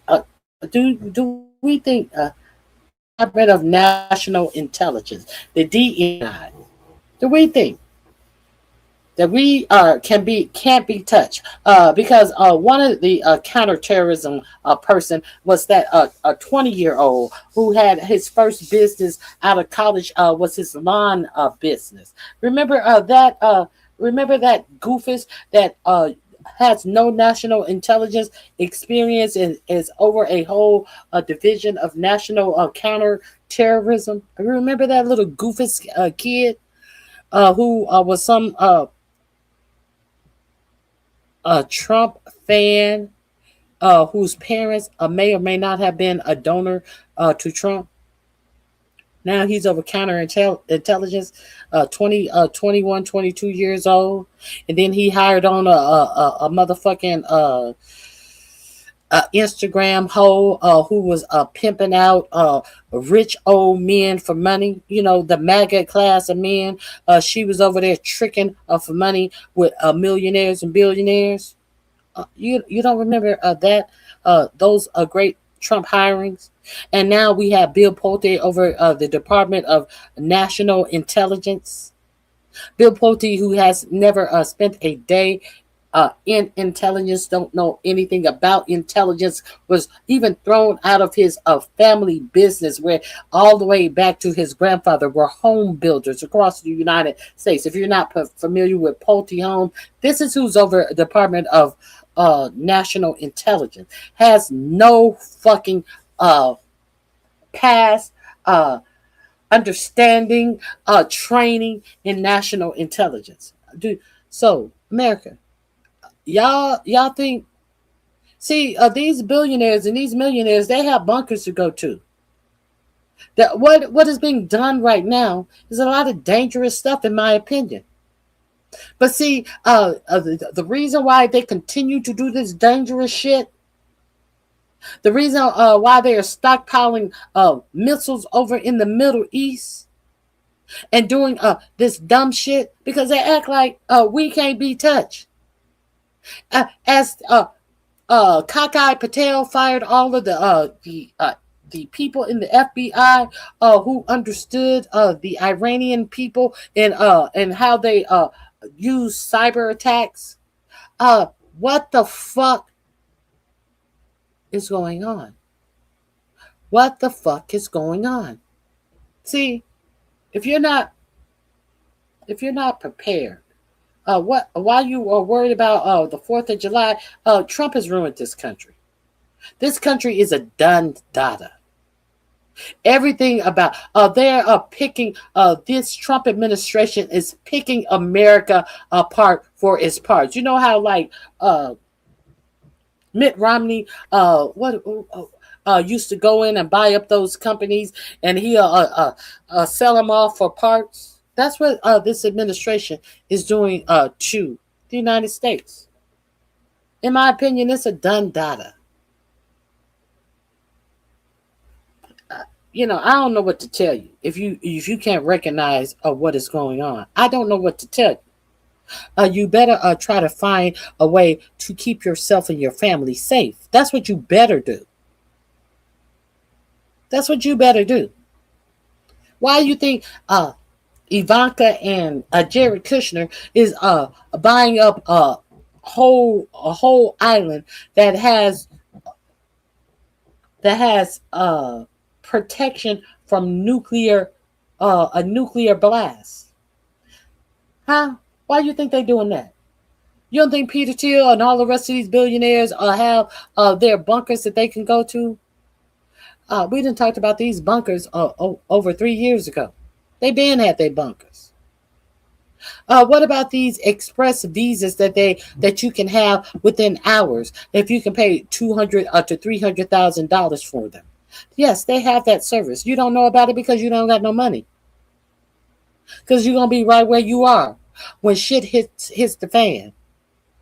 You think that there's not going to be any aircraft flying around? Yeah, there will be aircraft flying around. But it would be for people with plenty of money. Let's continue. Southern Lebanon, despite thug Rubio. They're going to tell you, oh, everything's on a lockdown. Everything's dangerous. Go inside your house. We're on a lockdown. As the rich fly away in their private jets, skirt off to their secured bunkers. As you are sitting up there hoping that your lunch meat and your bread will last you long enough because you're too stupid to even understand what type of food to prepare yourself for. This is time to prepare, America. This is time to prepare for your own safety. If you don't care about your life, then so be it. It's not like you haven't got the information. Once you know the information, you cannot go back to not knowing this information. If you want to be stupid, you don't want to have anything in your house to Take care of yourself. That's on you. More power to you. More room for us who want to survive this. It's just really odd to me. I told you guys I am watching the American Experience. It's odd to me to watch a bunch of people be so dummied down and stupid that to be so concerned about blaming all of their ills and all of their woes on other people other than the people that are causing them the most harm and damage. It just amazes me. It just amazes me the way that this country was built on fighting for the rights. And right now, on the eve of the 250th anniversary, we're giving our rights away. Talking about what's not our fight. Because punk ass bitches don't fight in the first place. They just run their mouth. A punk ass bitch ain't doing no fighting. See, because if you doing fighting, you ain't got time for all that talking about what's not your fight. Anyway, let's continue. Recently flaunting a so-called peace deal.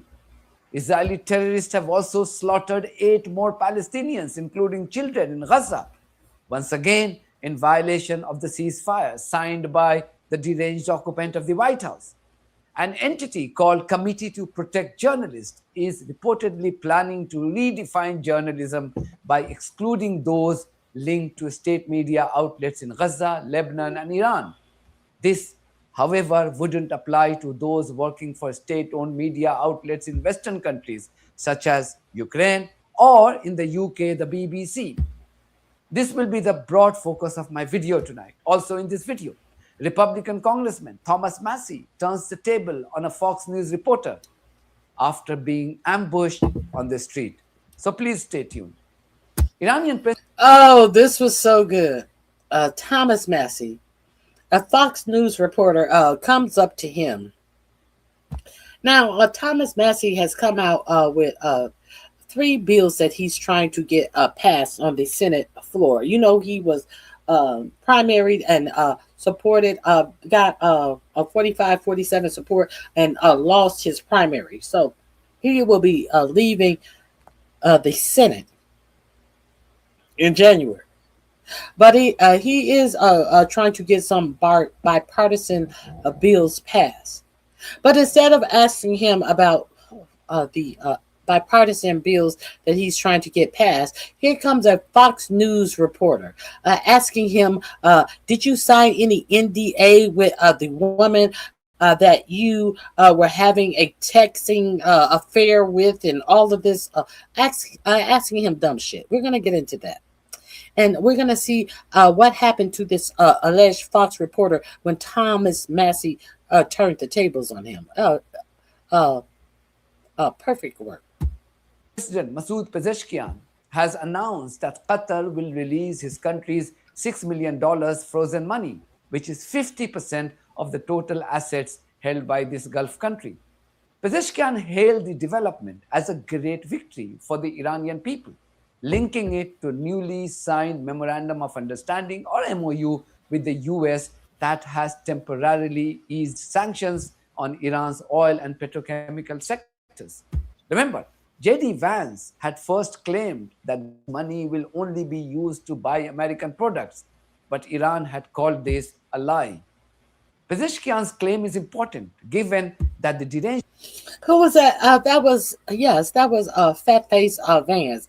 Jared Kushner came up with a good idea and said, what if all the money that they release will go to the American farmers and they have to buy American soybeans and corn because the Iranian people are starving? They're going to tell them what they can do with their free sanctioned money. Did you believe any of that? Oh! That's a node for you farmers. Hey, the midterms are coming up. Let's pretend like we're doing something for the farmers when we know we can't demand anybody to spend their money anyway. Like Israel can demand that we spend our money with Israel. We don't have the pull to tell another country how they must spend our money. The way Israel tell America how much money they must spend with and on Israel.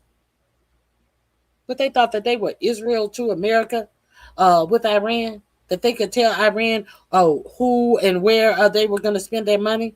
Iran was like, "Nah, bitch, we not. You're not Israel. You're not our Israel. You can't tell us where to spend our billions of dollars, like Israel can tell America where to spend their billions of dollars." That's pretty much what Iran told them. Occupant of the White House today claimed that Iran was once again begging for talks, and that's why he was sending his property tycoon friend Steve Witkoff and Zionist son-in-law Jared Kushner to hold diplomatic talks with Iran in Qatar. Oil prices are way down. We hit $69 today. It was higher than that prior to the denuclearization of Iran fight that we have, which we're doing very well. There'll be a meeting on that tomorrow in Doha. And there'll be a meeting on that tomorrow. Actually, it wasn't a meeting on that tomorrow. Let's talk about where there was a meeting, though.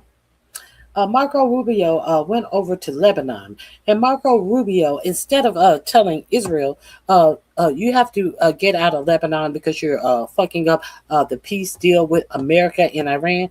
Oh, no. Marco Rubio went over to Lebanon, and he penned a deal with Lebanon. Now, Lebanon, instead of siding with southern Lebanon, whose houses have been razed and totally destroyed and flattened. Up to 1.5 million people have lost their homes in southern Lebanon. Instead of Lebanon understanding that, hey, this may not be a good thing for our country, the Lebanon government has signed an agreement with Israel, with the U.S. being a envoy to Lebanon, basically saying that they're siding with Israel as Israel tears down the southern part of their nation. Hey, we can't have Hamas coming in here. Oh, we can't have Hamas coming in here. What the fuck? God knows that we cannot have Hamas coming in here. When Hamas was the one who wanted to protect, who wanted to protect the Lebanese from against the invasion of Israel into their sovereign country. So the Lebanese government decided to make a deal with Israel via the Americans. However, that's the Lebanese government. The people of Lebanon are not pleased about it at all, and they are turning up about that as well. Now, in another point that these colonizers always try to do, load up different nations to keep them fighting.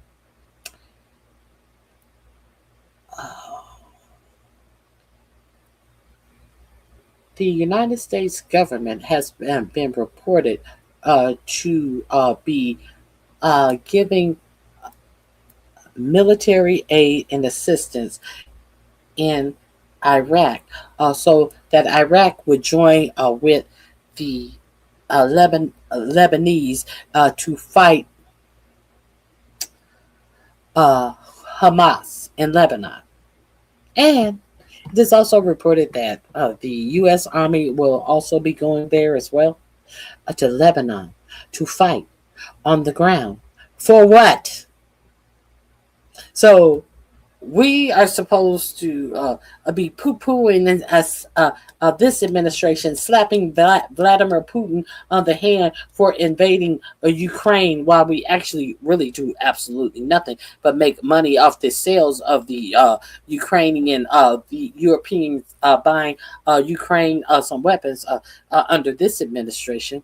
But we are going to join with and pay another nation to fight Hamas in Lebanon, when Hamas in Lebanon has nothing to do with the American people.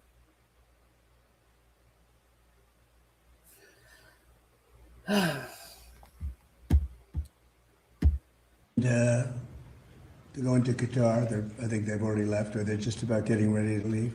So we'll see how that goes. But we're doing very well on that front. But the meeting in Doha is going to be perhaps important, perhaps not. We're going to find out. But we're winning. The meet in Doha is going to be perhaps important, perhaps not, because you weren't sure if they were going to show up.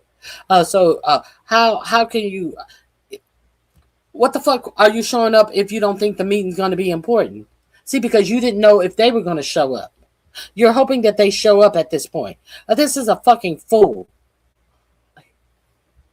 Oh my God. Militarily, it's almost won militarily, I would say. And he said he almost won militarily.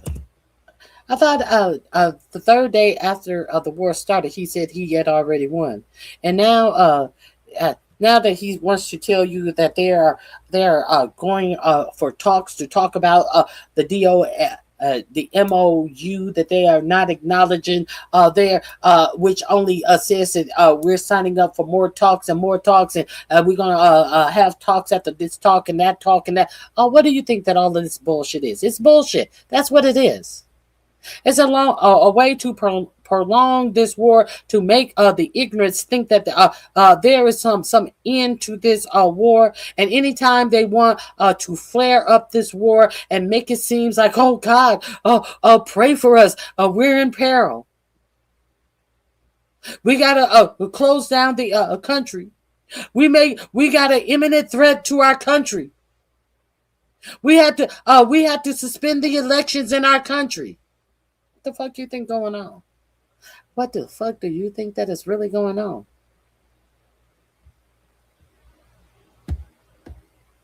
He said after the third day, we have already won, but now I think he says we almost won.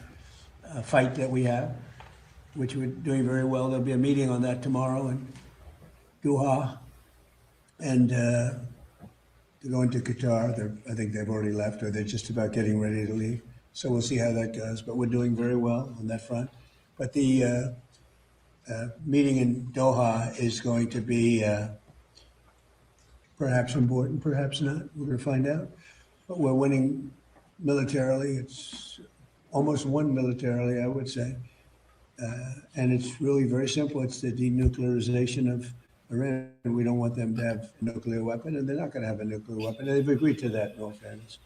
However, the Iranian Foreign Ministry spokesperson Ismail Baghai rejected this claim once again, as he said that while an Iranian delegation will be in Qatar on Tuesday, there are no plans to hold talks with the US delegation. Clearly, the last 3 days of military skirmishes between Iran and the US have caused more distrust about the American intention amongst the Iranians. Iranian professor Syed Mohammad Barandi told George Galloway that his country never trusted the US. George, as I know, you have always been skeptical with regards to US intentions and MOU. The Iranians are utterly skeptical. They never expected the United States to implement anything in the deal willingly. And the difference with this agreement with the United States and past agreements is that the Iranians have their own leverage. Right now, the Iranians, I should say to your audience, that the Iranians are exporting huge amounts of oil, disproportionate to the other countries in the Persian Gulf. They were preparing themselves for this day. But the Americans are also trying to prevent the Israeli or they're cooperating with the Israeli regime to keep the occupation. They are holding back on their obligations with regards to Iranian assets, and also with regards to the sanctions. Americans are not honest, but what the Iranians are doing right now is they're preparing themselves for the next round.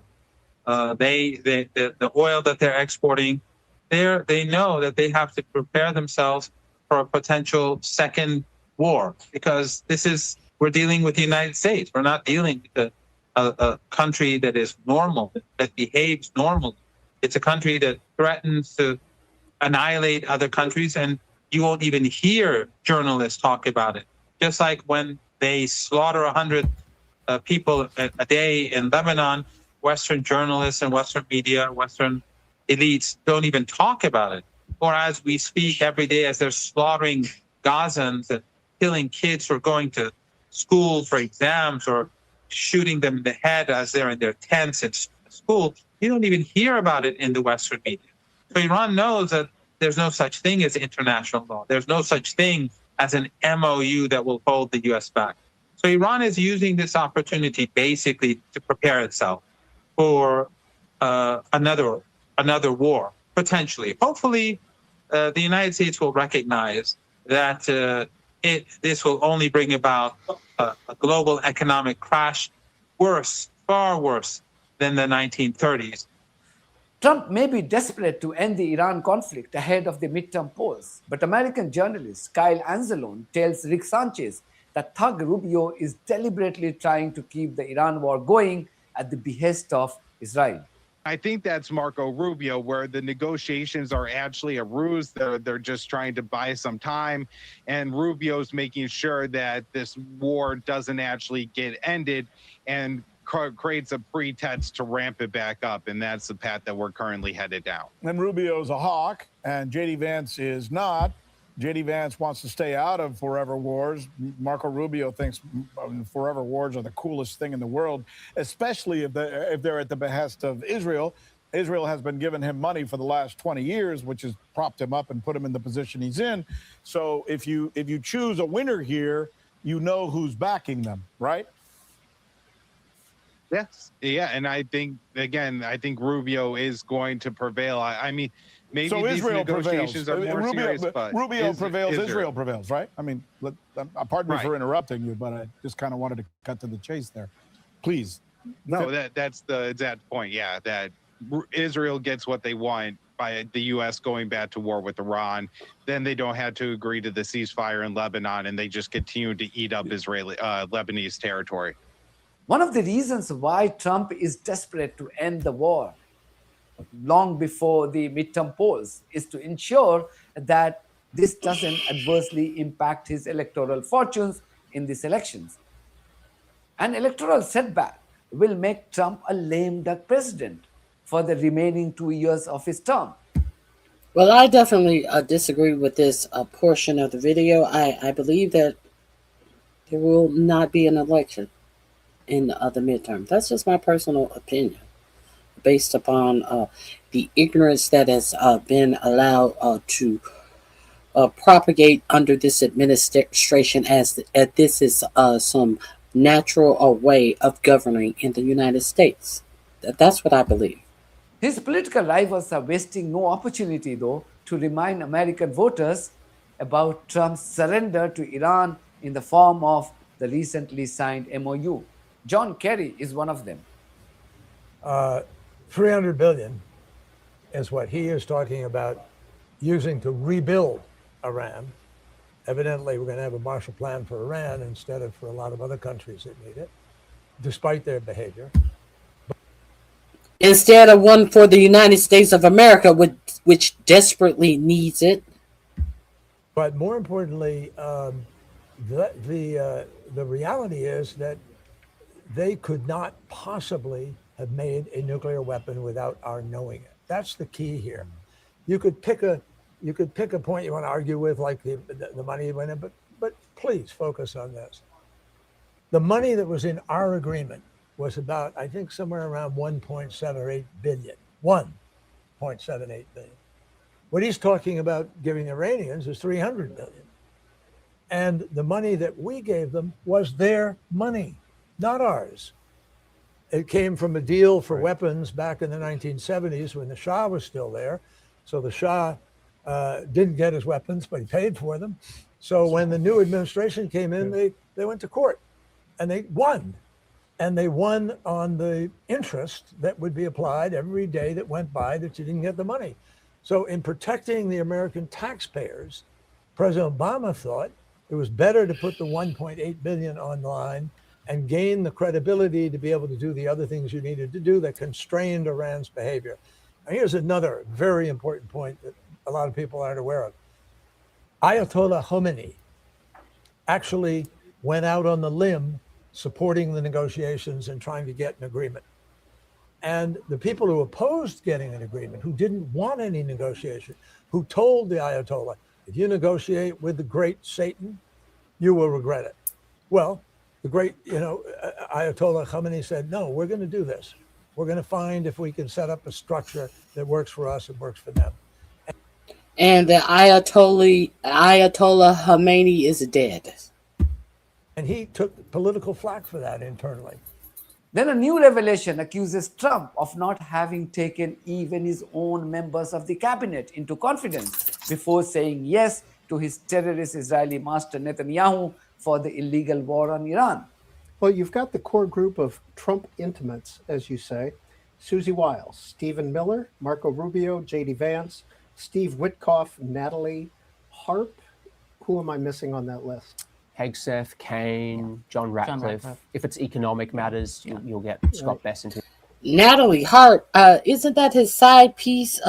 Whose brother thinks that she, from some reports, whose brother thinks that she is mentally unstable, and the Secret Service is concerned for her. They are afraid she may try to do some Glenn Close type of activity. Isn't that? He named Natalie Hart as some type of a figure that should be consulting your president on the war, because obviously this bitch is in all types of inappropriate meetings and places with your president because he's an imbecile. He named Natalie Hart before he named the unqualified Department of Defense Secretary, which lets you know that they think that she really has some type of standing in this administration, and it's obviously she's not qualified to have any standing. But when has that ever stopped the Trump administration? They named Natalie Hart the side hoe, as somebody who hadn't been conferred with before he told Benjamin Netanyahu, yes, I will go to this war in Iran with you.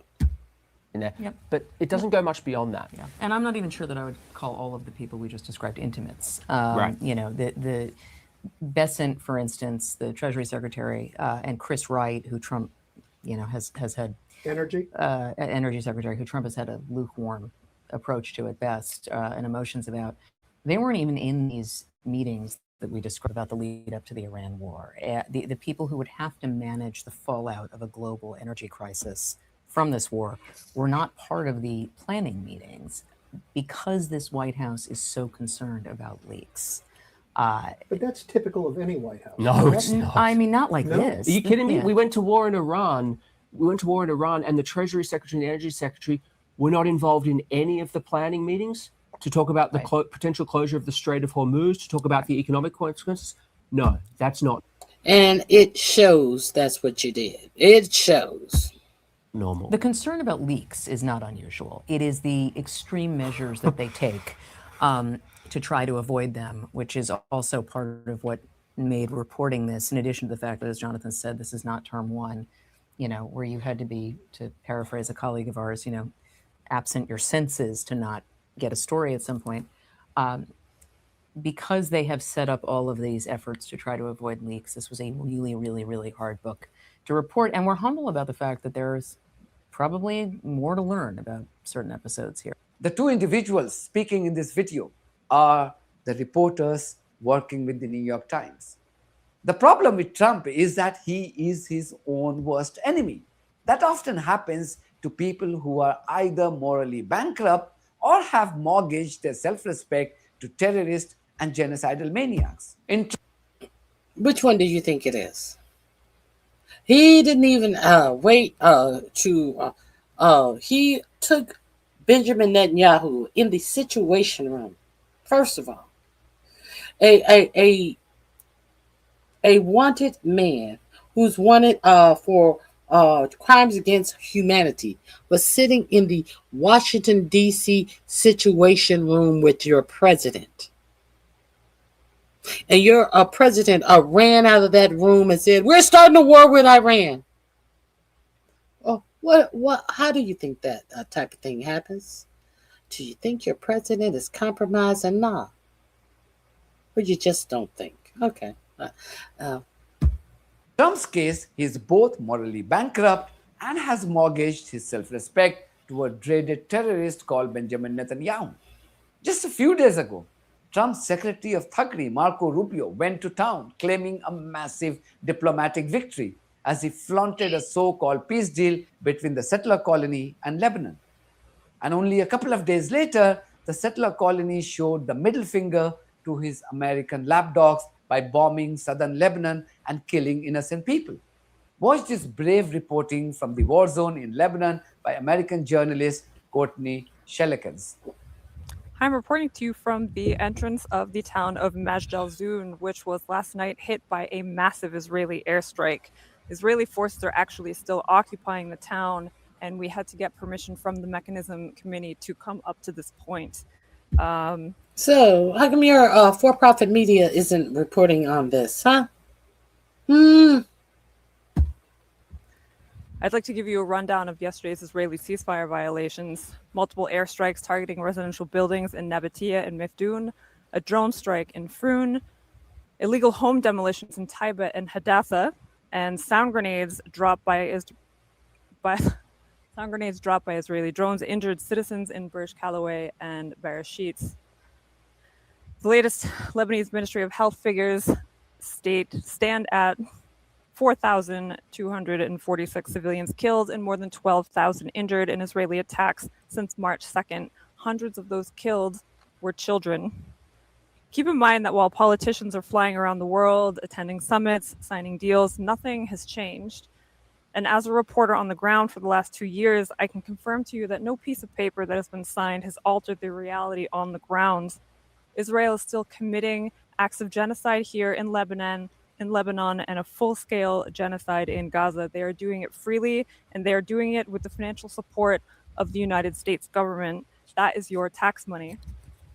Do go to her Twitter or X account and support her works, because the role of independent journalists sympathetic to people in the Middle East who are raising their voice against Israeli barbarism has suddenly become even more important.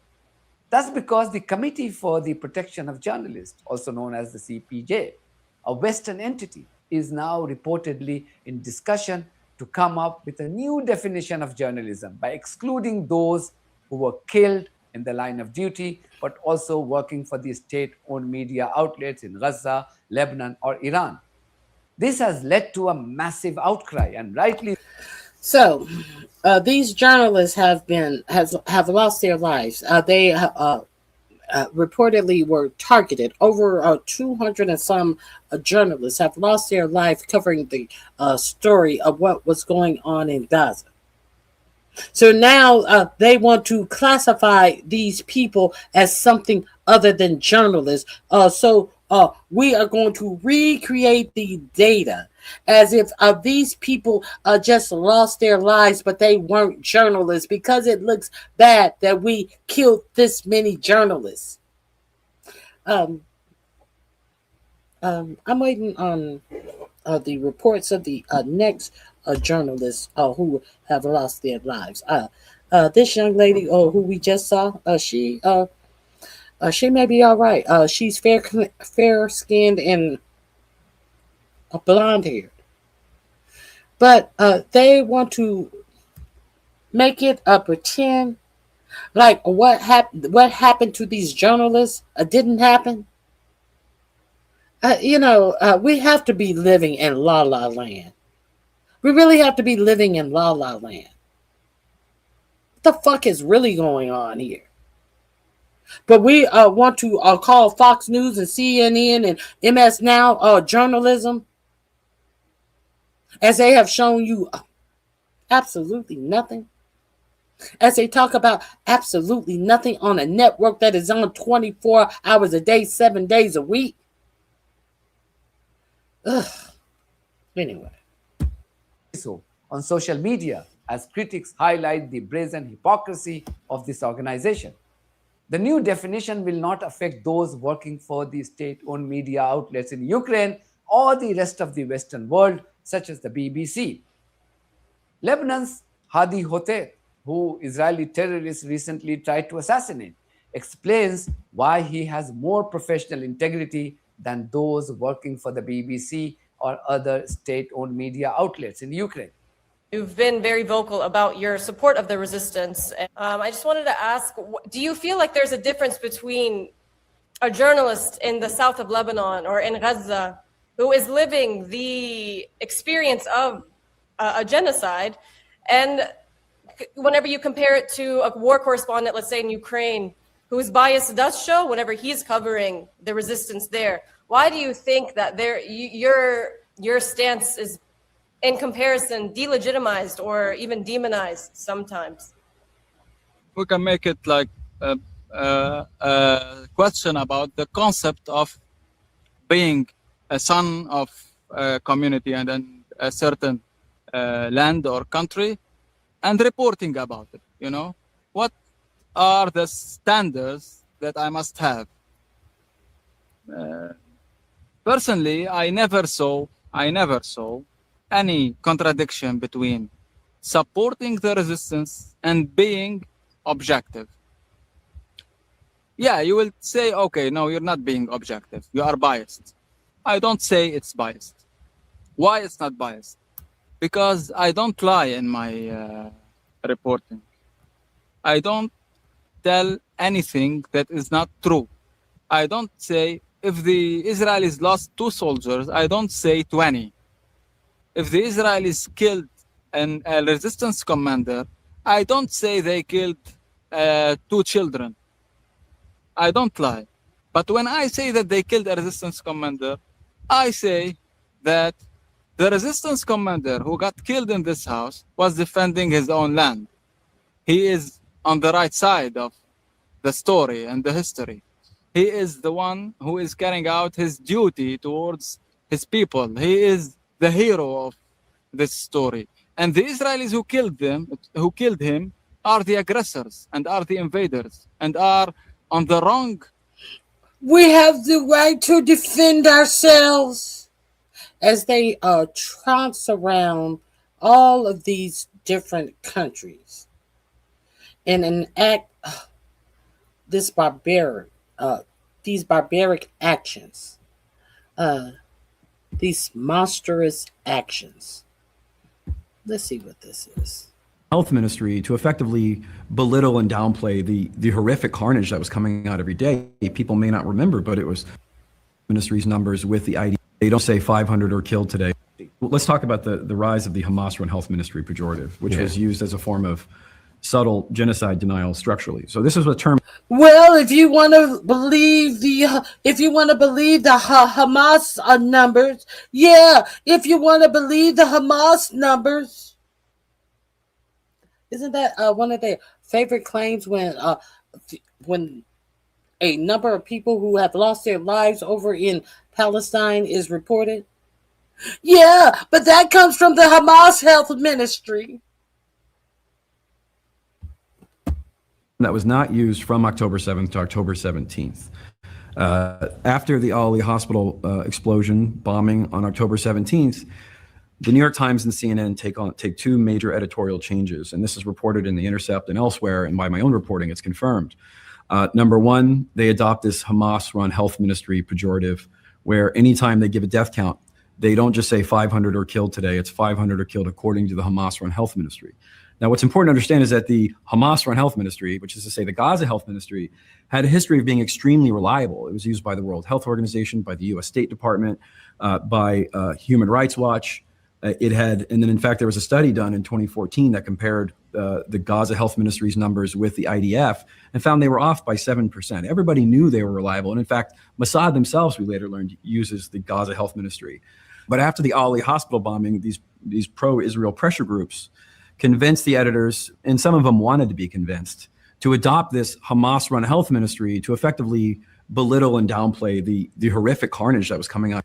To bastardize the number, to say without saying, well, you know, these are Hamas numbers. You can't trust them. It's Hamas. Knowing full well that these are the numbers that they have always been able to rely on. But now, all of a sudden, there was something wrong with the numbers that were coming out of the Gaza Health Ministry numbers. Because Gaza's government was Hamas. So obviously they're lying. You see all of Gaza that we have flattened, taken down all of their houses because who's going to live there? There's nobody to live there. But they were lying about the number of people who lost their lives in Palestine. Make it make sense. And now they're bombing tents on the beach.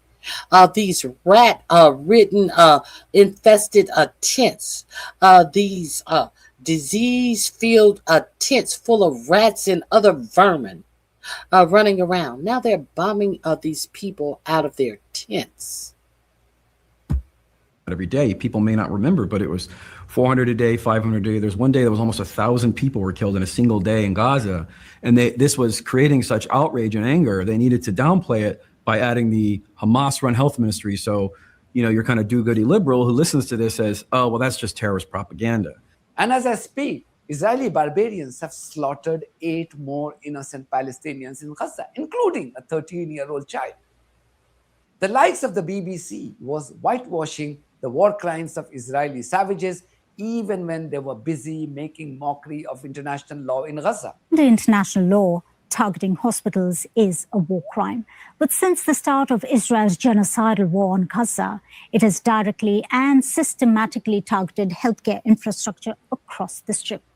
The first was a massive explosion at the Ahli Hospital in Gaza City in October 2023.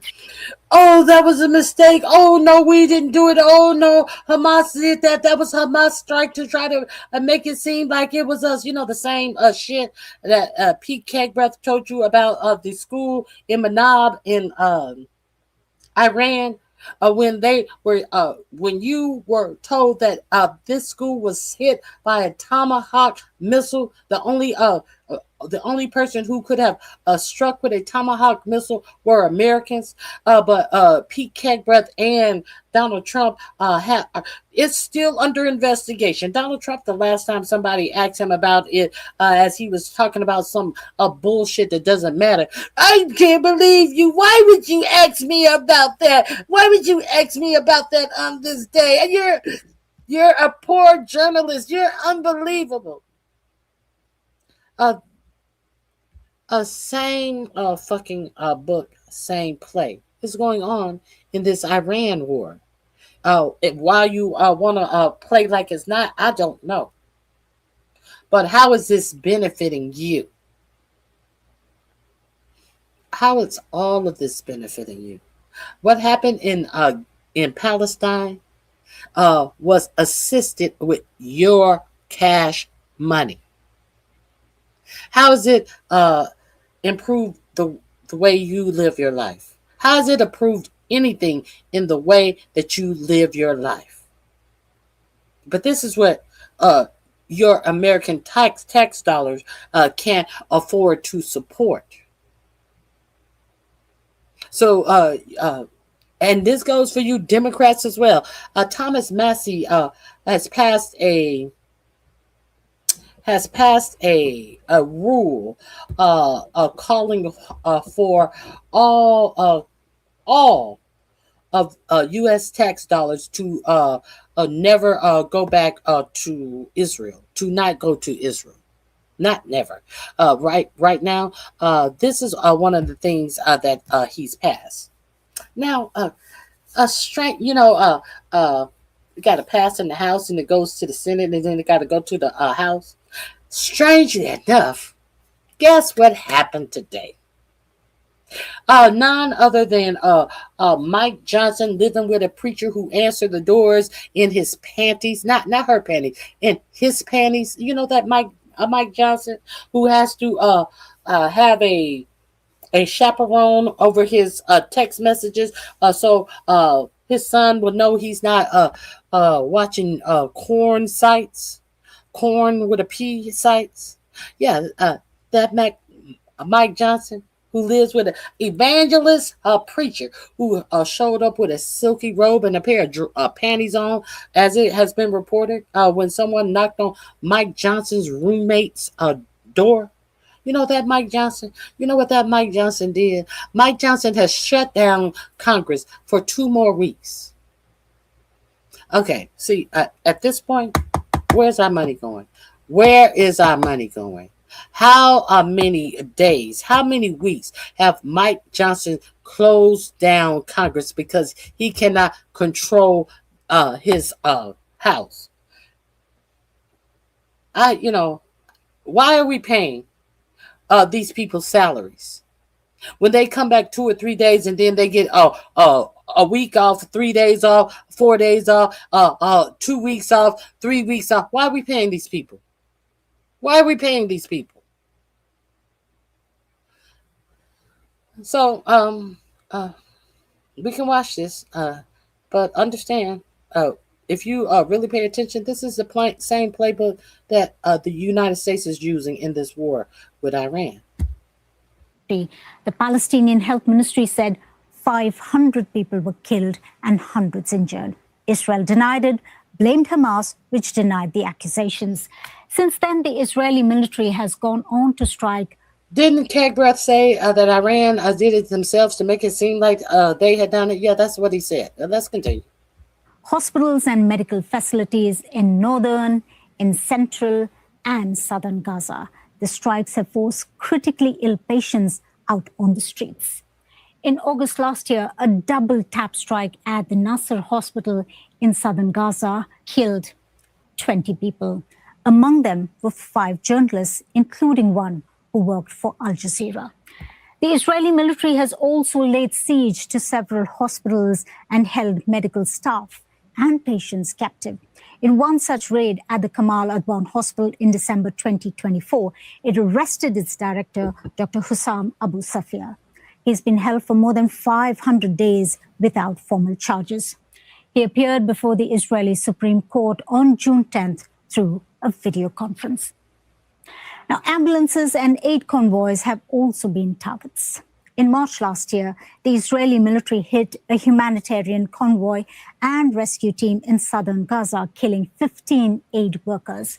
The Palestinian Health Ministry says 1,700 health workers have been killed since the start of the war. I will now leave you with this vital. Struck a brigade of ambulances responding to the scene of a explosion. Took the lives of all of the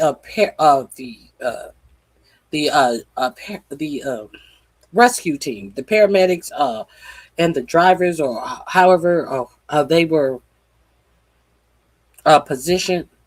All of these people lost their lives, and Israel denied that they did that. But you know what? Something funny happens. They buried all of these ambulances in the desert under sand. Under sand. And then when the ambulances were found and all of the people were found to have lost their lives, they said that, oh, well, no, that's who you were talking about. We thought that was an ambush because they were not displaying any emergency lights, so we didn't even know you were talking about those people.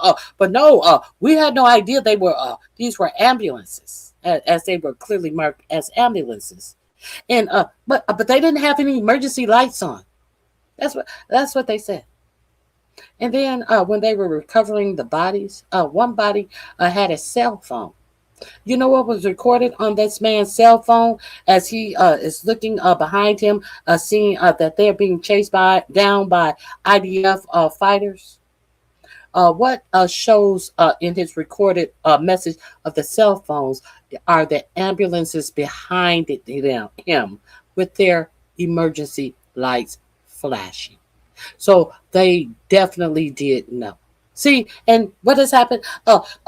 We're going to investigate this. We're going to investigate. Benjamin Netanyahu has guaranteed you on so many of these occasions when their lives fall apart that they're going to investigate these things. You know, kind of like Trump in head keg breath is telling you about they're going to investigate these 268 children who lost their lives in that school in Manab. We're going to investigate it. I can't believe you. Why did you ask me about that today? I can't believe you're asking, because they want you. They just wanted to quietly go away. They wanted to quietly forget about those people, because these people in their lives, in their minds, in their sick psyches are of no consequence. And this is where we are in America today, on the eve of our 225th anniversary. So let's get to Thomas Massie. I love this. I really, really love Thomas Massie. This Thomas Massie. I hope they have the full edit of this. Okay, let's go. To clear up the stuff your ex is saying about you. Senseless and bizarre as he thought the reporter questions about him was. I want to know if you could clear up the stuff your ex is saying about you with the NDA, that you pressured her to sign an NDA for wrongful termination. What is that true? What's she saying about you? Who are you with? With Fox Digital. It's all false. And what she said about you and Bober having an intimate relationship. It's all false. Why do you think she's out there saying it? Was it because of the primary, ahead of the primary? What do you think is motivating it? When did you all become a tabloid? Seriously, dude. Well, no, I just thought I would give you a chance to respond, because you've never been able to tell your side of the story, that's all. But anything you could say. So let me ask you. I heard that you like gay porn. Is that true? Congressman, I'm not. I just want to give you a chance. Your I'm side. giving you a That's chance to no, give I'm me not, your I'm side. not going to get into Are that. you a real news organization or not? No, come back, man. All you got to say is you don't like it, that you haven't been to those websites. Of course, all right. Of course, I don't like it. Really? But thank you. That's not what I heard. Thank you for your time. Just giving you a chance to respond. That's all. And you're with Fox? But thank you. Is that a real news organization? Yep. Is this what you do for a living, man? Congressman, we're good. Thank you. Why did he get all tongue-tied and walk away and turn his back? I'm really curious if he even works for Fox Digital. While I wouldn't wouldn't think the line of questioning would be anyway out of order for someone working for Fox News, but it seems like when he knew the camera was on him, he really wanted to hide. Isn't that interesting? All right, guys. That's all I have for you today. I appreciate you guys being here. Let me see if there is any breaking. JD Vance is going viral for the worst reason. I think that.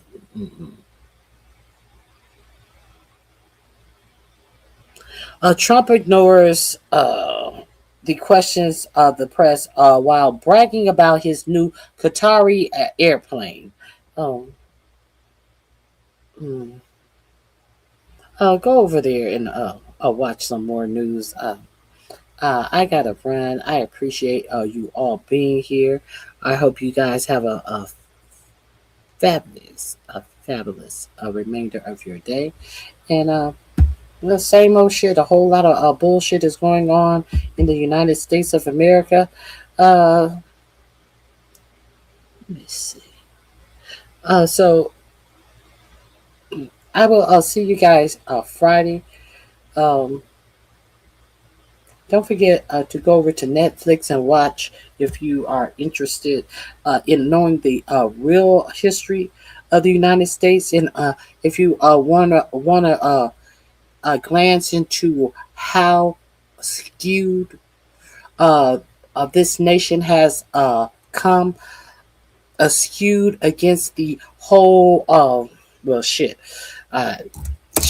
all of the motherfuckers who wrote the Declaration of Independence were slave owners, so it was skewed from the start. You can't accept but a lot of shit to be skewed by a certain culture of people because everything in their culture is skewed until they come upon people who have real culture that they can steal from. Let's be real clear on that. Anyway, The American Experience is on Netflix. I just dissed it as I am bringing it up. You can watch George Washington look at the black soldiers from up north and black and brown soldiers from up north as he has a ragtag bunch of YT trash and tells them and say, what are they doing here? I don't want them here. Get them out of my army. Like then, the funny thing happened. You know what's weird that happened? There was some officer for the British who put out a paperwork, put out messages for any black soldiers.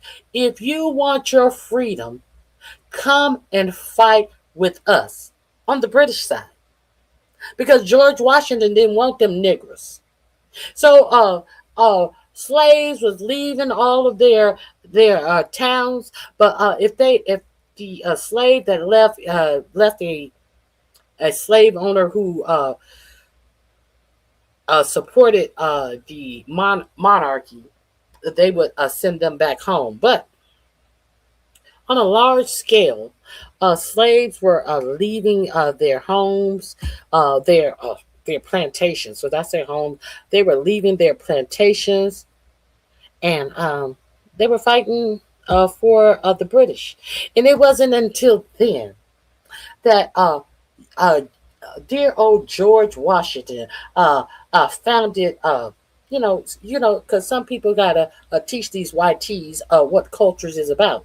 It wasn't until then that the George Washington saw the benefit of having these black people who he saw as fucking packages and parcels to be able to fight in the war for their freedom. So it's very interesting. I still haven't gotten to the Civil War. This should be quite interesting. So I'll go over there on Netflix and watch The American Experience. All right, guys, I appreciate being here. I thank you. Thank you all of my new subscribers. I thank you all for watching. Please hit the like button on your way out and have a great remainder of your day. And I will see you here on Friday. Unless something pops off today, I will see you on Friday. If I need to come back tomorrow, I will be back tomorrow between 8 and 8:30 as usual. All right, guys, have a great remainder of your day. Bye-bye.